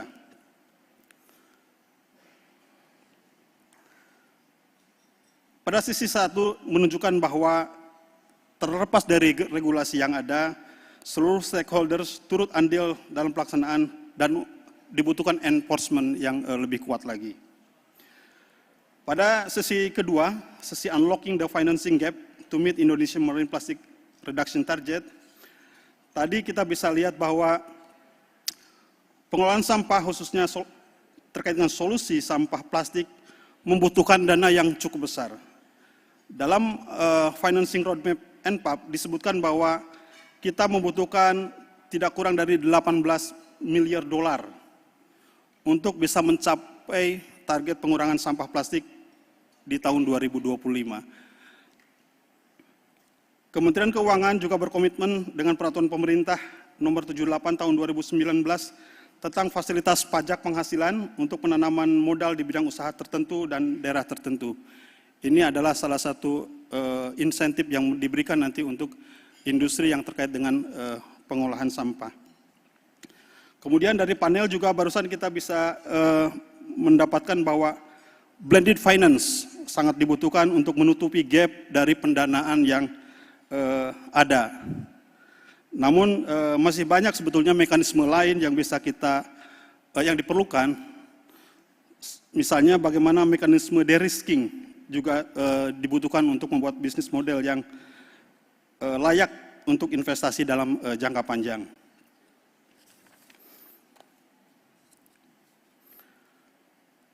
Bapak Ibu sekalian, di ruangan sebelah kita ada pitching session, di mana banyak sekali startups yang menyampaikan inovasi-inovasi yang sangat baik, dan tadi juga sekarang masih berjalan. Antara lain dari sesi IPRO tadi menjelaskan tentang kolaboratif model, bagaimana iPro bisa membantu perusahaan-perusahaan untuk kemudian ada Plastic IQ dan Deltera juga menunjukkan teknologi yang justru bisa membantu perusahaan-perusahaan dalam membuat roadmap pengurangan sampah plastik sebagaimana dimandatkan oleh Peraturan Menteri Lingkungan Hidup.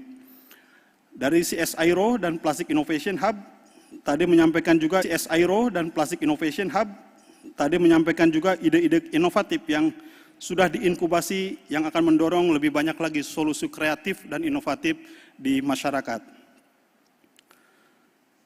Pada sesi sore ini masih ada satu sesi di pitching session, yaitu dari NPAP yang akan meluncurkan Gender Equality Social Inclusion atau GESI Report yang bisa mendorong komitmen untuk pencapaian solusi sirkular yang lebih inklusif.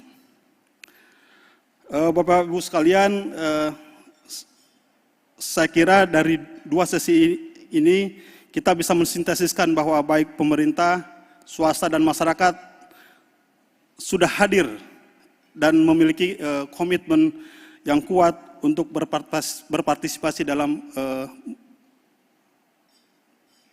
menangani permasalahan solusi sampah plastik di Indonesia.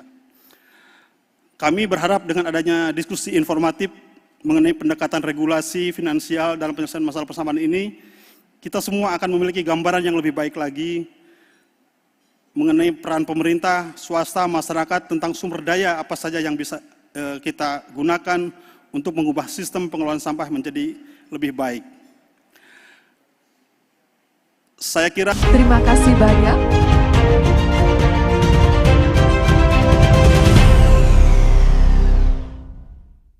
Terima kasih banyak Bapak Rofi untuk the recap and the great summary of today.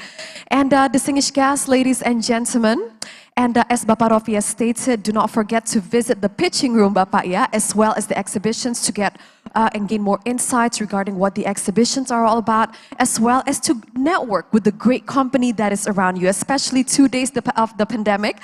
Ladies and gentlemen, I have heard many of our participants have said how glad we all are that after 2 years of participating these events via Zoom, it is so refreshing to finally be able to be here face to face with everyone. So this is the time for all of us to network with everyone.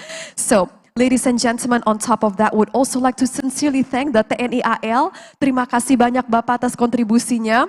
You are truly the pride of Indonesia. Terima kasih Bapak. Let's give them once a big round of applause once again. Terima kasih. And ladies and gentlemen, as the week is still very young, we will still have tomorrow, we'll have to discuss an array of topics surrounding how to beat plastic pollution from source to sea and vice versa. And we're going to highlight the achievements, the progress, as well as the obstacles that we will face together and are facing together. And we'll have our experts, our speakers to come up on stage to share their insights and knowledge with everyone. And on behalf of our dearest organizers and hosts, allow us to once again say thank you very much for your participation and for your attendance and support here today. And we hope that you will enjoy Bali, and please have a great rest of the day, everyone, and have a great evening. And we'll see you tomorrow bright and early. Thank you very much. Terima kasih. Wassalamualaikum warahmatullahi wabarakatuh. Thank you.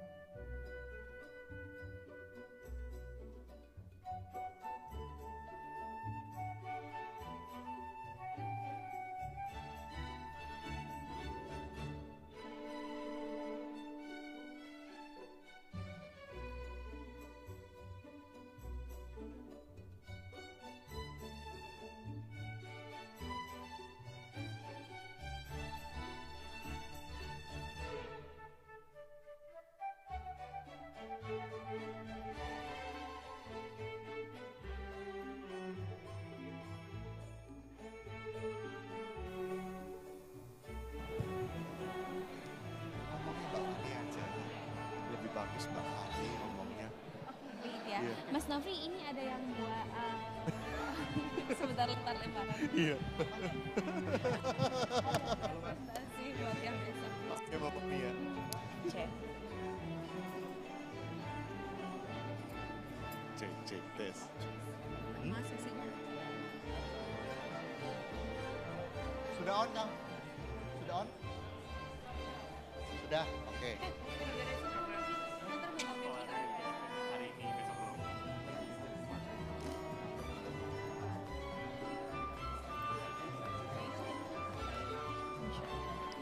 Ladies and gentlemen, please be informed that right now we are also having a parallel session on the pitching room on Puri Kencana 3 room.